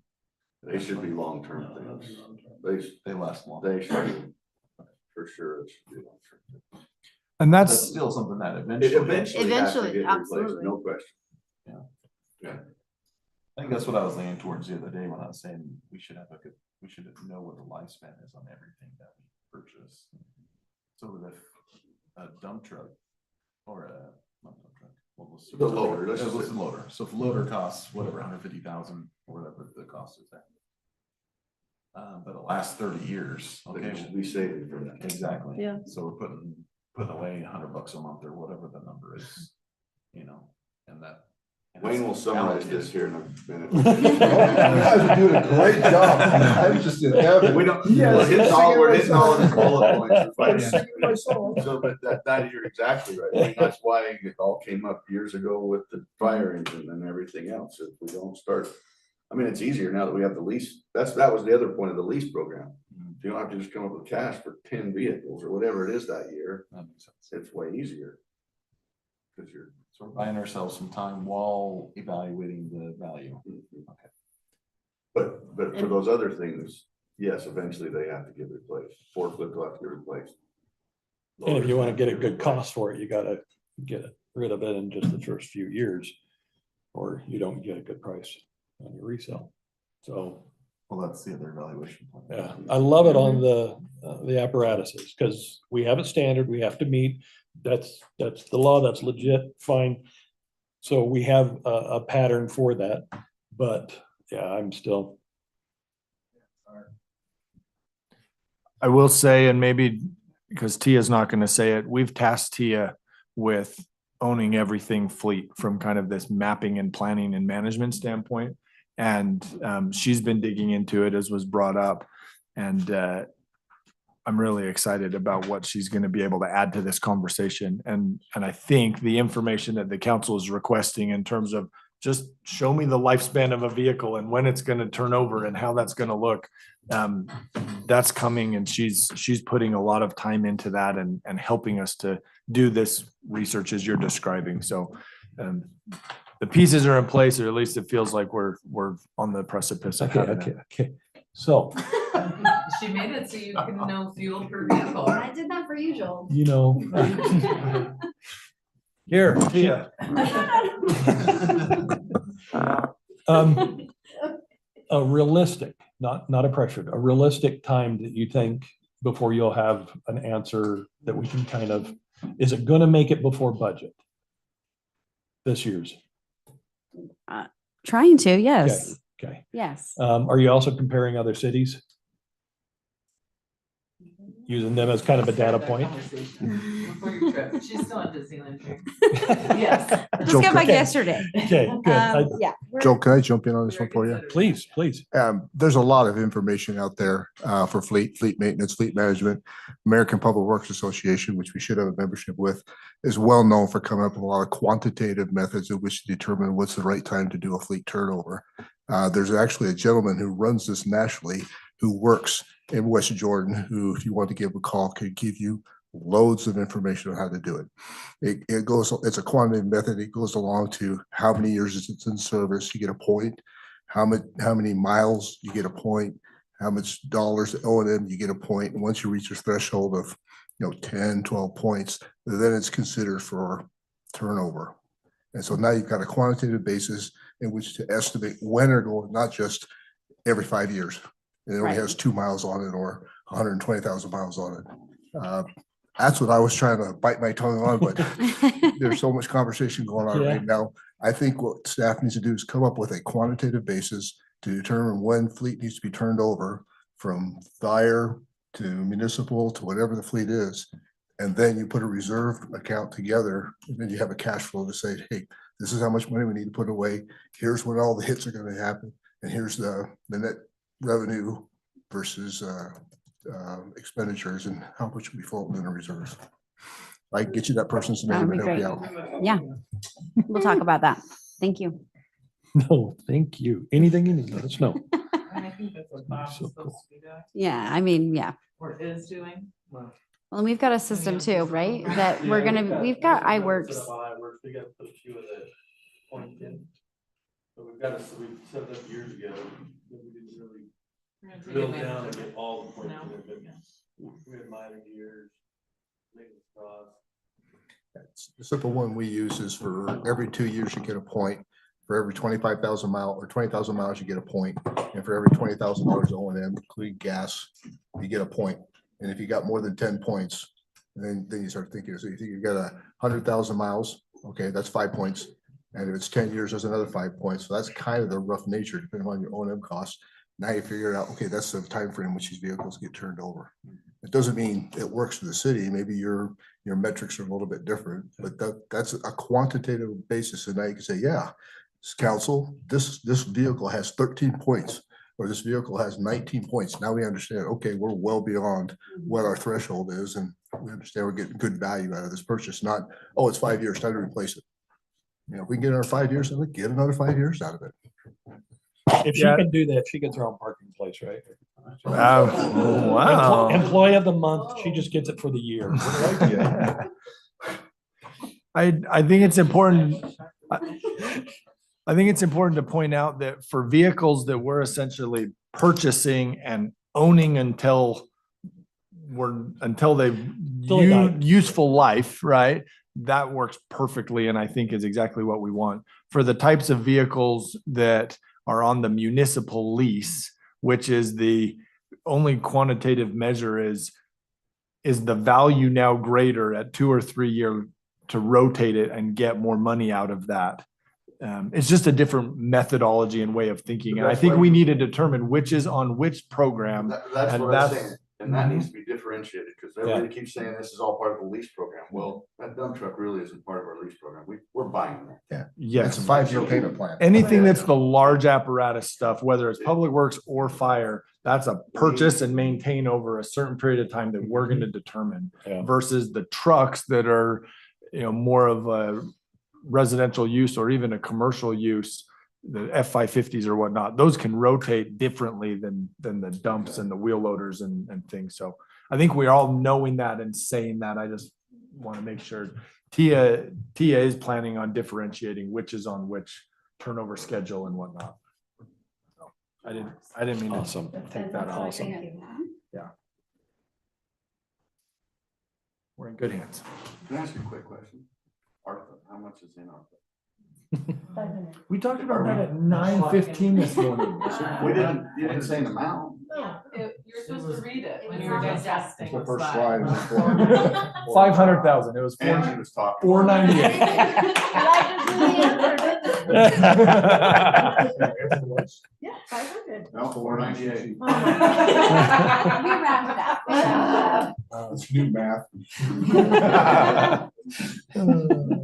Well done. Okay. Do you want to go to the? Okay, well, wait, time. Okay, so since we're on this screen still, how is everybody feeling about this hybrid option? Knowing that we haven't decided which apparatus we're going to purchase yet, but the philosophy to pay for it. It would either have, in my opinion, have to be a hybrid or you're not gonna be able to do it on that. Hybrid.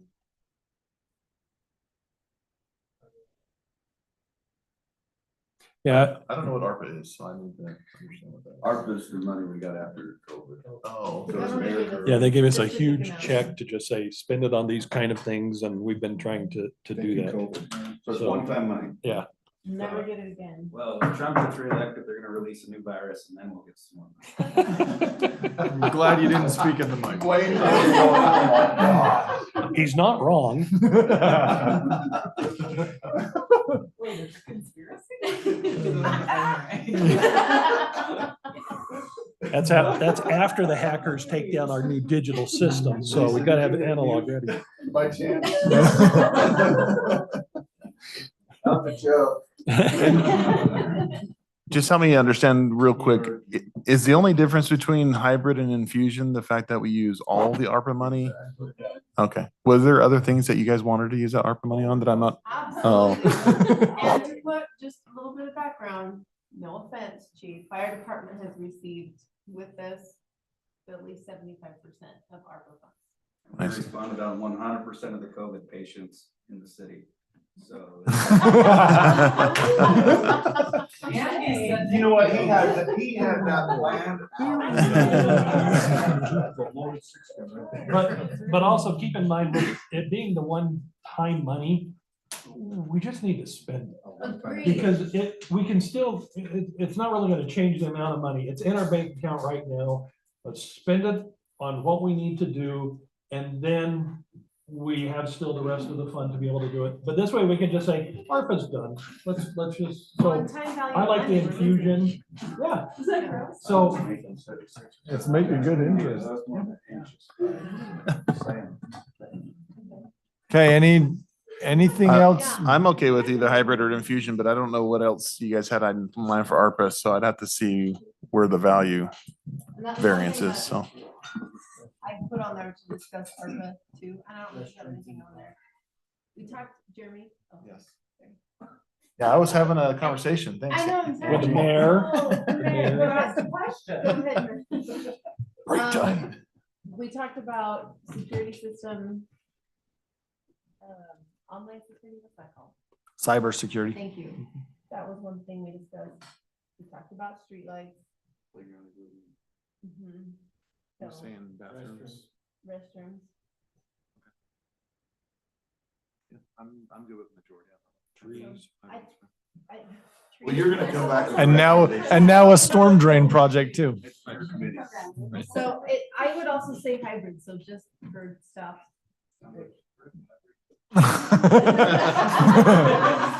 No, that's good as we work through the, rest of the process, knowing that there's a straw poll there.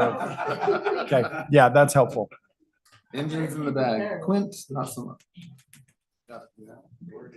Okay, those were the major budget items. This would be a shift into the next agenda item, which would be committee goals and priorities. Last chance budgetarily, is there any question that you want answered right now? Yeah, garbage. Let's talk recycling actually real quick. Yeah, I skipped that one in my mind. Thank you. Quick background. I don't know if this needs a long conversation necessarily, but quick background, as you know, we're members of the Wasatch Integrated Waste Management District. The mayor and I had an opportunity, what was that, 4 months ago or so, October-ish timeline I have in my head. They brought all the mayors and city managers in, and the board of directors essentially said the district is looking to mandate recycling within the district. So essentially the whole county. Right now, there are 18 years of remaining life on the landfill at the current rates. And so they have a goal to divert as much away from the landfill as they can, meaning recycling and green waste. Those are the two major ways to divert it, and they want to divert at least 30%. There are 10 cities in the district currently that have curbside recycling. There are 6 that do not. We are one of those 6. And so again, their goal is universal recycling. So kind of 3 major considerations in this would be, what's the monthly utility fee going to be? What would be the cost of new cans for an entire program like that? And then what process are available to the city for kind of rolling this out? And the 3 processes would be just mandatory utility. 100% of the city has to pay the monthly utility fee, regardless of whether they want it or not. Obviously, that's a high take rate. It'd be everybody. An opt-out process would be everybody gets it unless they actively choose to opt out of it. Historically, that is also a fairly high take rate. And then an active opt-in process where nobody gets it unless they actively choose to and sign up for it, which is a historically low take rate. Okay, wait. So if it's an opt-in program, who pays? The city pays or the individual wanting to recycle and get the can? Mostly the individual who's recycling. Mostly. Yes, because there's still administrative costs for a program like that. But you could put that Into the utility fee. entirely on the user fee, yes. So let's go to, I've reached out to Robinson Waste, who does our garbage cans, and I've also reached out to ACE, which actually does the individualized recycling program now for those that call up. ACE does that. I've heard back from Robinson. I haven't heard back from ACE. And will you go to the next slide? I'll go to the next slide. You hand it to me. You may not be able to see that super well. These are the rates they gave us as kind of a ballpark, because this district-wide program still has some things that need to be ironed out, which would affect cost. But from a monthly utility rate standpoint, this is what they've given us as far as the hauling cost.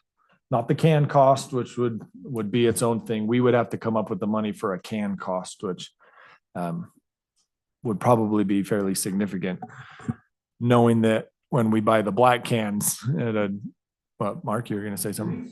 Projects have to go through the city? Or you can just farm them out, say Robinson offer our city?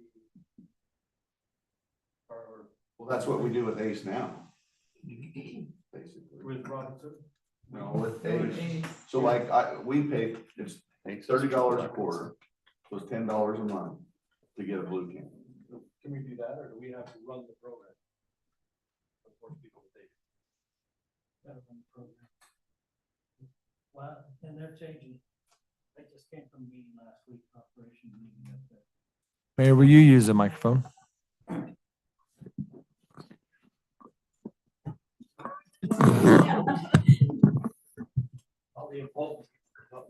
So I came from an operation meeting up there last week and so they put it before the board and the board agreed. There was only one mayor that abstained and it wasn't me. That we would go on this program and it would be a mandatory program. But in this operation meeting that I was in last week, they're kind of coming back on that and they're thinking of rescinding that resolution. And what they're looking at is possibly it would be that it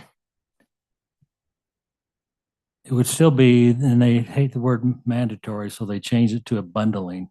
So you have to bundle. That's our service, is a bundle service.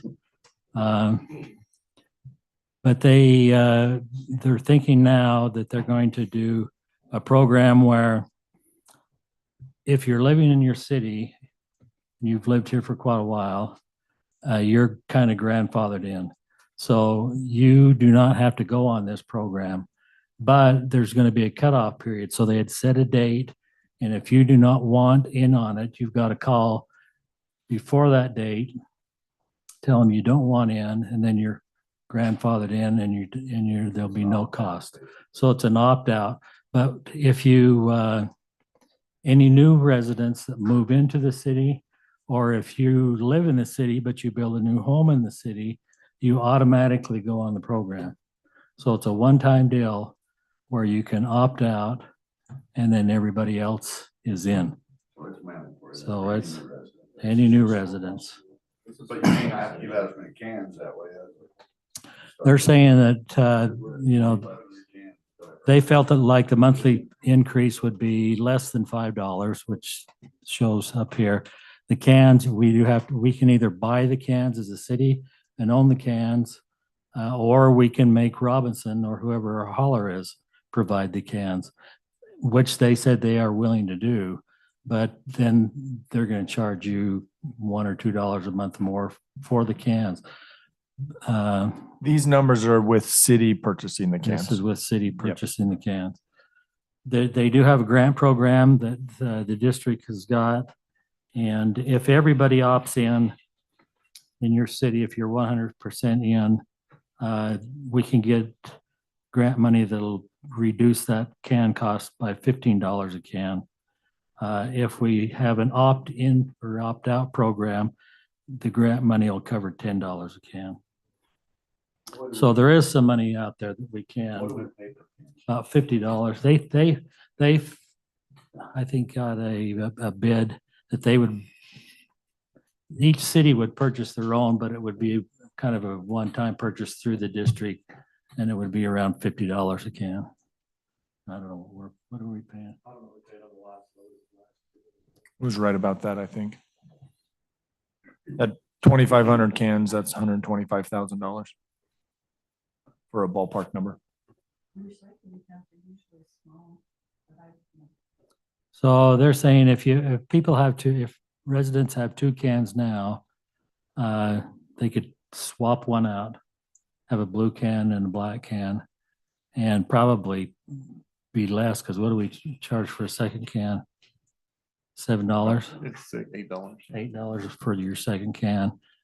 They create a lot of trash. So they feel like if you separate your trash and you do, the blue can, would possibly eliminate one of your black cans. So for those that have 2, it could be a little bit of a savings. But anyway, that's kind of the gist of it. I think that this meeting I've got next week, that they'll probably rescind that resolution and go with this one that I just explained.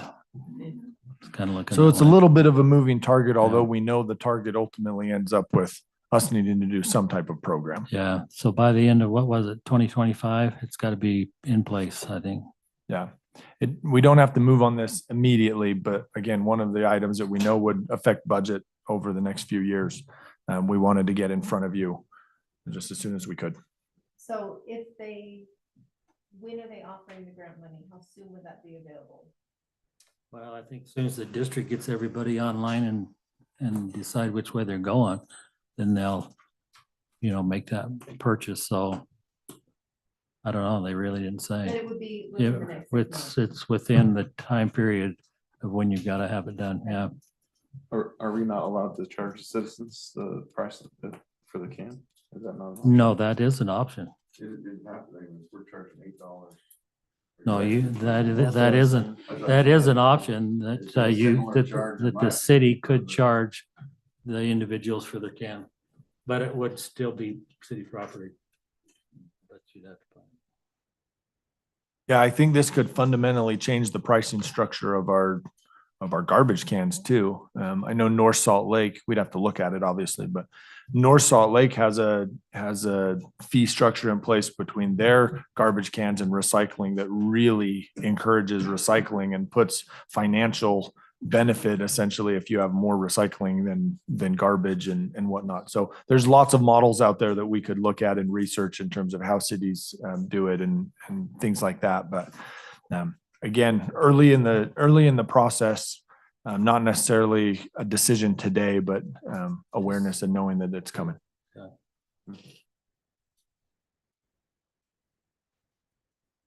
Okay. Now, one more item on this. So Nathan Rich, who's the director up here, he will come to a city council meeting and present this. So I've talked to Dave about having him come down. He's gone to 2 cities so far in the county, and he says, I'm looking to hear from the other cities for when you'd like. Says it's 30-minute presentation. So whenever we have him or want him to come, and he's going to reach out to you. He wants to talk to you about what Robinson told you they were going to charge for the blue can. Could you tell you? Apparently, you've had a conversation with Robinson. Is that what this is? It's probably what this is. Yeah. Yeah. I actually have an Yeah. email in my inbox from Nathan saying, Did hey, I you? heard you got some info from Robinson. Will you Yeah. share it with us? So Yeah. yeah, we'll have that So he- conversation. Mayor? Are we gonna have to set aside a week? Oh, we'll have to. My guys to deliver to their You'll house? have to deliver them. Yeah, I'm sure. We'd have to do. Yeah, you're gonna have to. Yeah, if we buy 'em. I wonder what it would change if their monthly, it'd be interesting to know. If they provide them and what that Just monthly like what cost we're is. doing now, yeah. Yeah. I'd have to give you both sides of that. quote. Mayor, how much is recycled now up there? How much is recycled? Mm-hmm. I couldn't figure out Yeah. who was talking. Hello. I'm Because not at one even- time I went up there with the elementary kids or whatever and did a tour and they were showing and it looked like a pretty good amount, a high percentage was already being recycled. Uh, I don't know if that's changed. There's not it's not as large as what I thought it was. Mm, okay. And a lot of it's the system that they've got up there. It's a single stream, I think they call it. And because of the way the garbage is coming in, the recycling is going to be better because they can separate it Okay. and then they get more money for it. If it's contaminated, if it's mixed in with regular garbage or food or whatever, and it gets contaminated, then they don't get as much money for it. And there's only certain parts of that they can recycle. So this is going to improve the whole system to where they'll be able to get more money and they'll be able to recycle more products by doing the blue can. Mac wants to know if they've been talking about green waste and anything to do with that. They said as soon as they get this one rolled out, then they want to turn to green waste and start doing green waste. Some cities already are. Would that be an additional can? That would be a green can. It's like you got all sorts of cans. Yeah. But I think that's some years down the road. I don't see that in the next 4 or 5 years, probably. Red will be for meat byproducts. Okay, we good with That's all. recycling? That's all. Okay, Okay. back to Maureen. So I just wanted to end the budget discussion just with this slide again. Again, this is kind of our talking points that we went over, decision items. We've taken notes as we've gone through this, but and you'll see this document again as it evolves. I'd like to give a shout out to Marin and Tia at this point in terms of getting us ready for this discussion. Marin over the last 3 weeks has put in a lot of hours to have the numbers and things prepared for this. And, this is a snapshot in time and we continue to work through it. And as we get more information and research is done, then, hopefully, well, for sure by April, May, June, we'll have a finalized budget decision with all of these different things included, but huge shout out to all that you've done, Marin. Thank you. Thank you.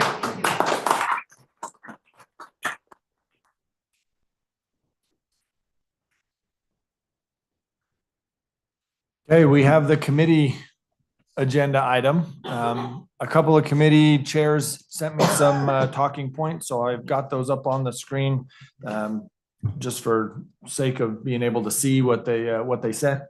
But this one isn't necessarily mine to own, so I'll kind of hand that over to the mayor and the council for the committee discussion.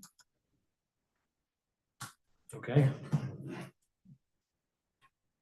So municipal utilities, this are the items that Blair sent in. You can read down through those.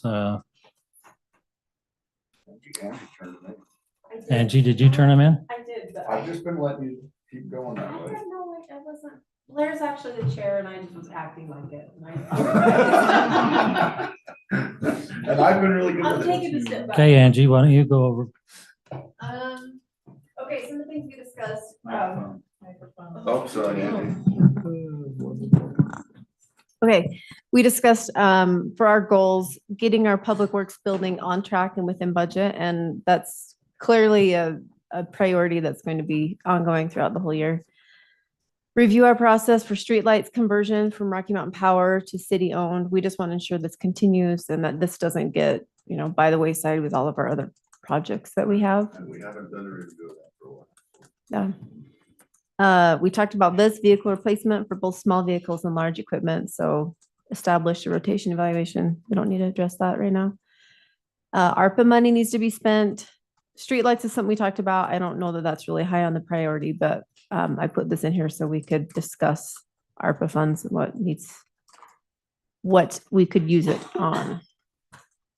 And then the water rate study, but I couldn't remember the other, and it is sewer. Yeah. Okay. So those are also in there. Questions? Yeah, one question, it's not a question, it's more of a curiosity on the streetlight program. We've entered into, I believe they were 2-year contracts. That service, it's been more than 4 years, I think, updated and renewed, or a lot of those. That would be part of that agreement. I thought we just renewed it. I thought we renewed and we also. We modified just a No little. offense to your, no, to your, what do I call it, design standards and quality of lights. We've also been looking at lights that we can actually get in a kind of manner. Great. But that's, Wayne has spent a lot of time on street lights. We did, yeah. And so, but yes, it has been renewed. Okay, that was one of the questions. Yeah, Black and McDonald is the company that we have the agreement with. And if you go on our website, there's a ticketing system to identify when lights are down that immediately goes to them and they'll get on them. Even if it's Rocky Mountain Power owned, they'll communicate with Rocky Mountain Power to get them there. Obviously, the delay in Rocky Mountain Power maintaining lights is significant, but if they are city owned lights that have an issue, Black and McDonald's been pretty good about getting out there quickly. We've also got this spring. Well, we just recently met as Mark, Brandon, and I with Black and McDonald on the replacement project for this fiscal year. Right, we have money there to replace some, and then ongoing we have the $50,000 a year for replacements. And so yes, we are still working through that and managing through that, but we can do kind of a streetlight summary as well for within the committee. And like, and Jeremy, you asked about what are other ARPA priorities or what are discussion points. Streetlights has been one of them because $50,000 set aside a year has taken a long time to get all of our streetlights at what they cost changed out. But if the sooner we can do it, the sooner we start saving money to pay us back, because it's cheaper to get all the streetlights changed out. We start saving money on the bill and, maintenance and everything. So that is one of those areas where if we can put one-time money at it, the return, we start getting a return on our money too. So.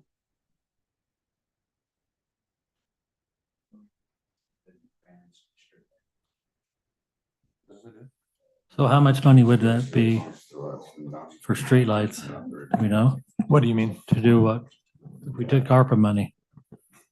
You mean how many streetlights would that purchase? Yeah. I mean, I can't remember off the top of my head. Yeah. Yeah, they're expensive. How many streetlights do we need to convert? Well, a few hundred. A lot. so it's,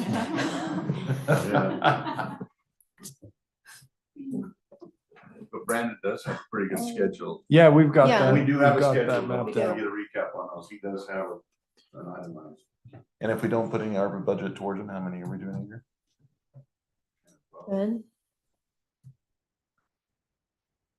It was essentially a 20-year replacement schedule unless Yeah. we infuse it with money. And the only cost of one of the old lights is saved by replacing 6. So like, those 6 you're saving $1 per light.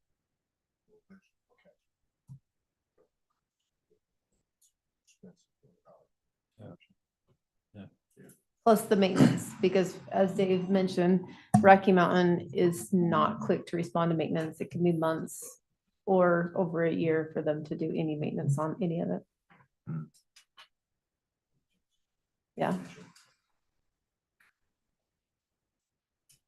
so I think we all agree that we want to spend that money and spend it probably this year. So do we want to make a decision now on what we want to use it on, or still consider that? I would love for us to bring back to council just our list of items we discussed. And even on that can be some of these wish list items that some of the departments are asking for, so we can know what we need to spend it on.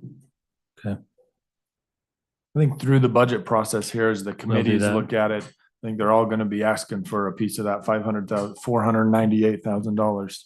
And by June, that decision will be made of how we spend ARPA. Okay. And we can spend it on anything? Anything. Originally- No, originally you couldn't. You couldn't, but now you Now can. you can, yeah. It's wide open. Yep. Okay, is everyone good then with you municipal utilities? Hey, next, Thank you. admin, Wayne.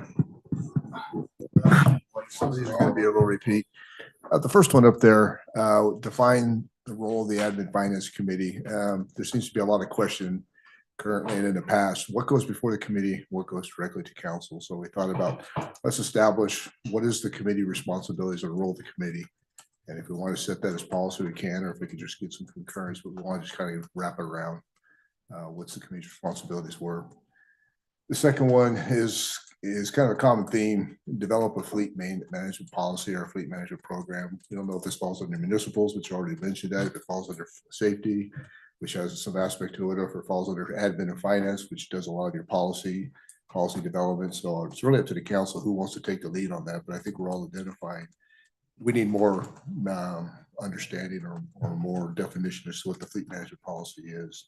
You know, how are we going to do it, and what are we going to do type deal? Like I talked about before, the quantitative aspect of it. How do we decide when the fleet gets turned over?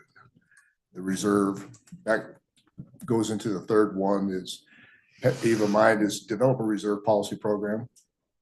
And this could be, we've already got somewhat of a reserve policy if you want a savings account for fleet. If you think of reserves as a saving account, but you know, what's our philosophy as a city for all different types of reserves? Do we have an O&M reserve? You're supposed to have 90 days of O&M reserve, but do we have a policy to establish that we always have 90 days of O&M? I don't know. Do we need to have a policy for that? Capital, should we have a capital reserve policy? Should we have a capital savings if you want? There's two different aspects there, but the idea is come up with a reserve policy program to consider. So it basically helps outline the fourth item, which is develop 5-year cash flow programs.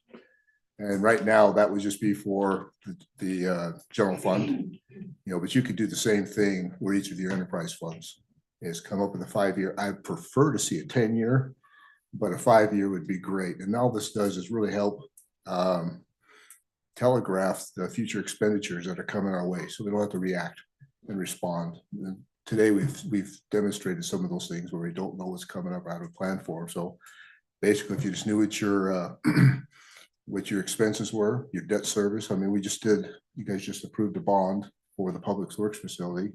Now, is that a 10-year bond, 20-year bond, 30-year bond? 20-year bond. So now you have a debt service to pay back that bond. And is that being paid back, pro rata for each one of the utility funds? And now how are those utility funds going to expense that debt service, or how are they going to have the revenue to go against that debt service? Should those enterprise funds now be considering their base rate to increase their base rate to cover that bond expenditure? Those are things in my mind should have been part of the discussion before you actually went and had the bond. And if they have, they need to be written out so that we can see those. We can look at that and say, in 10 years, here's the pay down of that bond, or here's how that cash flow is going, or we're going to go net negative in 4 years unless we do something. What do we need to do? So as a council, we can then provide some information to staff as to, we need to assess more fees, or we need to not do these projects, or what are our options, but we need a roadmap. So those are the four things that in talking with some of the admin finance committee we came up with. Okay, great. Anybody have any questions on that, or sound good? Good to work on that. I think that's great too. Okay, we'll push forward with that. Those were the only slides that I had. Or were they? Okay. So Jeremy, Public Works, or Public Safety, I mean, sorry. So I haven't had time to set up the meetings yet, but when I was looking at what Blair had on there last year and just trying to get some ideas. Obviously, I think we need to talk about the Quint strategy. What does that look like long term? So we'll have to walk through that and understand the best strategy there. Also had an idea about increasing public awareness around fire prevention, traffic safety, things like that. So I don't know if there's some programs that it's not aware of, but maybe look into that to see if there's an opportunity at least to infuse that at bigger events around the city. I think we showcase a lot of that and get the fire department involved and the police department involved. Maybe night every week or every year, sorry. Thanks.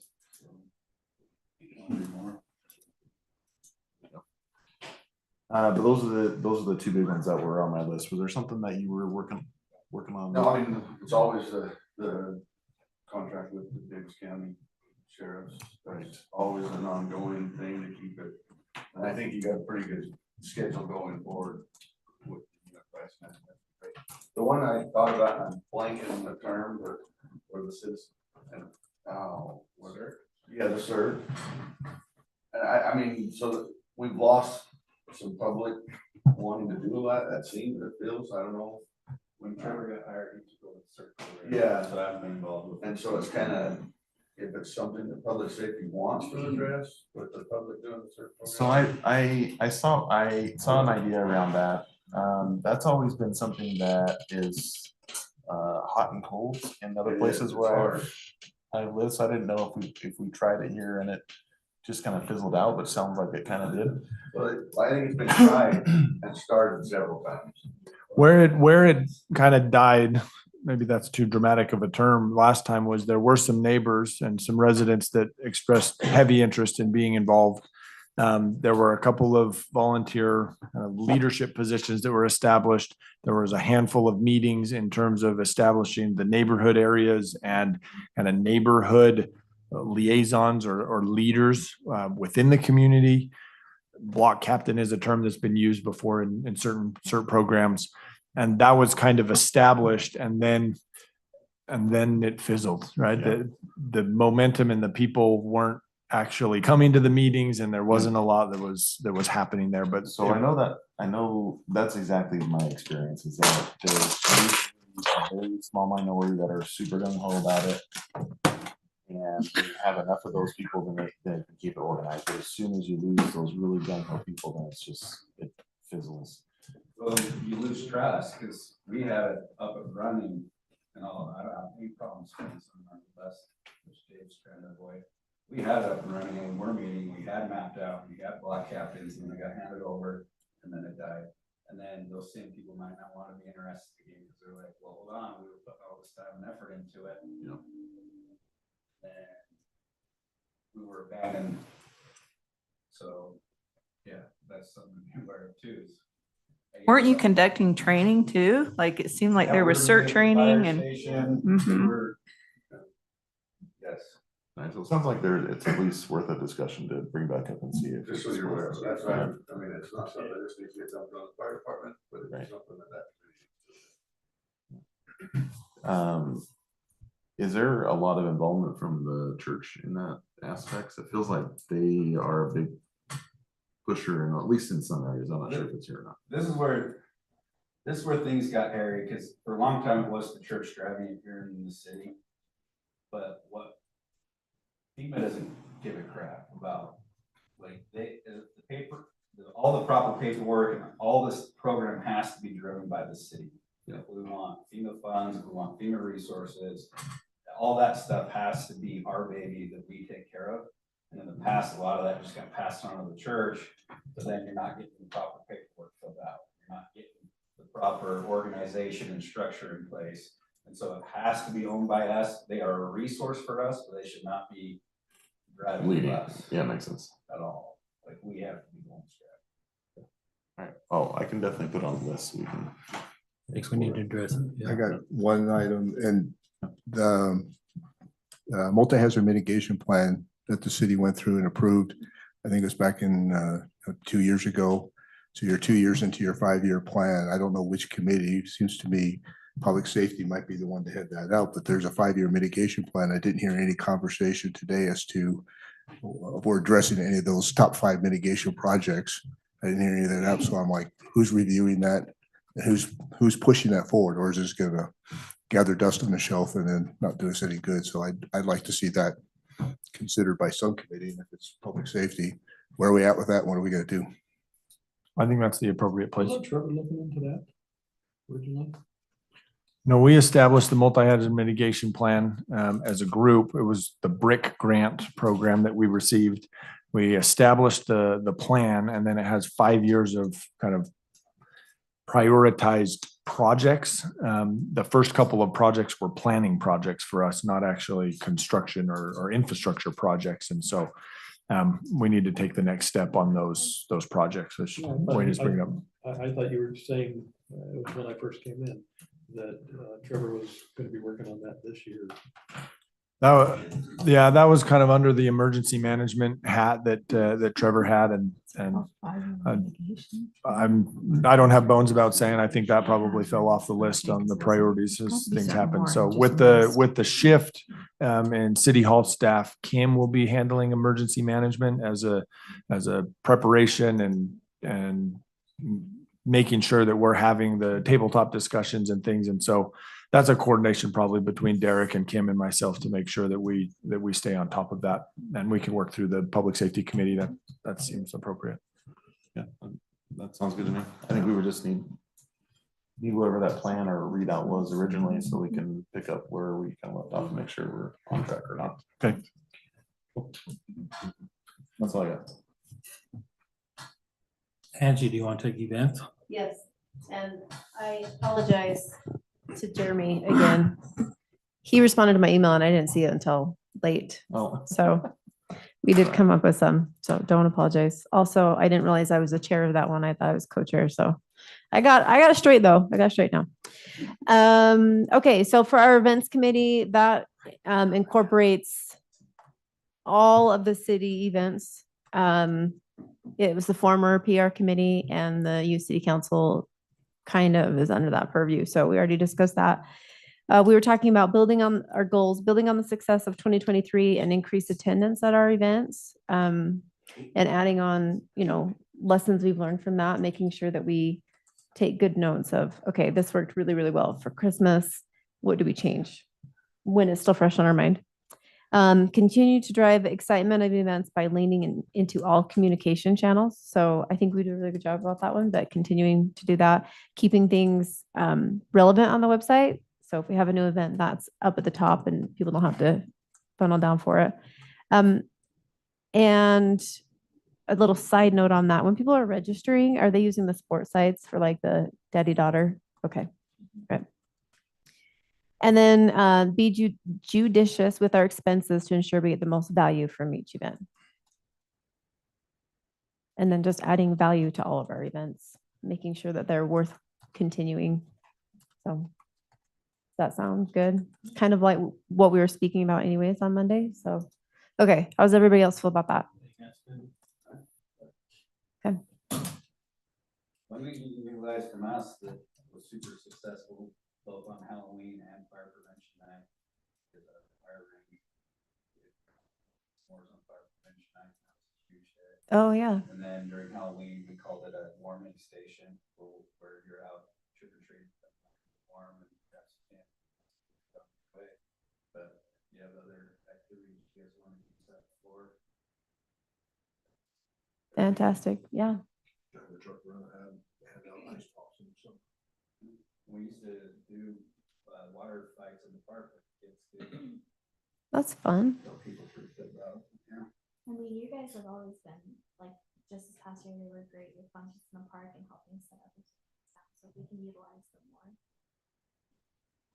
Whatever community stuff. Awesome.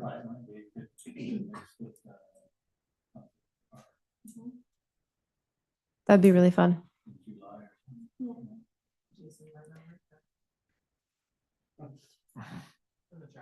Oh. I'm like, Jason. There's this one resident. Jason. He doesn't like water. Okay, our last one then, Joel. Oh, so the parks, you've heard a lot on today already. We've continued on with a plan in which we're trying to manage what we have as funding for all of the parks. We've spent, if you look back past couple of years, few years, we've spent the primarily all of our money on the Canyon Meadows. Thank you. Yeah, I'm having a hard time. I need more caffeine. There we go. And well, that's worked out good. I mean, we do really have a flagship park. What we're looking at now is we've got parks all throughout the city that either are falling apart, having a little bit of danger to them. They're boring. We've heard all kinds of different comments about, well, it doesn't suit me. And so what we want to do is continue on with our 5-year plan. Now we've had Shay looking into it, and she's starting to take the list that Mark, myself, the mayor, Quinn, and Dave, we went through each one of the parks, did kind of an inspection of what needed to be done, what could be done, and really if there was any costs associated with the park. What we were trying to do is make a needs versus want type of list that we could project out for the next 5 years on each one of the parks based on usage, what would be something that the residents would consider a value to it. Some of those, that means we just leave the thing alone. It's a big thing of grass and we're not going to touch it. Nobody goes there right now. Others that do see a lot of children, you know, kind of like the train park that we have down there. It is a fantastic kid collector. But Cherry Hills up here, well, it's surrounded by a much older community, and they don't really have as much need for a lot of the high activity type of events, although I have heard that they do want to have pickleball up there now too.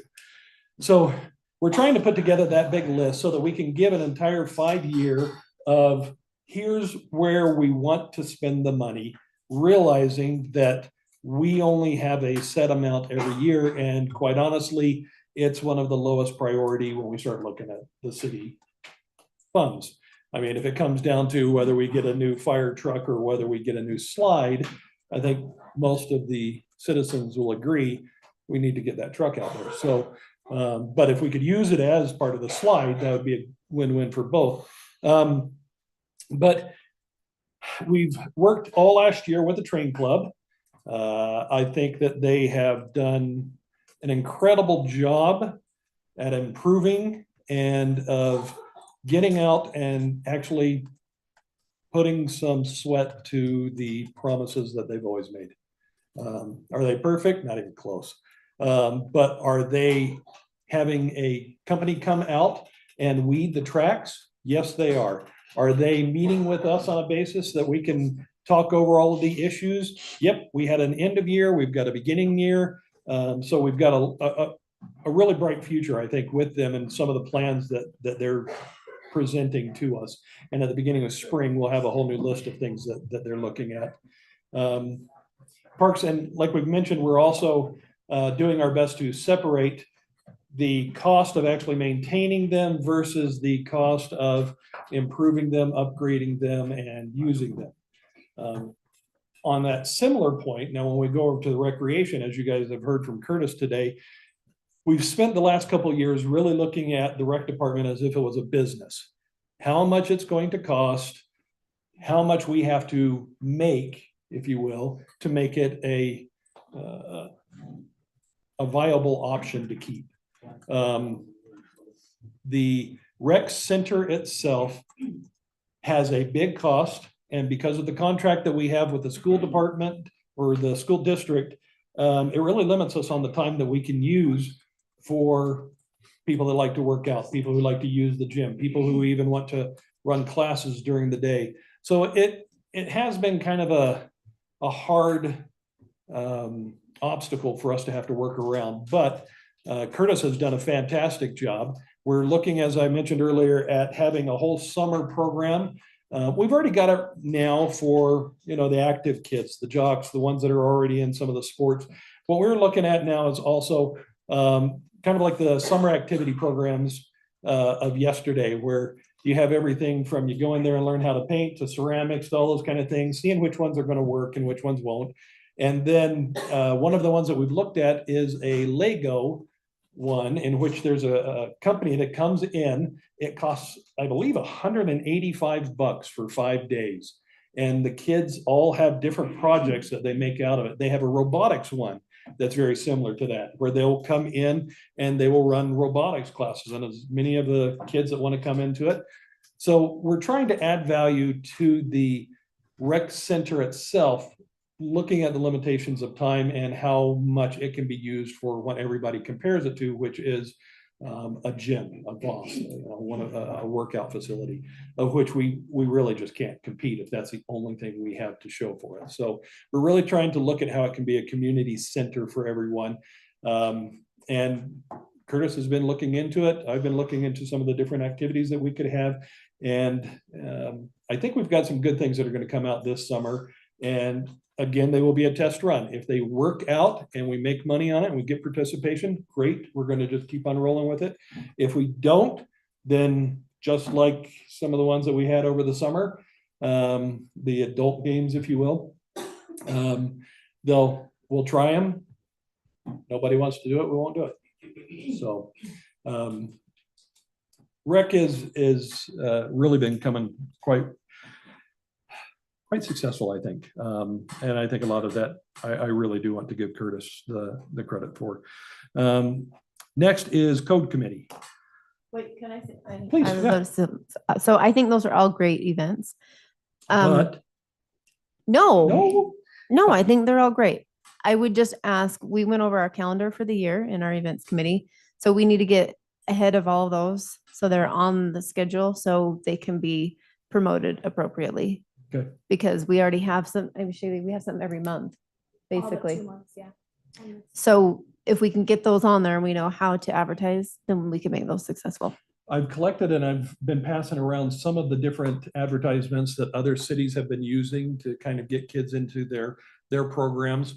Some of them are better than others. I think you guys are gonna do fantastic and give us something that we can use. Curtis, along with a communications program that we created, in which every event now is known when we're going to start the season, how long before we're going to start registration, how much we're going to do for pre-registration, all these kind of different things. We've got that all set up and running now, so we should be able to give you a year calendar of here's when we need something that says registration starts, here's where it says something that, here's where it ends. And we would like, if there's time available, something about this is the team that took the season, or we had a great season, we loved everybody who came along. See you next spring, those kind of things. Because I think the more that we can show the value of what this is doing as a community to help the kids and to keep everybody entertained and out of trouble and everything, I think it's just I think it's a fantastic program. So Yeah. I would love any support you That guys would be could give. great. Is Curtis still able to use the Peach Jar notification system for his rec? Dave, didn't we switch that over? We got a new communication system, or is he still Well, using? Peach Jar is through the schools, so he used to be able to take it to the secretary of the school and say, I have this event, can you just put this out? Instead of kids coming home with 1,000 flyers in their backpacks, they send out emails to the parents, and it's through a program called Peach Jar. And it's through the school district. Yes. Curtis has sent stuff through the schools, yes. Yeah. I And so haven't that he heard the still term has Peach that, Jar, but he has that availability still. I'm almost Okay. positive, yes. Okay, so follow up on that and see Yeah, that'd be good to different know. events that we can have Because that's one thing advertised that through we're there. noticing with the Family Activity Center is that those that have Facebook know what's going on. Everybody else doesn't. So I'd also ask if you guys could figure out a way to do a high focus type of advertisement on the front electronic sign that we have. Right now with the flashes, we don't get anybody really watching it or paying attention as they're, trying to go through there. But if it could be very slow, here's this for, a day, an hour, whatever, so that it just didn't change and rapidly go through pictures of the city hall. Maybe that would help. I don't know. It is something that I've noticed that as we've switched over to the Breeze, a lot of those quick, hey, this month type of notifications that went out with the newsletter, we're just not getting out that kind of notification. So I don't know if that's. Okay, something I'll be- no, that's a good idea. We haven't really discussed as far as I'm aware, you guys may have already done this, how often we're rotating the sign and who's in charge of updating the I'm sign? in charge of updating it. I usually look at it weekly. Okay. To make sure that it's got accurate information. Okay, so getting that schedule out will make it easier for her to update those. Okay. Yeah. Okay, sounds great. Thanks. Cool, thank you. Next one is Code Committee. Oh, boy. If you're listening to everything that's going on with the state legislator, again, we've got a lot of busybodies up there that think they need to tell the cities what to do and are passing laws to make sure that the federal government can't do the same to them, which is fine. I like that part. But as that happens, that means that code has to switch our perspective and our focus over to whatever it is that they have given us, plus the dates that they have or we'll get fined for.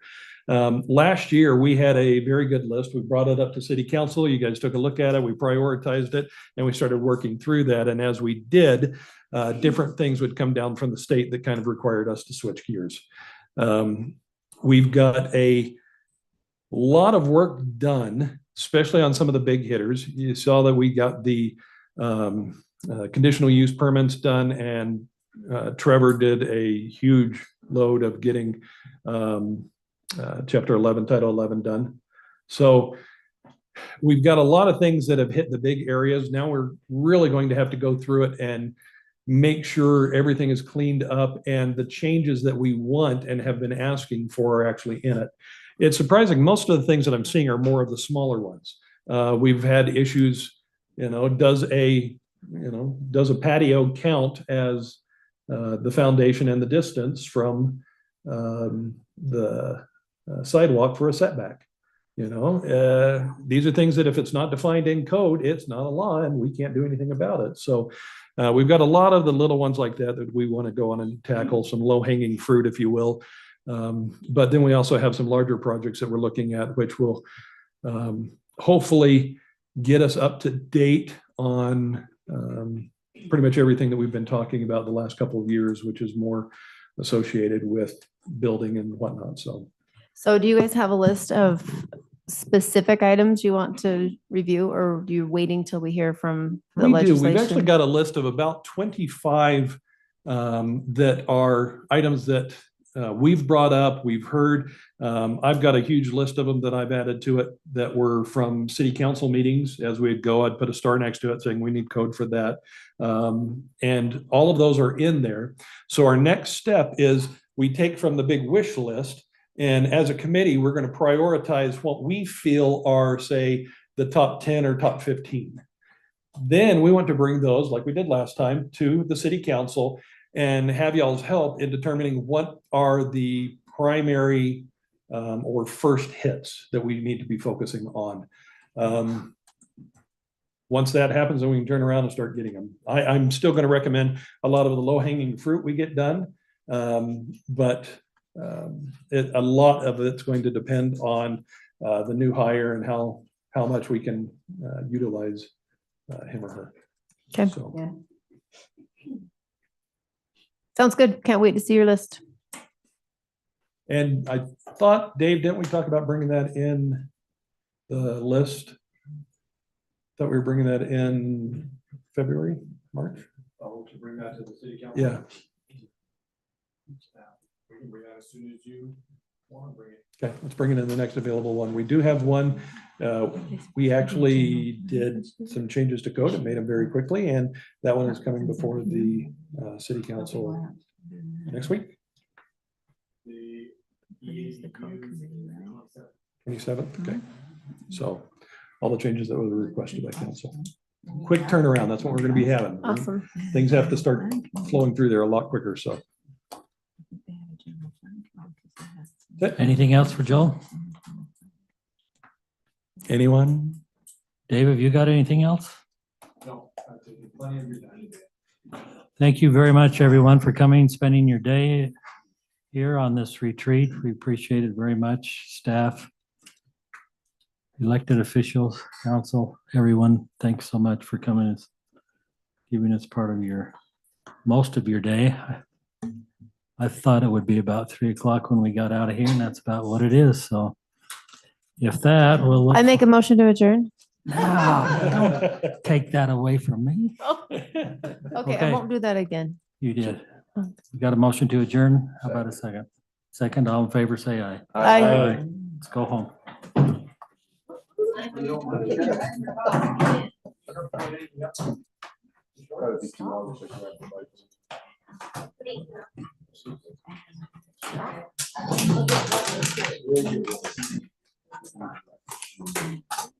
Here's this. Oh, thank you. Yeah,